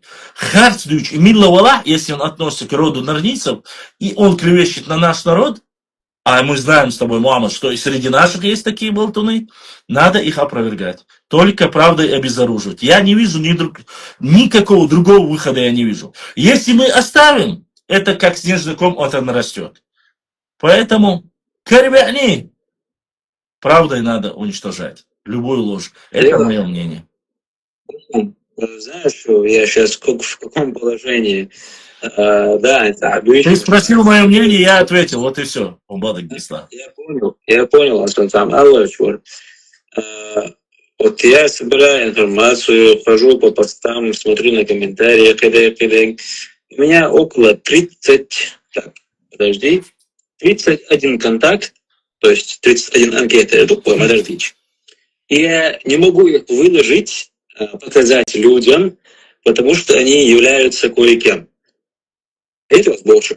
То есть, иначе чуднички, что как бы это, могу ли это, то, что я укладываю некоторых людей, но это говорю, 31 человек, они связаны непосредственно, не то, что связаны, а работают именно в органах. Чтобы ты понимал. Это? Не знаю.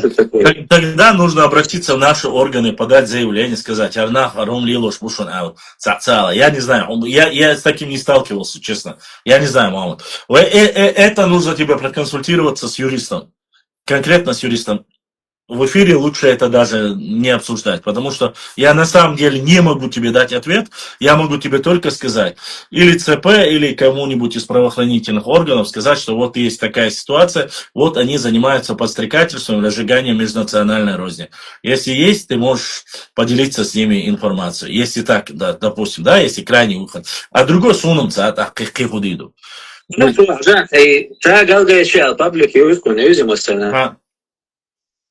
И паблик следующий разговор об ауке на данный момент. И откуда действует? Ладно, Смотри, от того, что, смотри, мама, смотри, я тебе скажу так, если он работает в Росгвардии, то Росгвардия не отвечает за то, что он там где-то у себя дома, он же не будет, ты думаешь, люди там, где он работает, знают, чем он занимается, что ли? Я не уверен. Почему-то на 90% я не уверен, что они знают. Честно тебе, реально говорю, я не уверен, что они знают. Они просто взяли человека, который работает там, выполняет добросовестно или недобросовестно свою работу. Он скрывается, он инкогнито. Другое дело, если бы он себя показывал. А если он не показывает, откуда они могут знать? Примерно басом. это же, если ты скрываешься, Архам Мацаай, вот, допустим, мне один звонит и говорит, вот сейчас я связался с Российской Академией Наук, говорит, вот то, что Танзила там что-то сказала, он со мной связывается, говорит, я хочу написать письмо на имя ректора, там, где он, Российской Академии Наук, Бацусю. Я хочу написать имя, что она именно занимается подстрекательством. Я говорю, окей, допустим, ты это напишешь письмо, Бас. Все, он связывается со мной, он консультируется. Я говорю, во-первых, я не знаю.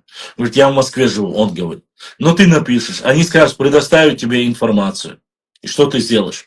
Вот этих нюансах в Российской Академии Наук не понимают. То есть у них в понимании, что смешались с какими-то народами там, и так далее и тому подобное, для, допустим, того же президента Академии Наук, Российской Академии Наук, это не будет оскорблением. Он тебе приведет научные факты, что это полезно, что это нормально, что это эволюция и так далее и тому подобное. То есть это не будет за оскорбление. Танзила Чабиева тоже не дура, она же не говорит прямо, вот вы ублюдки, утырки и так далее, там называя прямо национально. Она этого ничего не делает. Она, как и Султыгов Сираждин, который там, да, как и Муса Беков, который выступал в Грузии, они очень хитро, мягко так, знаешь, не остро, не жестко, но мы-то это понимаем, что это оскорбление, что это... А другие люди, которые со стороны, у которых на самом деле это считается нормальным, это вполне себе нормальные разговоры. Войнду и оскорбительно. Войнду и коталдин дубак. А у них, в их понимании, это совсем другое. Он говорит, что почалк ищет, когда там не мне вам объяснять. Поэтому нужно понимать, нужно просто-напросто нужно это все решить очень простым элементарным вопросом. Как это делали нормальные люди всегда, как делали. Просто для этого должны быть здравые, умные, старшее поколение. Сейчас я хочу этот вопрос уже закрыть. Почему? Потому что у нас эфир сейчас идет ни о чем. Мы все время говорим об одном и том же, поэтому другие вопросы, чтобы были. По мне, честно сказать, этот вопрос закроется, когда их старшие станут наконец-то старшими, выйдут из этого возраста, когда они там нехчи и так далее и тому подобное, эту ерунду байду. Встретятся старшие со старшими и скажут, ого, тхо он хойду, тхо гол гейду, тхо он хейду, тхо макса гейду, там масла, ма'нахду, ого, тхая кигир хой соучурбу.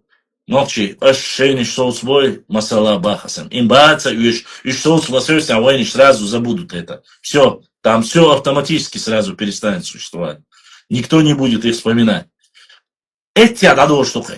Просто одна куча других. Даже не нужно вмешательство специальных органов, не нужно вмешательство президентов. Этого не нужно. Как началось, так и затихнет. Я вот эти вещи, которые, что там специальная администрация, там главы, там Ингушетии или Чечни ведет это, я в это не верю. Я поясню почему. Потому что да не может человек, такой баран, работать в каких-нибудь госорганах. Потому что он тупой. Он реально тупой. Ты ему объясняешь, закон объясняешь, документ объясняешь. Консультант плюс его, как инчку, говорю, он нет, как все равно, как реально имбецил, он прет, но не может такой человек работать в государственных органах.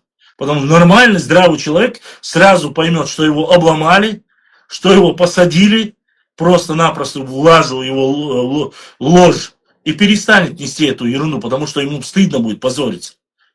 Но это было бы и мне, и да любому человеку. Ты опозорился. Почему? Потому что ты несешь такую дичь, когда тебя тысячи людей слушает, а ты где-то, работая в каких-то высоких должностях, специально притворяется дурачком, это опять же, нельзя. Если он реально столько будет притворяться дурачком, то я боюсь, что он реально уже станет дураком. Поэтому не нужно сейчас, валлахи, почему всегда про Ингушей говорите? Про Дагестан надо тоже вспоминать. Вообще ты красавчик, конечно. Какие вопросы, такие ответы. Я и про Дагестан не хочу говорить, и про Ингушетию не хочу говорить. Люди заходят, я даю вопросы и отвечаю. Ладно, оставим это. И там, подождите, кажется, прислал Ибраим что-то. Или не прислал Ибраим что-то. Нет, он убрал то, что прислал. Ладно, если... Да, задавайте вопросы. Дальше Собордёж, Телеграм через Инстаграм. Хотел бы высказаться. Давай высказывай. Хотел бы высказаться. Приветствую всех, кто около... Приветствую всех, чьи сердца стремятся к истине. Салам алейкум. Ва алейкум ассалам ва рахматуллах. Хотел бы заметить то, что касательно того, что в общем, если взять, вот, например, ну, так как раньше не было этой границы, таких моментов, да, когда какой-то мышиной возни не было, да, раньше, скажем так. Люди жил один народ, который, скажем так, до Дербента, если вот так взять, это ислам, он распространялся гораздо быстрее, нежели в последующем, например, да, там почти 800 лет он как бы, да, вот так вот медленно из-за вот этого распространения. Да, правильно, 800 лет, абсолютно верно. Это разделение произошло, вот это кто-то принял как бы эту веру, какая-то часть отошла, и так вот как бы, да, сформировались вот эти вот части, да, хотя это в подавляющем своем большинстве является одним народом. Просто у меня вопрос, например, если даже взять тех же бацпийцев, например, бацпи, например, их язык, хотя между ними и между, например, горной частью, например, тоже Дагестана, например, находится Нохчи, который, ну, это Нохчи, он, конечно, он по аргону, которые спустились и потом видоизменили ее, наверх подняли, да, скажем так. Но в основе своей он, в принципе, такой же язык, как у этих же бацпинов, скажем так. И у этих бацпинов язык, их буржизм, если убрать, в принципе, схожий с теми же, например, горной частью Дагестана.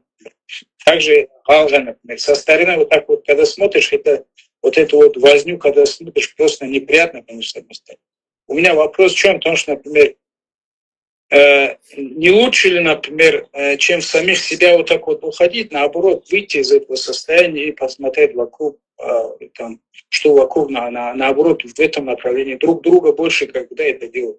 Как Всевышний тоже не говорит, отталкиваться, а сближаться, ты имеешь в виду? Ну да, чтобы не зацикливаться, да, там, на самих себя, там, нас не трогайте, там, нам это не надо, нам то не надо, туда-сюда. Те говорят, нас не трогайте, эти говорят, там, туда-сюда. Что такой формат не было, наоборот, общее какое-то, выйти из этого состояния дурдома, да, скажем. Ага, могу тебе ответить сразу. Извини, брат, я не знаю, у тебя просто Гора написано, я не знаю твоего имени. Вот, ну пускай это будет, там, да, возьмем Гора, смотри. Прежде чем говорить о взаимоотношениях, допустим, искать сближение даже, забыть всю эту ситуацию, это, конечно же, можно было бы. Но ты должен понимать, что забыть это понятие такое, которое однозначно эти люди будут держать камень за пазухой. Пока не решены проблемы, территориальные проблемы, если не будут решены, этот камень за пазухой всегда будет. Претензии будут всегда, я поясню тебе почему. Потому что, допустим, мы разговаривали по поводу Ауха, это было, допустим, сейчас я тебе скажу, 2020 или 2021 год, и ко мне заходит один аварский парень с Дагестана, прямой эфир, и мы начинаем общаться, то есть без всякого. Он там, претензии туда-сюда, мы друг другу. И ты, чтобы было понятно, чтобы тебе было понятно, он задает там, какие претензии, там, я говорю, это эти проблемы, а какие у вас претензии? Он говорит, вы знаете, говорит, хотя вопрос стоял остро только об Ауховском районе. Мы вам, он мне говорит, не забудем и хотим припомнить еще то, что вы сделали, говорит, вырезали нас в Шилковском районе. Вот так он ведет дискуссию. То есть там была ситуация, я не буду сейчас углубляться, да, ситуация была там по борьбе с терроризмом, ваххабизмом, и оттуда часть аварцев переехали с Шилковского района. Ну, как приехали, так и уехали, как говорится. Речь идет совсем о другом районе. Речь идет вообще не о Шилковском районе. То есть они через, грубо говоря, 12 лет припоминают то, что было, что они переехали оттуда. с этого села Шелковского района. Я это к чему говорю? Пока будут претензии, конкретно такие претензии, допустим, ты знаешь, почему у чеченцев они налаживают взаимоотношения, говорю, хорошие, допустим, с дидойцами, или же хорошие отношения с грузинами налаживают, с осетинами налаживают. И я тебе говорю, тех людей, у кого есть границы непосредственно. Ну, с казачеством ставропольским тоже налаживают.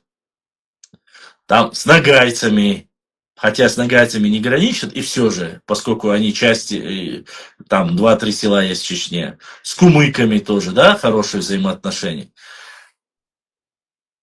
С кем, как ты говоришь, есть интеграция, есть взаимоотношения, есть хорошее понимание, там, в языке и так далее, и так далее. Ну, с лезгинами, само собой, лезгины и так мы не граничим с лезгинами, с ними, само собой, тоже хорошее, и с адыгами тоже хорошие взаимоотношения. Но не суть. Почему с этими всеми народами, которые я перечислил, нету никаких проблем? И, как ты говоришь, хочется и дружить, и взаимоотношения, там, в языке, в культуре, развитие, что было, обсуждая, это все есть. А с кем его нету? Гора, есть конкретно только с теми людьми, с которыми есть конкретные земельные претензии, территориальные претензии. Искусственные они, или же Тебя с микрофоном, микрофоном. искусственные ли они, или же выдуманные они, или же они реальные, мы видим, что реальные. Когда ко мне заходили аварцы и там некоторые лакцы, и начинали говорить, вот у нас же там проблем нету и так далее и тому подобное с вами, у нас вот мы во время имамата Шамиля там вместе там тогда и так далее, они начинают про историю говорить, я говорю, да, абсолютно верно. Но если вы достойные потомки, как вы говорите, имама Шамиля, если вы последователи имама Шамиля, покажите хоть одно место, где имам Шамиль сказал, захватывайте чеченские земли. Где имам Шамиль сказал, вот там есть ауховское наибство, аварцы, спустите, заберите земли и дома ауховцев. Есть хоть один документ, хоть одно шариатское решение. Имам Шамиль такого никогда не сказал и не может сказать. Это первый признак тому, что если вы говорите по имаму Шамилю. Понимаете? Если говорить даже по нему. Если говорить по остальным моментам, примерно я говорю, я же еще раз повторюсь, с грузинами, с бацбийцами, с панкистскими, к бацбийцам ездили чеченцы, очень хорошие взаимоотношения. Сейчас еще больше начали налаживать отношения. С панкистскими кистинцами тоже взаимоотношения налаживаются. С лезгинами тоже налаживаются. С адыгами тоже, карачаевцами, балкарцами, со всеми нормальные отношения. Но те два народа, которые проживают в чеченских домах и на чеченских землях, и те люди, которые пытаются за счет чеченцев как-то о себе заявить, вот с этими людьми есть какие-то недопонимания. Серьезные они, несерьезные, это уже нам как судить. Да? Мы пытаемся из этой ситуации выйти, пытаемся выйти из нее хорошо, красиво, достойно, без кровопролития, образованно, документами, книгами и так далее и тому подобное. Но получается или нет, это другой вопрос. Теряем ли мы время? Да, теряем. Я же еще раз говорю, мне проще изучать жизнь картельских царей, да, или изучать там другие книги, которые касаются непосредственно истории моего народа. Это намного полезнее, я мог бы изучать взаимоотношения с лезгинами, с грузинами, с дидойцами, с андийцами и так далее и тому подобное. Это важнее, чем вот эти стычки, споры и так далее.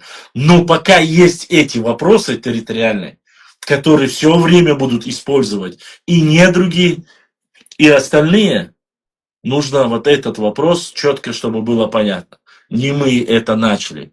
И за всю историю нашего народа чеченцы не вторгались в соседние государства, не отбирали земельные участки, дома и так далее и тому подобное. Нет такого. Поэтому, говорю, считая себя, как говорится,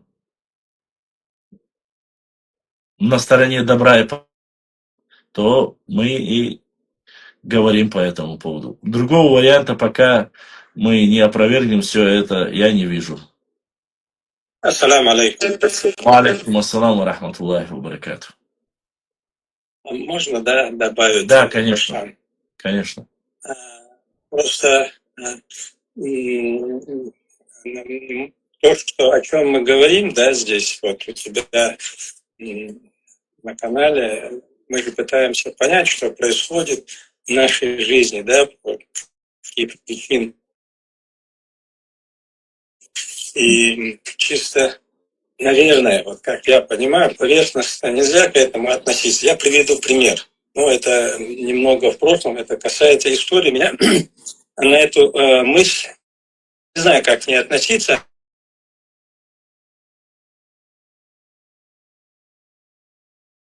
Они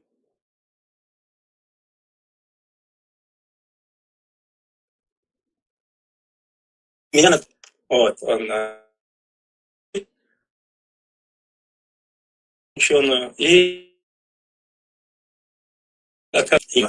он говорит, что ведь до Ермоловщины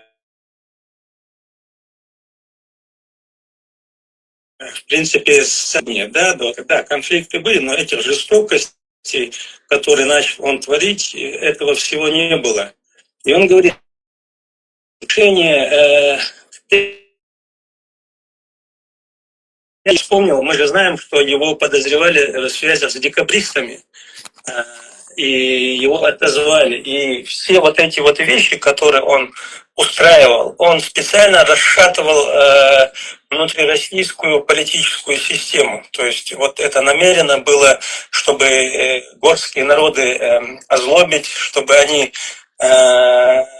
начали вооруженную борьбу против России. Ну, чтобы, то есть пятая колонна. Он представитель был пятой колонны, который занимался специально вот этими вот вещами. Сегодня мы эти вещи тоже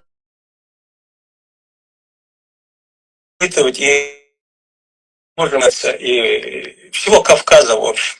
Потому что мы-то заняты обычными жизненными проблемами, там, учеба, работа, дети, школа и так далее. То есть нам не до большой политики, не до больших игр.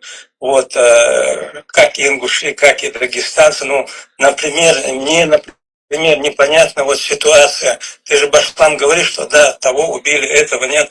Но один из участников этих событий, экс-президент Ингушетии Руслан Аушев уже жив. Да. Он-то знает все, он же не на рынке торговал. Он генерал, герой Советского Союза. Почему он не вышел и... Вот на этот вопрос я не могу ответить, честно сказать.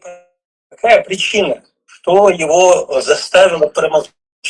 Нет, мы не можем знать, но он должен был это... Ну, да. Вот этих моментов, конечно, вот это вот и война, которая и до этого, которая была война, имеется в виду война из-за того, что там, например, Хава, например, там не приняли какое-то участие активное, скажем, да, там, может быть, какое-то участие и было, но активного участия не приняли. Вот все эти моменты, конечно, они в той или иной степени остаются как бы осадки, да, скажем. И в этот момент считаю, что и Хава, и с Дагестана, например, да, то, что вот так вот Нохча оставили, это просто, конечно, это преступление, скажем, честно. Почему? Потому что вот, или надо было отговорить их, полностью сказать, и раз у них пошло, тоже полностью головой надо было внутрь. Вот это моменты, почему? Потому что какую бы вещь мы не делали от близких людей, хоть малую часть, которая там идет, это очень сильно больно бывает. Как вы это не говорили, да? Даже тот там, который чужой человек, он большие вещи тебе говорит, или что как бы не было, ты от него ожидаешь эти моменты, да? А когда близкие, тем более там родственные люди, когда вот такой момент идут, но это тоже наивность людей, да, когда одну часть на одной стороне говорят, они говорят, ваххабисты, они хоронят своих матерей в говне, хоронят вот так баламутят, когда, да, просто наивность, тупизм тоже, да, с другой стороны, скажем так. Но тем не менее это не оправдывает, имеется в виду, хотя бы даже если принимали какой-то, но на официальном уровне обязательно просто надо было, конечно, это так нельзя было оставлять. Нет, Гора, ты знаешь, я закончу мысль, я знаю, что имею в виду. Вот ты же начал разговор об исламе. По исламу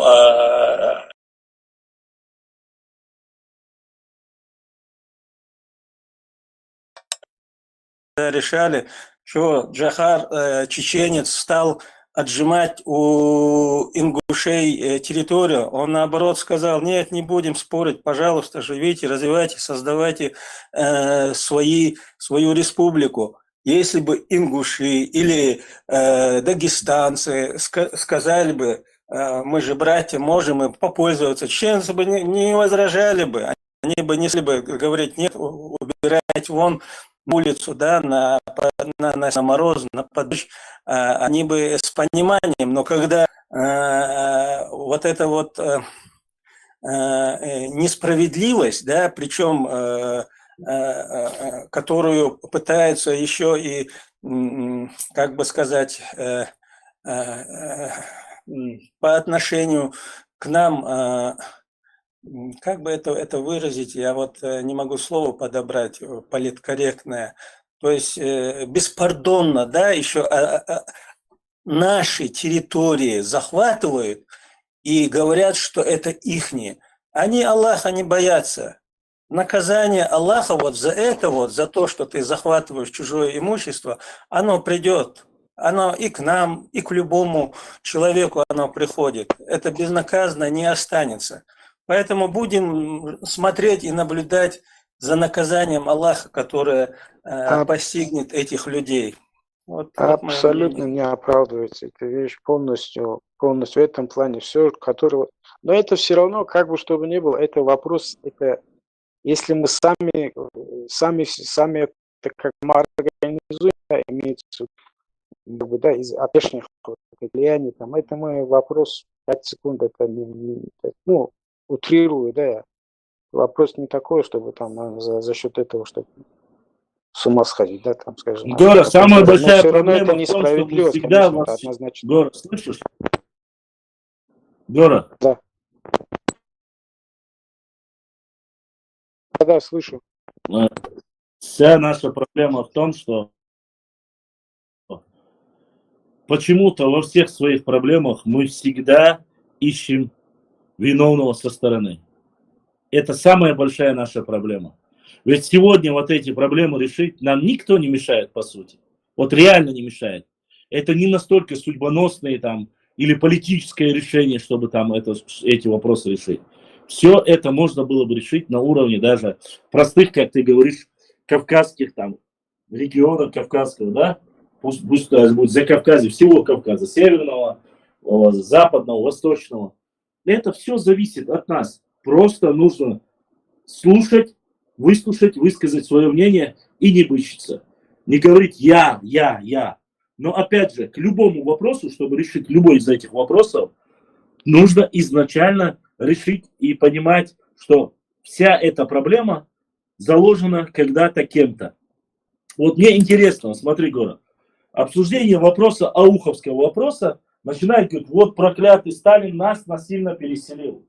Такая тема идет, да? Ладно, я говорю, я понимаю, вы говорите, что Сталин там проклятый, нехороший, это все понятно, это все ясно. Никто как бы не говорит в защиту Сталина. Но сегодня Сталина нет, этого государства нет. Кто вам сегодня мешает исправить решение этого проклятого Сталина, тирана? Ну, ответьте, я говорю, кто? Ведь все сегодня в ваших руках. Элементарно простой пример. Я понимаю, что сколько живет люди от алчности зависит. Они говорят: наши дома разрушены. Ладно, я говорю, разрушили ваши дома? Да. Но построили новые? Построили. Микрорайон построили? Построили. На переезд деньги дали? Дали. Причем каждому уже члену семьи дали? Дали. Ну что вам еще нужно? За зеленку? Тоже дали. Теперь уже за пристройку, за остальное. Но Москва уже тогда сказала: извините, дальше бабла не будет. Так у меня возникает вопрос, как нормальному человеку, говорю, кто в этом виноват? В этом виноваты Москва или же мы со своей алчностью? Что мешало сегодня сказать, братья, мы мусульмане вместе там в Кавказской войне это все понимаем, аварцы, лакции, все, дальше маслахат будет между нами, чтобы эта проблема уже 40 лет она длится. Уже до персидских, кувейтских шейхов, всех алимов донесли. Давайте решим этот вопрос и давайте это сделаем очень красиво, аккуратно, тихо, молча. Сделаем маслахат. В чем заключается? Просто одни переехали в другое место, на свои земли, новые дома. И все. Никаких вопросов нету. Чеченцы такой народ, блин, который бы это 5 секунд уже бы давно бы забыли. Вот смотри, вот касательно, например, вот, ну, раз эти власть имущие, например, да, там, в кавычках, скажем так, если от них эти моменты, если не исходят, то значит надо обществу самоорганизоваться и сделать компенсацию полностью, скинуться аккуратно и сделать, а никто, в подавляющем большинстве же никто их не поддерживает, это однозначно. Нохчи, которые там, например, акки, которые там, они полностью им компенсируют, кто, даже если кто не хочет там, например, да, где-то в других местах, в других, ну, кто-то хочет в Грозном, например, да, там, компенсировать, дать ему жилье там и так далее. Кто-то в другом месте хочет, то равное, сколько там получилось, например, точно так, если не хочет, например, кто хочет, то, что у них было, там обратно на место, чтобы поставить. Это никто не поддерживает, в этом плане, например, нету абсолютно, чтобы. Главное, чтобы вот это вот, которая там есть, вот эта мишура, которая существует, она во многих моментах, ну, я не знаю, скорее всего, там туда как бы, да, как говорится, говорят там, рыба гниет с головы, да. Кому-то это не интересно, видимо, там, чтобы это. Конечно, это и алчность, и то, все в совокупности, да, в кубе, скажем. Ассаламу алейкум ва рахматуллахи ва баракату. Вискал мегерде очень. Ва алейкум ассалам. Мегерду ва алейкум ассалам, мегерду. Хенца хара проблем эрдук хара сингаттам халлади ара yol dukhanyo hens igora alwalna wastanna ishta harama tadwaglosh vi enkhilaaterlo noso nochche macht kherushun so aske matshun san goos hoordatse har ishta igrama atwa chiksha dukwo asa okona khalqiyatit saboshune så armia huoli sems wasma armia huona så gender sayda atersine tom bin khadraxter sibrach viger is problemina hot balhan ilach ser karda gari way sibrach diger deg ismon balqach lielwuso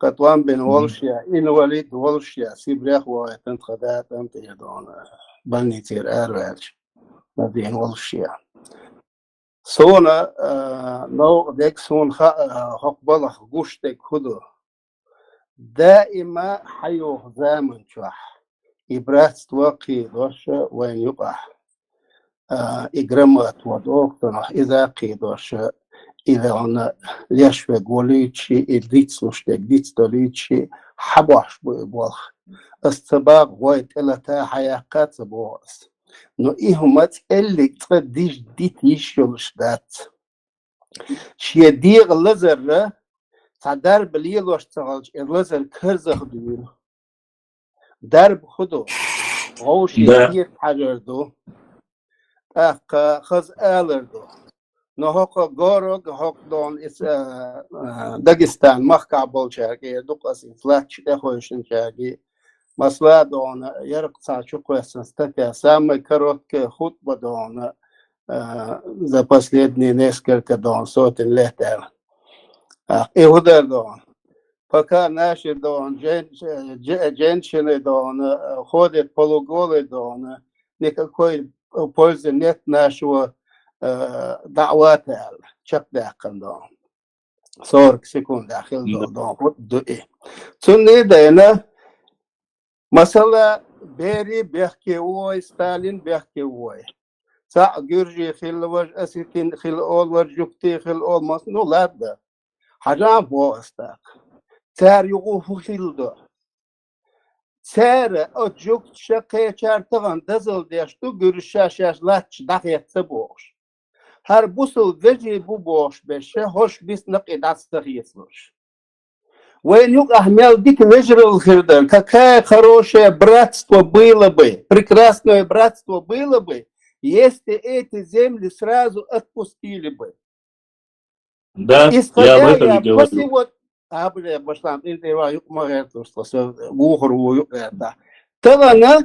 Вот сегодня, да, по сегодняшний день, сколько мы со своей стороны сохраняли это братство.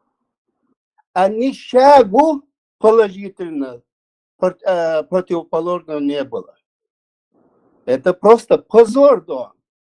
Как вы, как мусульмане, можете жить в чужих домах? Это не было отобрано войной между нами, двумя государствами, Дагестан и Чечня, Ингушетия. Это русские, сталинская машина отдала, чтобы поставить мину замедленного действия. Вот в этом вопросе надо вот точку поставить и вернуть дома. Там никаких разговоров, отмашек, каких-то там братских отношений. Никогда не будет искреннего братства, пока вы сидите в чужих домах. Раньше, когда не было интернета и такие возможности разбрасывать видео, это как-то более-менее спокойно принималось. Вот когда я увидел одну женщину с ее мужем и чеченскую семью старика, который просит дать ему возможность в свой дом зайти, когда у этой дагестанской семьи была где-то еще там построены дома, участки были там, и деньги на переселение дали, и она говорит: вас Бог накажет. Вам надо был, ваш отец надо был, как наш отец, воевать. Просто, если кто скажет, что она сдохла, с меня барашка. Вот так я ненавижу таких людей. Тогда вы о каком братстве вы говорите?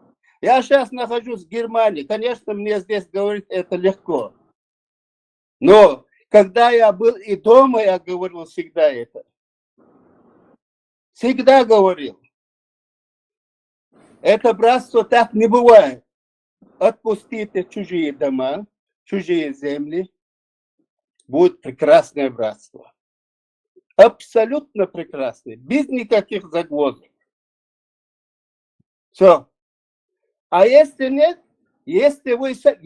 Я не знаю, даже не понимаю, как могут ваши алимы, да, так называемые, кавычка, делать да'ват, призывать к исламу, порядку до ислама и надеяться на рай. Тут сказали, что имущество мусульмана неприкосновенно. Имущество любого человека, даже безбожника, если это не военные действия, если он живет рядом мирно, ты не имеешь права даже на одну вот этот палец передвинуть свой забор в его сторону. Это тоже харам. Завтрашний день он будет с тобой судиться и никак тебя не простит. Да, мусульманин еще может простить. Да, мусульманин еще может простить ради себя, чтобы Аллах его одарил раем. А христианин и безбожник он никогда не прощает. Так сказано, почему вы, ваши алимы, мы не должны вам это напоминать, а вы должны нам и всем напоминать, и своим эти, которые сидят в этих гнездах, не выходят, им напоминать. кто-то там успокаивает, нам метр на 2 хватит, ой, субханаллах. Вот эти кормежки, вот эти громоотводчики, они надоели уже, понимаешь? Орден хех мерхчак маэлем, тергал ишта и тайпум и брас вакидош вегдон. Коротко и ясно. Сейчас бусол хебишон, сейчас бусол хебишон, нет, ардолчур. Тахлицка мох. Когда нас на полное уничтожение выслали, и там пути сколько погибали, и там за все 13 лет сколько было передряг, убийства, драки, с тюрьмом выпускали на нас, на наших отцов, чтобы там их убивали, наших отцов и дедов. Выжили, приехали, и тут опять что-то, вот этот гнет. Как вы не успокоитесь, как вы еще о каком-то братстве говорите, сидя в наших домах? Как вам не стыдно? Какое-то братство даже говорит вам не стыдно. Почему? Вот идар асидрах пирбасина, и долвеже Аллаха. Щет хадах вахтин ашушун Аллах. Аллах не стыдушун. Валлахи дона садихар дук хайкал долчин. Баштан шусан загоузал йол шайдеш на болчак. Сам сай свашик байдона. ببروفيسي ياسر تحدوليش شاست قبل قلر دا صح ويقامج ونيزك دين دوشونا أصلول خوش إتشور أرتبول شار إتال نيول أرتبوليت جرم أتوتشيك شو يصير يول صار ويج ونيجات ديش دوشون نع ويت إنه نعشكا يوش ويت إنه حد يوش دوي تانقي عمتش يلشيا باغ مش بلشيا كيف يشو كيف ستان وما بيه كده مديه يجي زعميتك هي توقع كبرت بيشتو دال مقلع دون ميتين يا أبرشين الشيح دون قوتلا لئهمش ويتعدوا أستع ويتعقى مدي تهون عن بلخو دون ويدون مختلح دون دارجي نحكيت يشو شوخ دوغلوز شو لازم تدخل Да. Хочу. ويا أصنافي يهديت الشغل دال أكتو بول شا ميز دولهم انتحا شين دو على الوحكة يشو دقيل وي بعدو الحمد لله ديك دوك ويتهير ديك أحدوش ويتينو شو خوش نعجير ديك أحدوش شين دون تخرجن بولوك إشكان ليش إخر تح تحلق تعبادة تحم قوبش قابل دير دلش دات باش خیلچه تیگه توچک بالبیز یه حقوق وسقطاتی نزنک توچ کیتیا просто когда дастик камел дал си дал дом башлам дал اكتب Дересу. دال حسن بكانا دال بيه تنبول سنخي دال سايبي وي بويسر تنا دال ديما ديكنا وستي ديكتين تيبر الحمد لله الله في الدوس يلصمنا هي شي بول ايش Амин. Амин. دوا دال اكتب بول ديكتو دال ريس الله ورنا Масана Халтурпалаев. Хочу от себя добавить, как раз Гора сказал, хочу добавить. Это не просто дома, а родовые дома, которых несколько поколений проживали там их предки. И ни один человек, хоть за него дадут 100 миллионов, никто бы не отдал их и не переселился бы. В этом вся проблема. Поэтому это так болезненно, поэтому я же много раз рассказывал, что умирая отцы и дедушки, кто умирал, и не возвращали им эти дома ауховцам, они оставляли завет своим потомкам, завещание, где они просят обязательно вернуть дома своих предков, вернуть земли, вернуть могилы, вернуть мечети, которые сегодня под разными... Здесь нисколько мы не занимаемся подстригательством, конечно же, прошу понять. Это часть нашего народа, еще раз повторюсь, который проживает на этих землях 1000 лет, 500 лет, 200, 300, да не суть. Эти земли они не отбирали у мусульман, эти земли, они принадлежат им и их имущество, все, что осталось от них. Поэтому наследственные дома родовых селах за десятки миллионов не продают и никогда бы не продали. Это должны понимать. Может, кто-то не привязан к своим землям. Я еще раз повторюсь, и в прошлом эфире сказал, умирая в Казахстане, многие умирающие просили тех, кто выживет, пожалуйста, возьмите наш прах, отвезите домой и похороните дома. Кто-нибудь может понять сущность или смысл этого действия? Что там после смерти? Никому не важно, где бы ни был похоронен, вся земля принадлежит Аллаху. Нет, это все понятно, но несмотря на это, они хотели, чтобы их прах находился у них дома, чтобы их внуки и потомки могли навестить могилы своих отцов. Вот то же самое касается и домов, и кладбища, и мечетей. Это не просто проблема. И сегодня между нами, я имею в виду ауховцами, и между теми, кто проживает в этих домах, нету ни Сталина, ни Берии. Я же еще раз сказал, нет ни одного документа с федерального центра, который бы запрещали вернуть эти дома. Ни одного документа нет. Наоборот, есть выделенные огромные субсидии, построенные микрорайоны и села, в котором говорят, переселяйтесь, верните дома. Мы поступили несправедливо с чеченцами, и поэтому мы построили вам новые дома. Вместо одного дома вы получаете 5 домов. 5 квартир или 5 мест. Почему? Потому что дети выросли, у них свои семьи, и теперь им всем не один дом выдают, как в Аухе, а выдают. Нет. Некоторые люди даже умудрились после того, как они переехали, продать дома аварцам, и те, заехав, говорят, мы честно купили этот дом от предыдущих, как говорится, хозяев. Вот эти вещи, они известны, мы же не глупые. И эту пропасть между нами. В данное время я считаю, что эта пропасть находится благодаря не федеральному центру, ни Сталину, ни Берии, а именно нас. Мы считаем себя умными, мы считаем себя хорошими соседями, кавказцами, гордыми, тщеславными, храбрыми, смелыми. По крайней мере, мы так везде говорим, бахвальствуем и показываем себя. А на деле один мусульманин засел в дом другого мусульманина и не отдает его.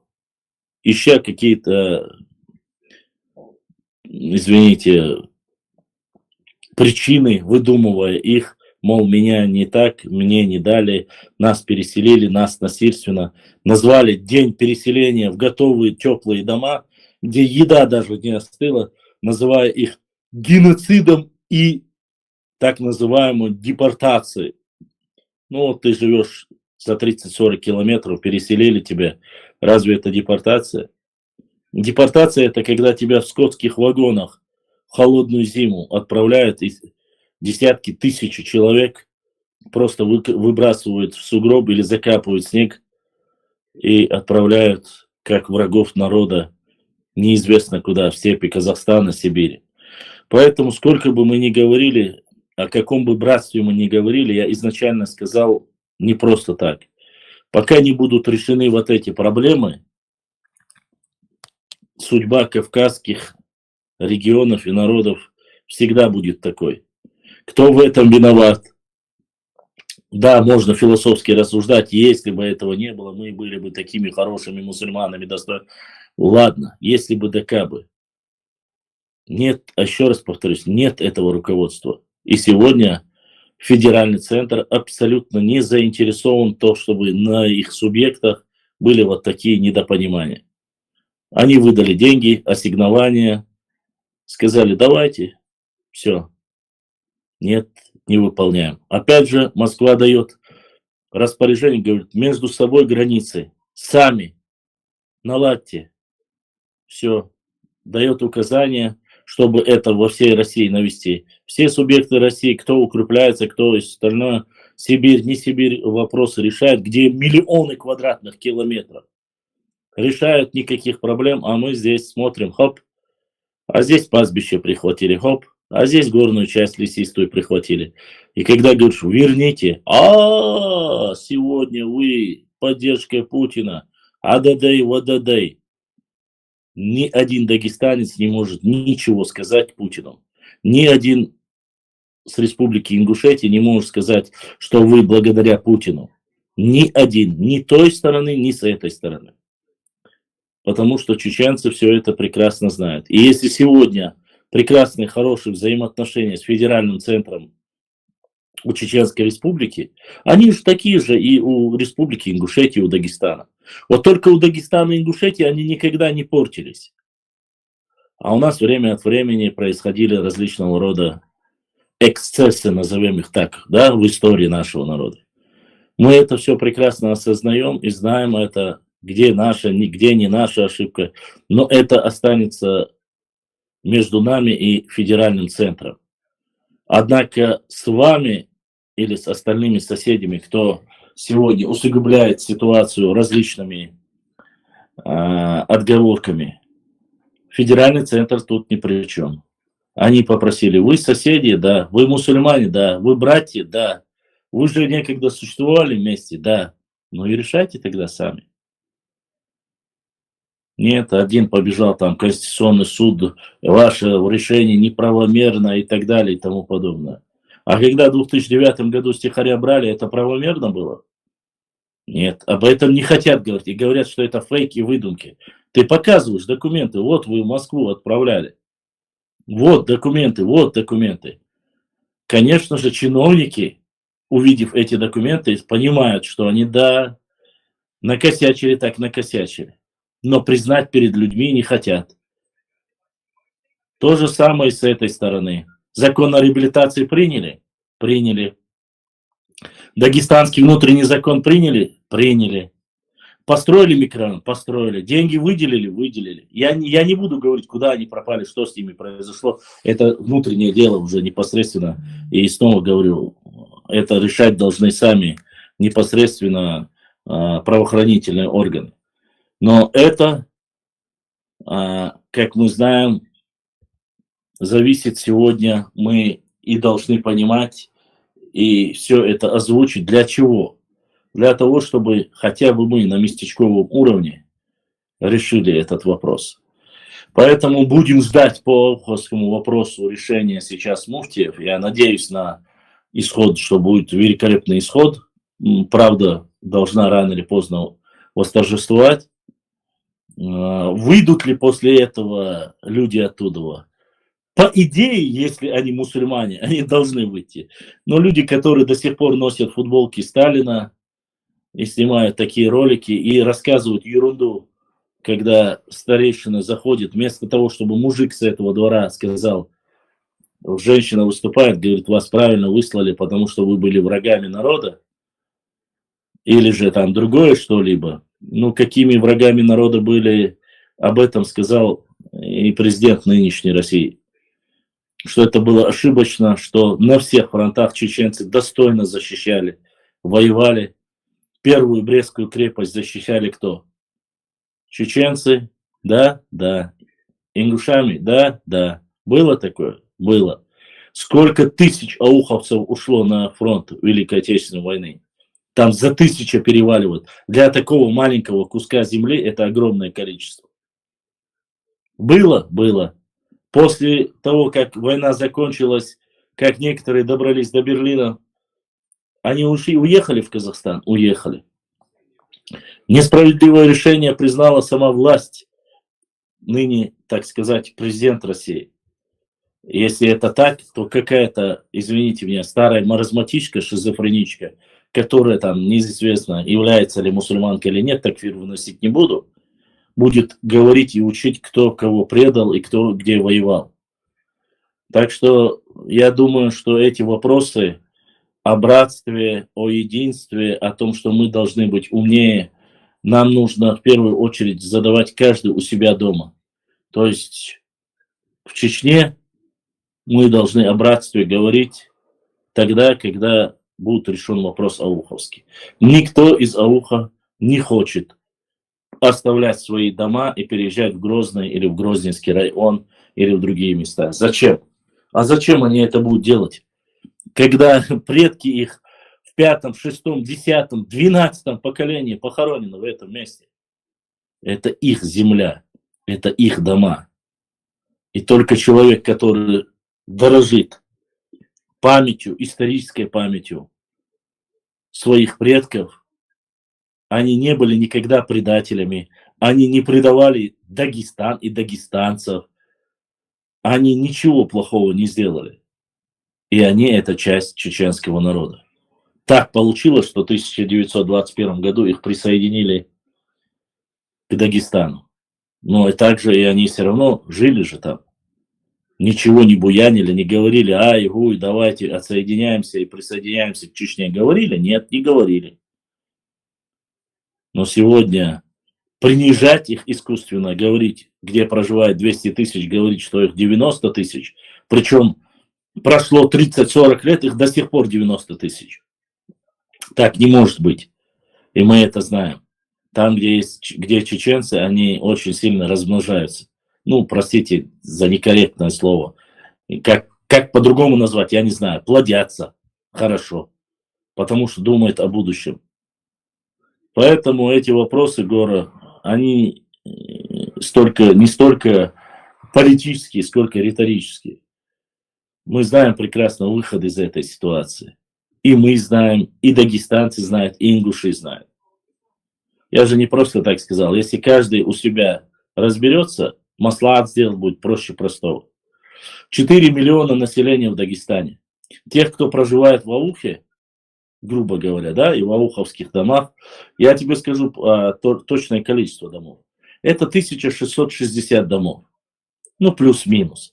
Пускай даже будет 1600, да, 60. Допустим, что за последние годы, что 60 домов чеченцы смогли каким-то образом выкупить или что-либо сделать. 1600 домов. Для 4 миллионов Дагестана это расплюнуть. То есть, чтобы они сказали, бехенчи, пока мы вам не дали чапалах, давайте возвращайтесь. У вас дома стоят, у вас все есть. Оставьте, да, вот это все. А говорят? Не говорят. Почему? Да, конечно, говорят, это неоднородная масса. Но в эфир ко мне заходили лакцы, говорят, мы лакцы, которые не проживаем в аухе, не поддерживаем этих лакцев. Но это не разговор. Ты приходишь ко мне в эфир, говоришь, что вы хорошие, что мы из-за братства, но не можешь со своим народом разобраться. Это серьезно разве? Если бы конкретно бы чеченцы бы наехали бы на лакцев, разве они бы не объединились все сразу же? Они бы объединились. Причем искали бы союзников, сказали, давайте, братья.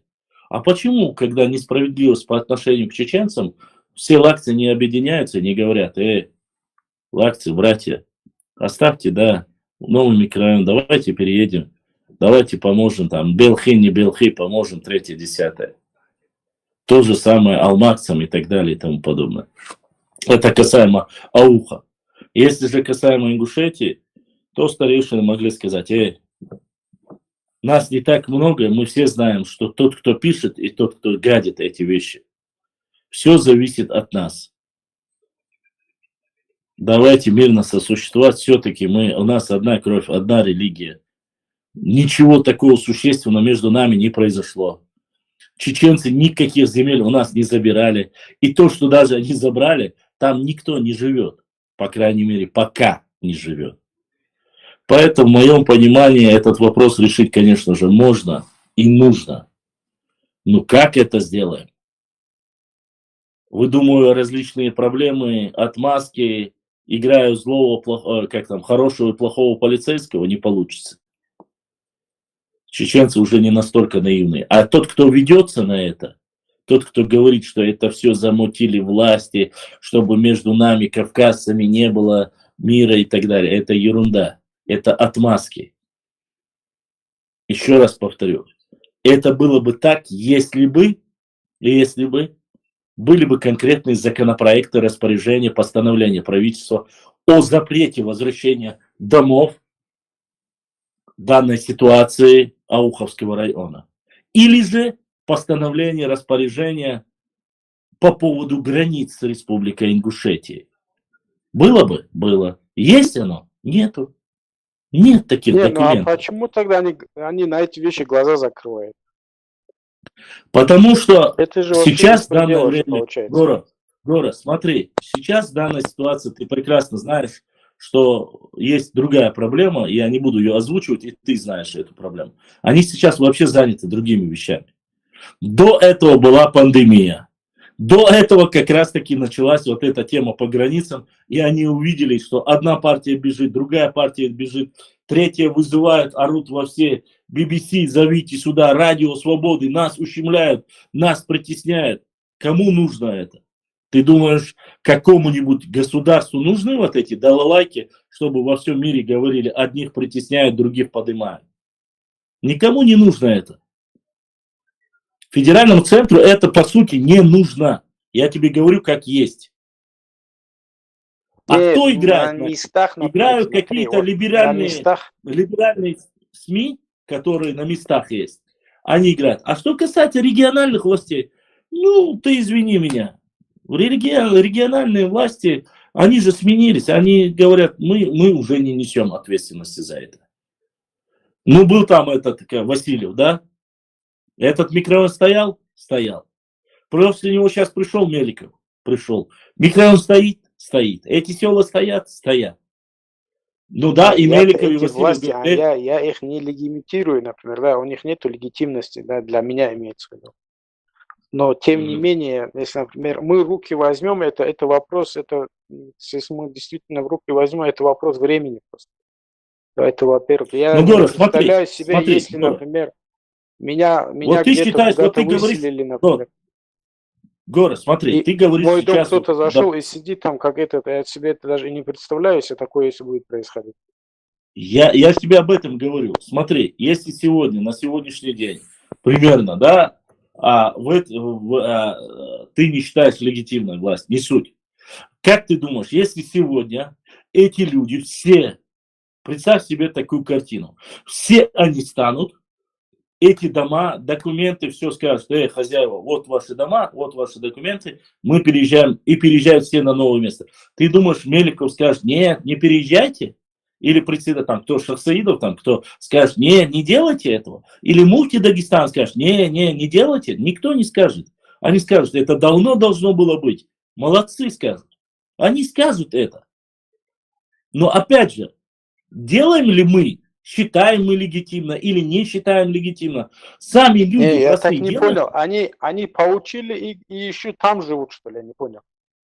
Конечно, нет, я тебе поясняю. Им выстроили целый новый микрорайон, целые новые села.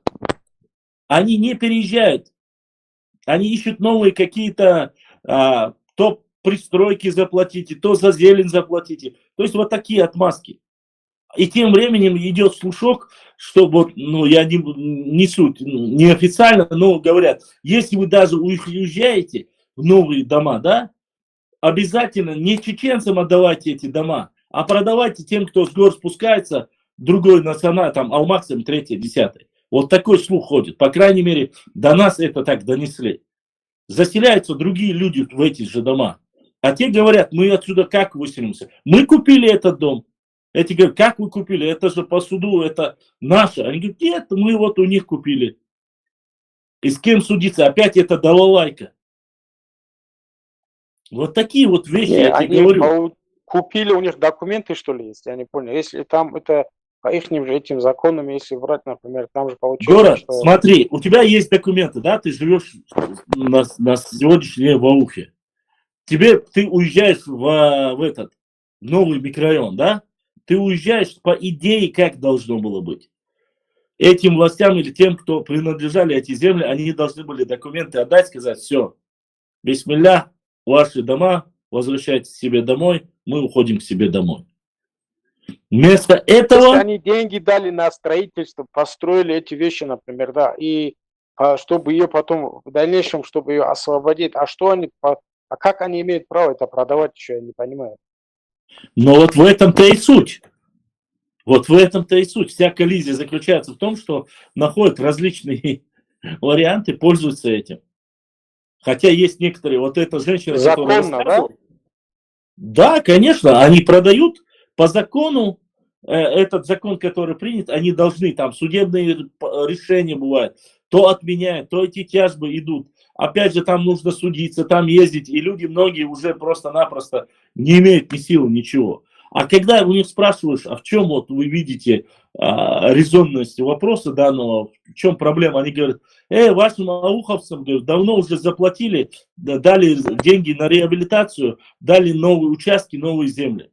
Но мы говорим, хорошо, если это так, покажите эти документы. Ни у кого нету ни одного документа.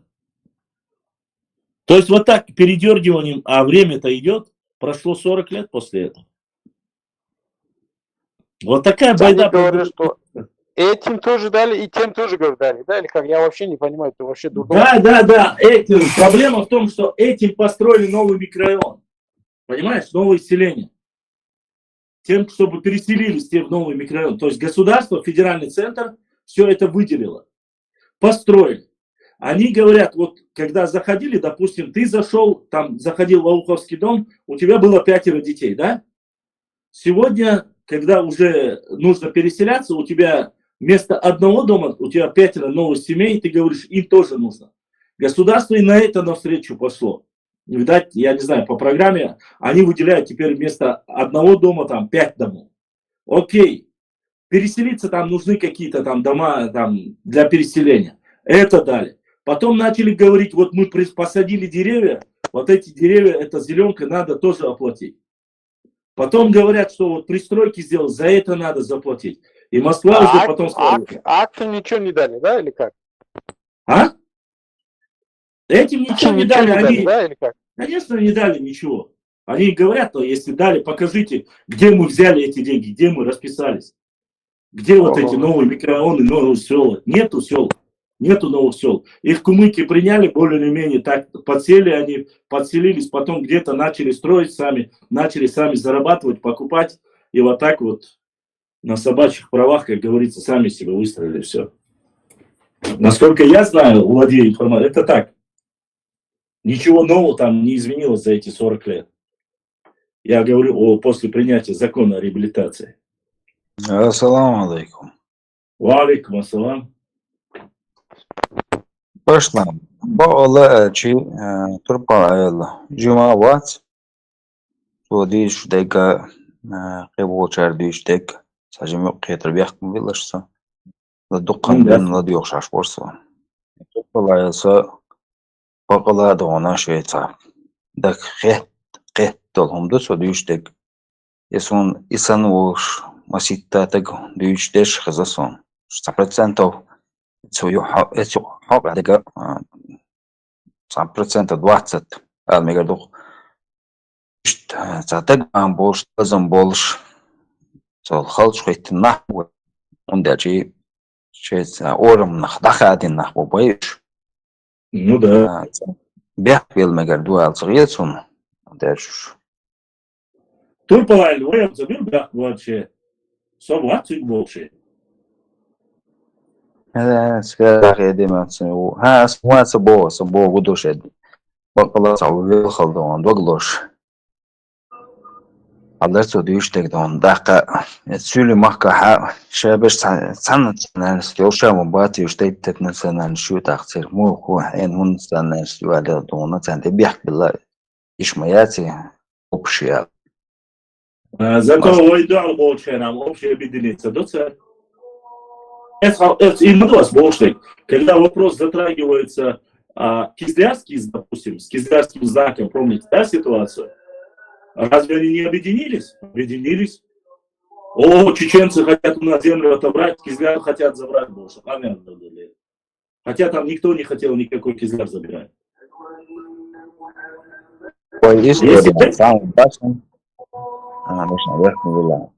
وتعاني كلا تعاني مخ حباقة وتغير نادات وغير دير جناح وغير دير جناح وغير حباقا باتي وحوش مقوش شما منتهى وحوش نبوش شپروش وشنا شپروش زكاة تشتونا سيجا شيء تمل ونا وحوش نحو خيم دا سام بوغدو سولي بولا سولي بوغدو национальность духмае سولي شو مثلا так речь ورجي ورمسا ودنا تت قتش غير دخوي ويتسا دايس غير تندات خوي نابرت ويدوق تت غير توشتك يدوق سونا نوع دوشتك تمام ونص история الله يوقتي شادك تو اكو شوي اكو راتنا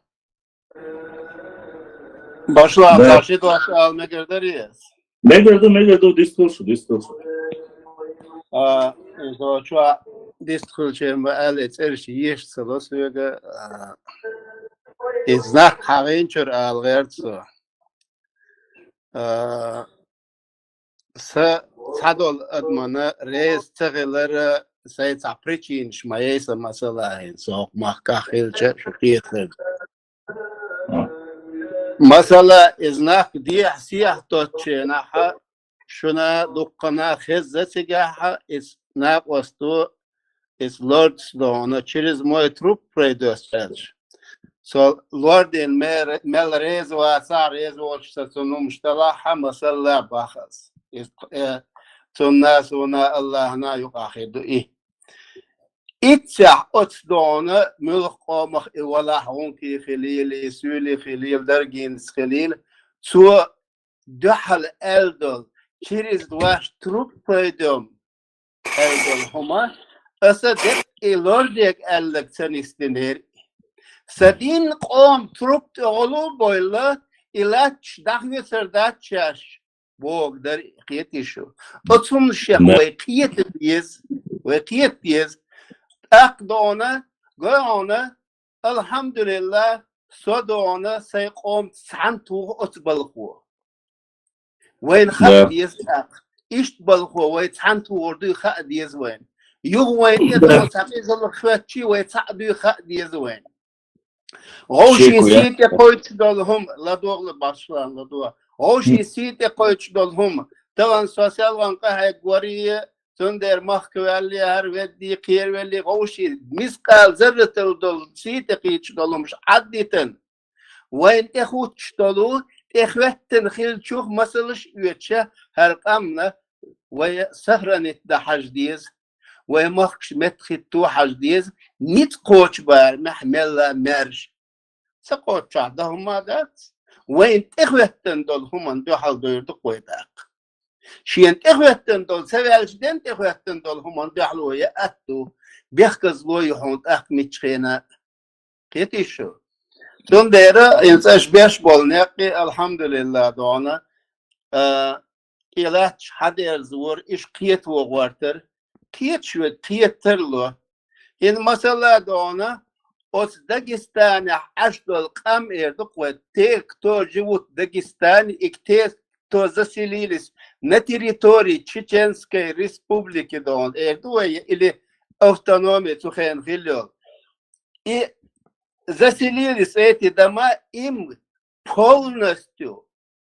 Еще плюс то им семьям, которые выросли сейчас, совершеннолетние, им выплатили на каждого, чтобы построить дом и участок, где построить дом.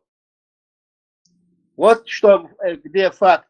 А наши чеченцы, мы не говорим о уховце, наши чеченцы, которые пережили такой геноцид и вернулись, стоят у своих, не дверей даже, с улицы, у калитки на улице, просят уйти этих людей мирно,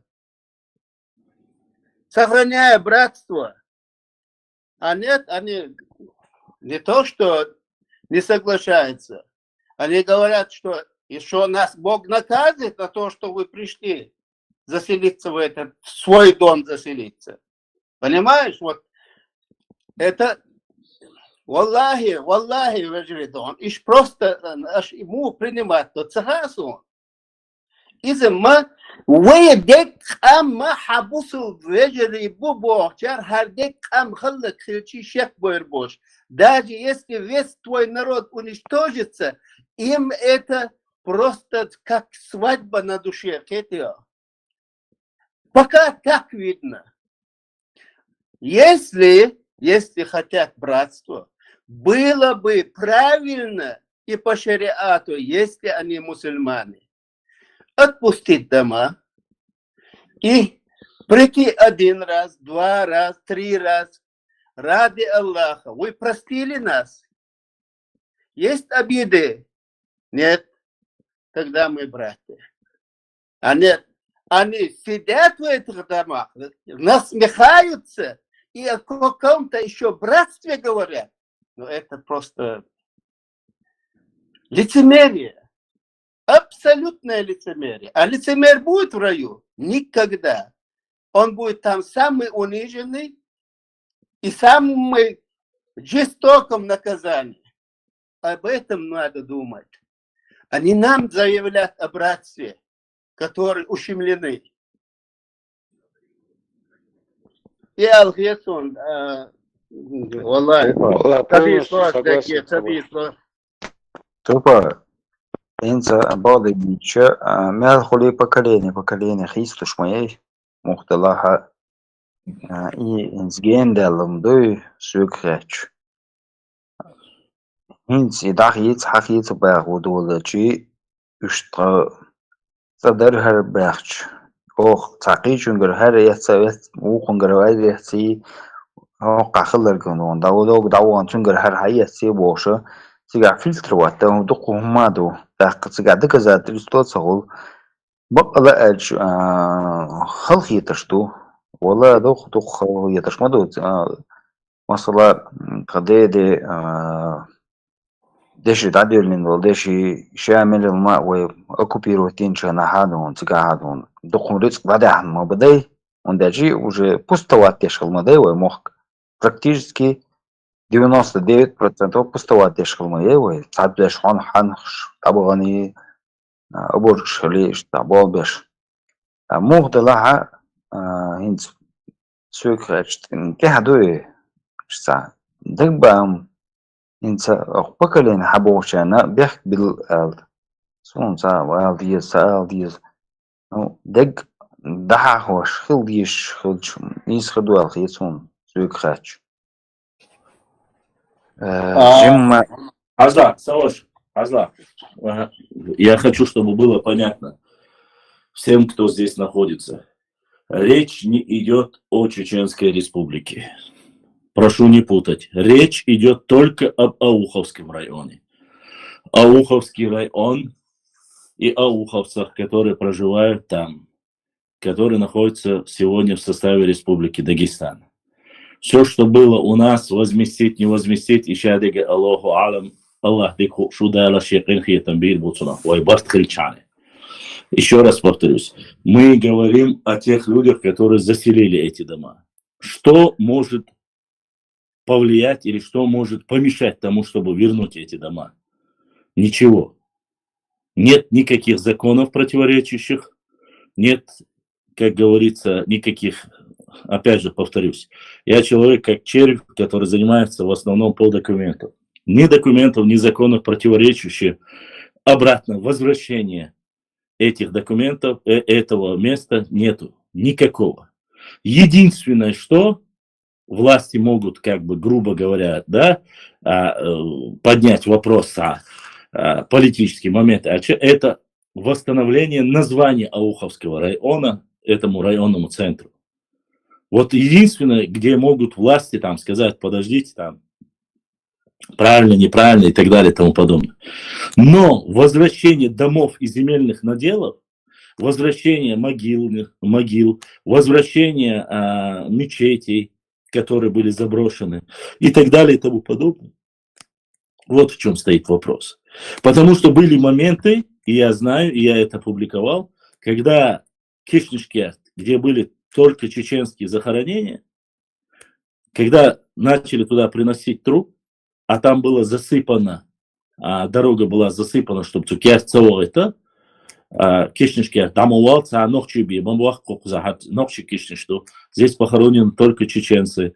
Есть другие кладбища, где вы можете похоронить ваши родовые ачхайна. Что они делают? Они прямо у ворот, там, где никто никогда не хоронил, они копают могилу и хоронят туда человека. Это один случай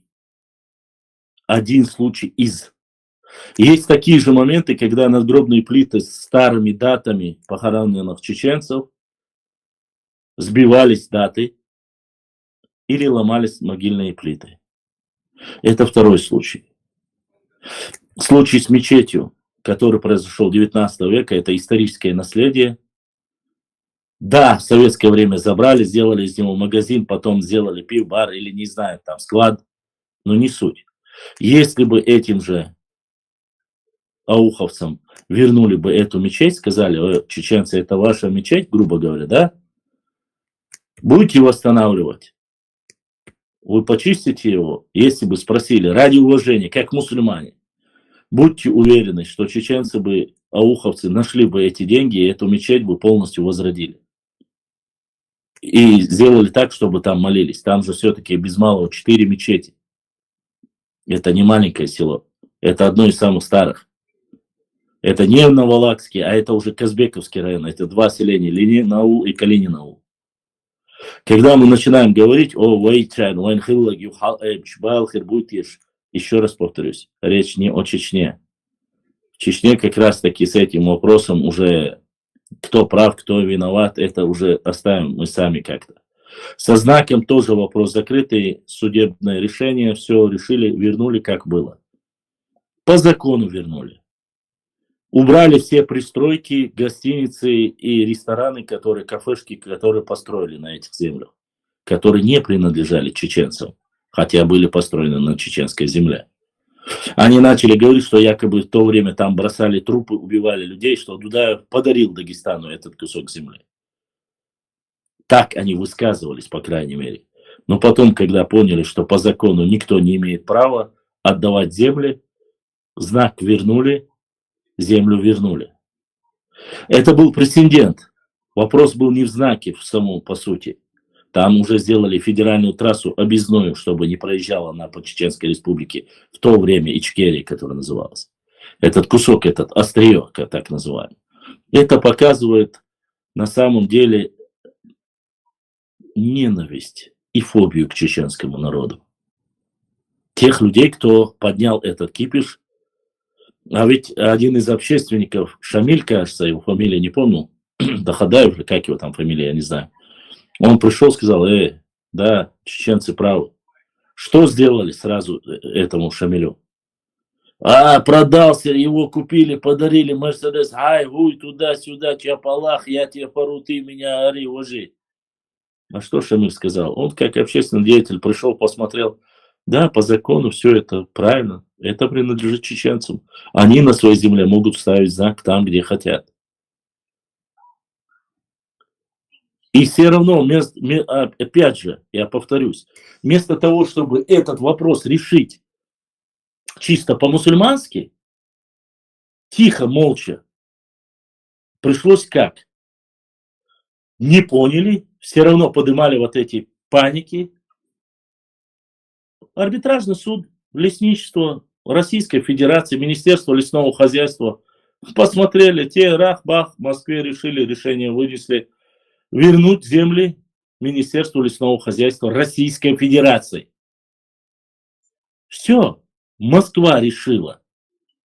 Потому что обратились, не договорились между собой два соседа, два мусульманина. Кто прав, кто виноват, не суть.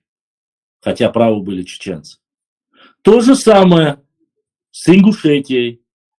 Конституционный суд решил, что неправомерно было Евкура вернуть и так далее и тому подобное. Ну, приехали ашскоевцы в Конституционный суд Российской Федерации. Приехали те, кому реально эти земли принадлежат, которые называют себя нокчи, чеченцы. Выступили, и Конституционный суд Российской Федерации вынес решение. Эта земля принадлежала чеченцам, ашскоевцам, она и останется за ними. Отменили конституционное решение Республики Ингушетия, которое неправомерно заняла сторону в данной ситуации, потому что именно Верховный Конституционный суд Российской Федерации имеет на то полномочия. Вместо того, чтобы сказать, да, мы были неправы, они подняли вопрос, это было давление, это все подняли там различным общественным организациям, НКО, иноагентам, начали поднимать этот вонь, чтобы дискредитировать Россию. И Москва, конечно, эти вещи видит. Благо, альхамдулилlah, что это не было непосредственно вина чеченцев. Ни в первом случае, ни во втором случае.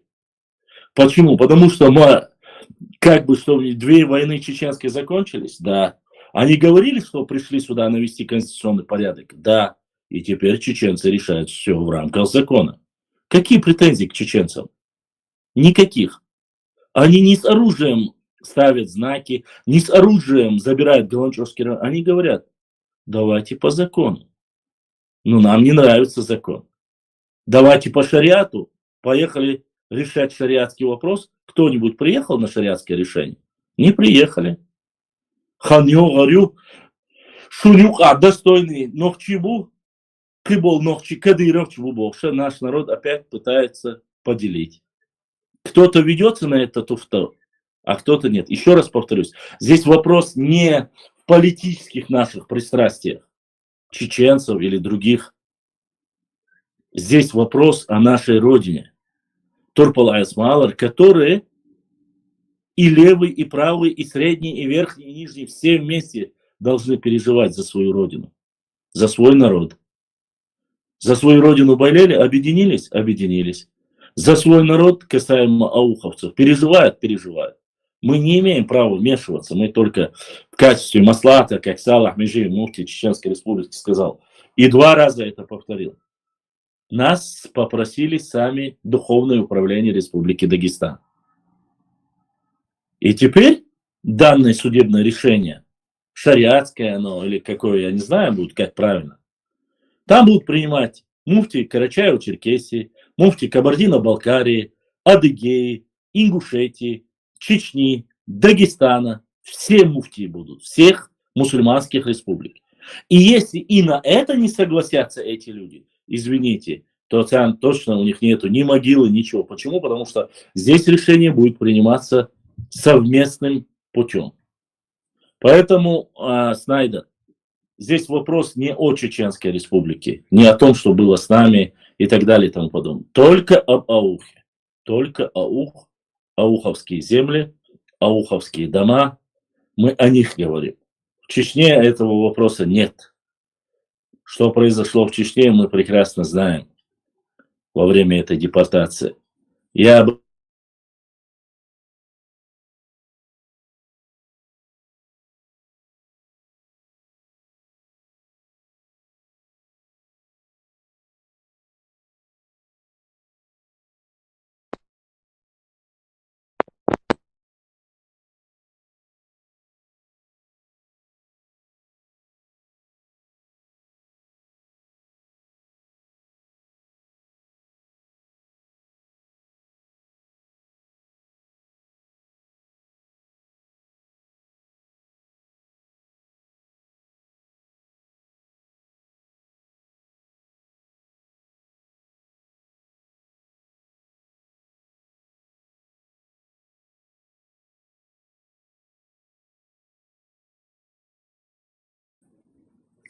Раз, слышишь?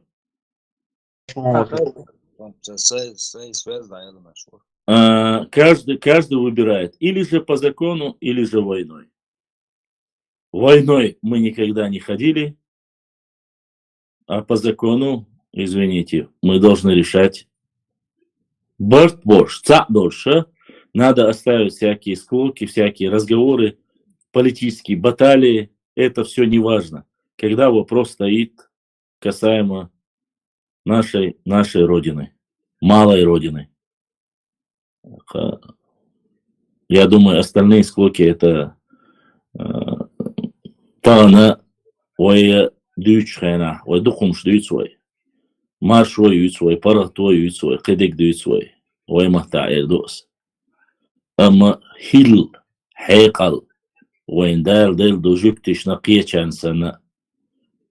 قاش دعيسة قيسين خان خون بريوالن ليل خينش دعيول تغانا ديش سحيق أو تسهيل موحك يو بيرزو بيز دديش تيجي كيخ تاني دديز ويحيق القوشي ويدق اعتخربو ويقيس يولي دي هي حارميك شنال دوج عليش طلع ويتي عين شمال دو خزخ يتشا تار خدع كيات تريو وين قيت لهم أسئلة عنا نوغ أمل مخان بس باشطان تالنا توهم إذا سنجو إننا شخص خلدو بو بيسندو إنسا كيخ تاني خلدي يشتوي استريجنا داخل سخ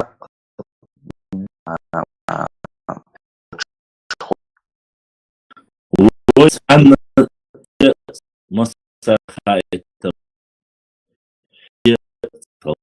ويس بيزم هو دي عن شي محاسن ده شابش مباتي ومش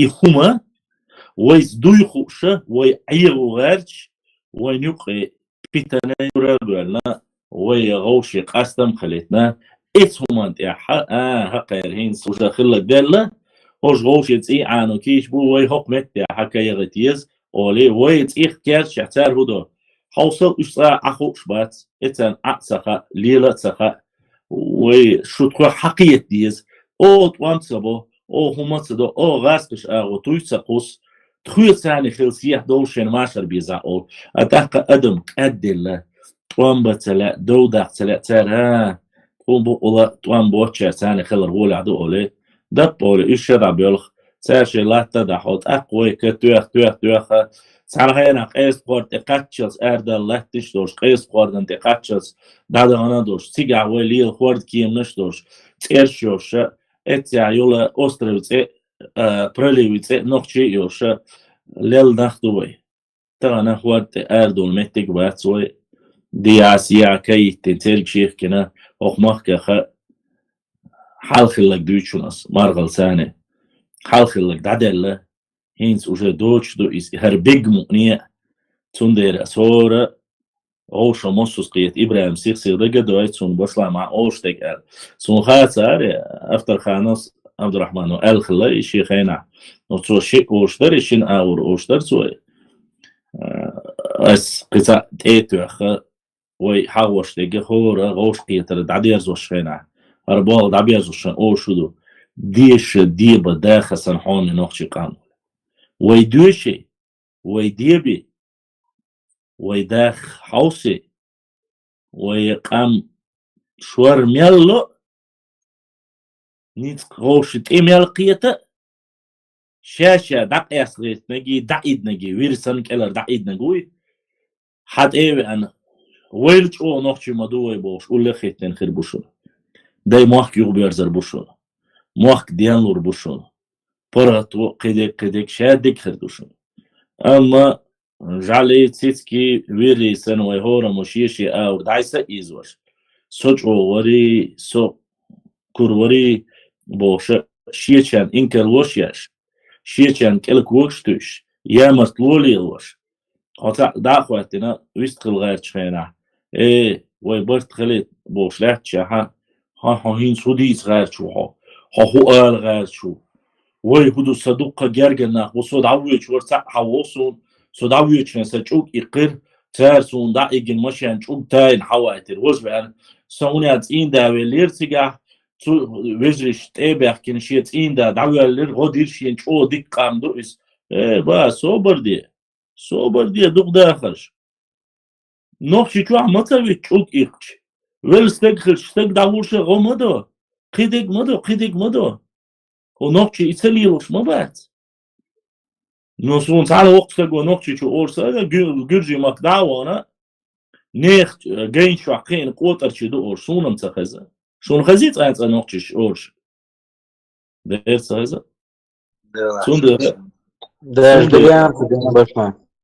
И баққасы, цундері, ой, Гюрджишна, Хоккавказ махкаха, халғар ярлёш, подчалхилуш буш. Масант олёш. Доминант олцуна. Доминирующее государство на Кавказе халушу. Гюрджи подчалк. Тан, башлам. Притамаду. En своя. Поймел чок изал дайна воен сок. Шинтамя. Згаск штел. Ица. Церцани цагалч. Бой мостах элоч вати. Мостах дош ват бой. Отсюда геркалор елдовой. Это керство гаско. Шугаск штина элцадок бой. Ивина. Сбо гуду. Бой бусу дазам мошигам. Бой могду воен цай. Я Мартин церцани хавен отагуй. Цундук бой мостри. Чердахой. Сбо гуду. Керсту элдовой. Керстахан. Харио штатсвой. Гаск. Бой ца. Изал латин церцани вялволс. Там юкар хавялволс. Будану исан штбошу. Изан.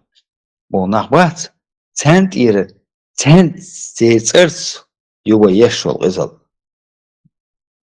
Дух сюкатч.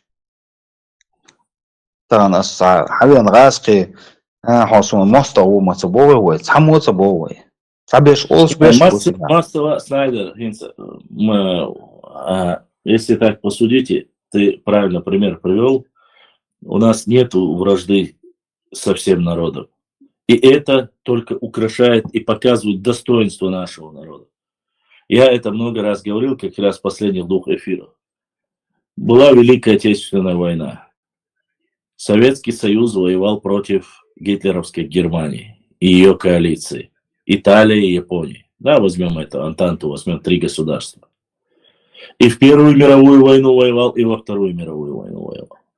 Скажи, сегодня есть у нормального, считающего себя цивилизованным, сегодня Российская Федерация говорит, что вы фашисты, мы с вами никак не будем взаимодействовать? Нет, не говорит.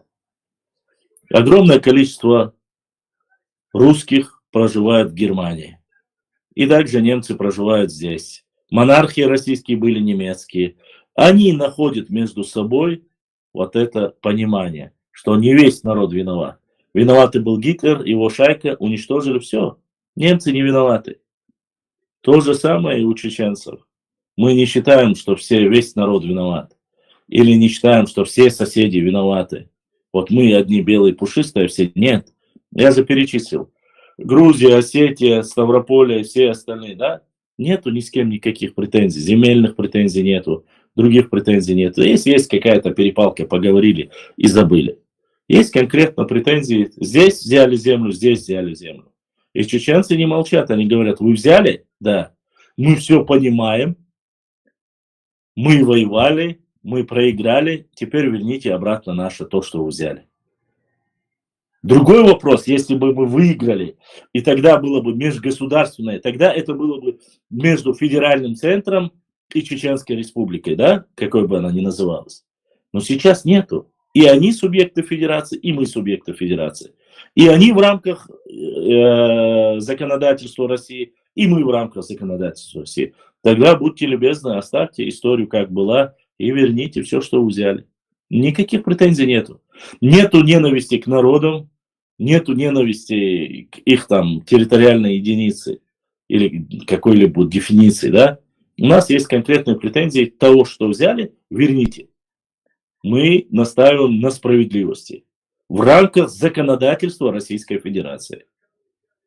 Или же в рамках исторической реальности. Все.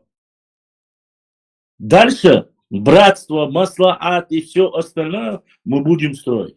Но сперва вот эти минимумы решите, и никаких проблем нет. Если это с нашей стороны, окей, мы тоже вернем, если мы это сделали.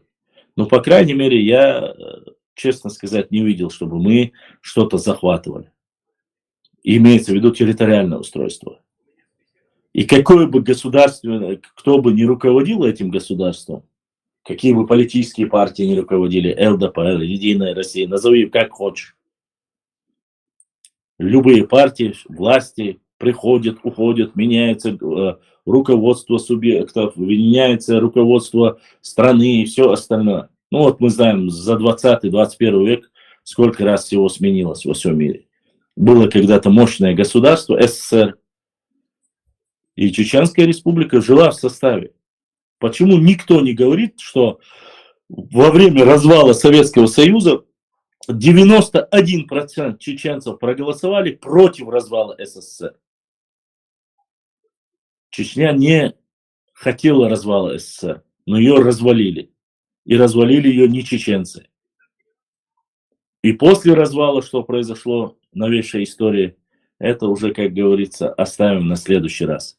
Сейчас уже прозвучал утренний азан, нужно делать намаз, поэтому шумасана дерез хил, дардукадах дуэль Ибраим, уна дерез хил. Всем братьям, сестрам, кто сегодня немного, сколько бы то ни было, смог помочь нашему каналу, задонатил, им огромное спасибо. Завтра я постараюсь сделать, если у нас получится, постараюсь сделать эфир, поскольку сегодня я вижу, Telegram тоже активно сегодня общался, и Telegram тоже мы подключим. 21:30 или 22:00, если будет все нормально, будет эфир. Готовьте свои вопросы, готовьте свои претензии. Если я каким-то образом, я прошу ради Всевышнего Аллаха, если я каким-то образом кого-то обидел, кого-то задел, простите меня ради Всевышнего Аллаха. Я ни в коем случае не оскорблял, не унижал, и даже в мыслях не было ни народы, ни тейпы, ни тухумы, ни шахары и так далее и тому подобное. Мы стремимся к довольству Всевышнего Аллаха, мы стремимся к довольству нашего народа и стать на путь истины. А истина и правда может быть только одна. Кому не нравится, тому не по пути. Кто готов к культурному диалогу, дискуссии, мы всегда рады. Приходите, задавайте вопросы, показывайте свой фейс, если есть желание. Если нет, задавайте через Telegram, пишите, буду рад ответить. На этом я сегодняшний эфир заканчиваю. Массально баркал дерес хил бюсталдек алеол. Шуксаума алга чумацер. Дерес хилауна дао штек шадигия. Нистеш дайдия. Башлам аларис. Массан хилкан дар лаха. نسقى الشاحة ويغوش قيتردو. السلام عليكم ورحمة الله وبركاته. وعليكم السلام. Бюсталдек алеол. Вы издание аду, вы связи аду. Да, город, что-то хотел сказать?